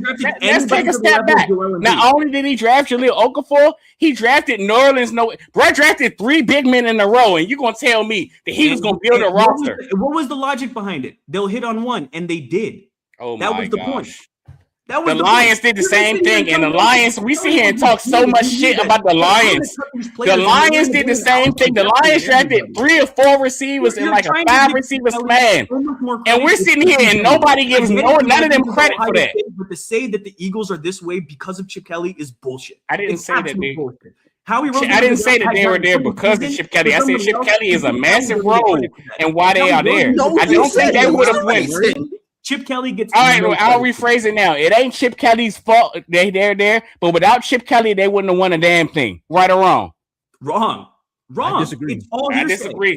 I disagree right there.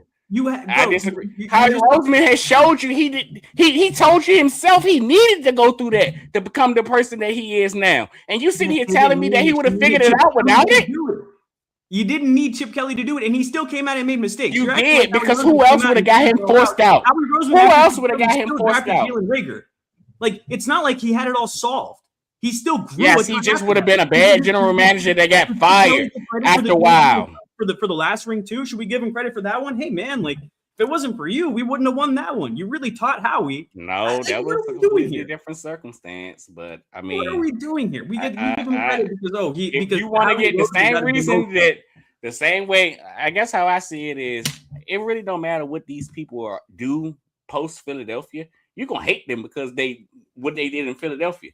Like we're talking about people that went on to do great things, and that isn't that even just because they were at Chip Ohio Kelly did State. one great thing after. Oh Everything my else gosh, has been Chip abject Kelly! failure. If you are tripping, if you don't think Chip Kelly turned around UCLA as a whole from the franchise that they were No, or the brother. program, oh my No, gosh, brother. oh He my is king gosh, of frauds. No, We oh don't turn my around gosh! UCLA. Did you see Hey, the man. franchise? Hey, Did dog. you see the franchise? It is 11 No. o'clock on You a know what? You Friday, have this one. and You have you this sit one. on This a is your pod argument. I'm done. capping I for got Chip it. Kelly. Still, You Okay. have this one. You have this I'll one. I'll Everything pull is it up to let you know the He- team that UCLA was before Chip Kelly got there, and the team that UCLA was after.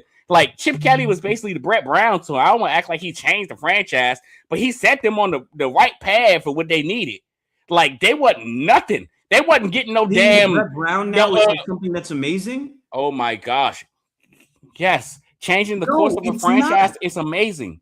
For watching the You franchise go from enjoy this. I horrible think to anybody else competent, can look All right, at it's it. guys. okay. I'll give you the Ohio State All right. championship. That's a success. Everything else has been an abject failure, and he has been hated at every stop for a reason. I'll leave it there. And I can show you more articles. I got more. I got them loaded up. Raiders now.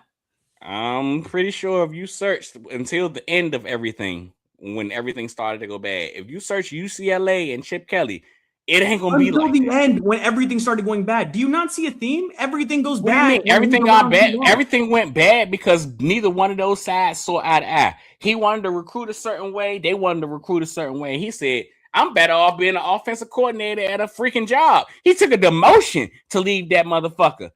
Like, if that don't say nothing about that job. Well, everybody else is the issue. Chip Kelly is just a nice guy. Nobody ever said everybody else is the issue. And Nobody ever said everybody else is the issue. But you are sitting here saying that he is the only issue at every spot, and that is not true. That is far from the truth. Poor guy had to take a demotion. My God, dude. No, he willingly took the motion. They wasn't gonna fire him, and he said, "No, I'm leaving. Fuck what y'all talking about. I'm leaving." To be around. Clearly, people don't like to be around him. Oh, I'm pretty sure that all of the people that won a championship with him love to be around him. Oh yeah, that's why he stayed, right? No, he's left because he got an opportunity to make more money. Wouldn't you do the same thing? I'm pretty sure that was the whole thing. He wanted to do it this way, and I'm better off being an OC. Sure. He got a job at the NFL, Park. In the NFL, is the NFL offensive coordinator job not a better job than a head coaching job in college? Congrats, he has one class of players. Is an NFL head coaching job not a better job than a job in college? Please, dude. I'm This is still waiting for an answer. It makes no sense. I'm still waiting for an answer. Are you going to answer the question? There's 1 year. I'm not hearing an answer. You ain't doing nothing but wasting our time. You are wasting my time. Stop wasting my time and answer the question. Because it's just bad. All right. I am begging you. It's when it wasn't good for Chip. When it was good.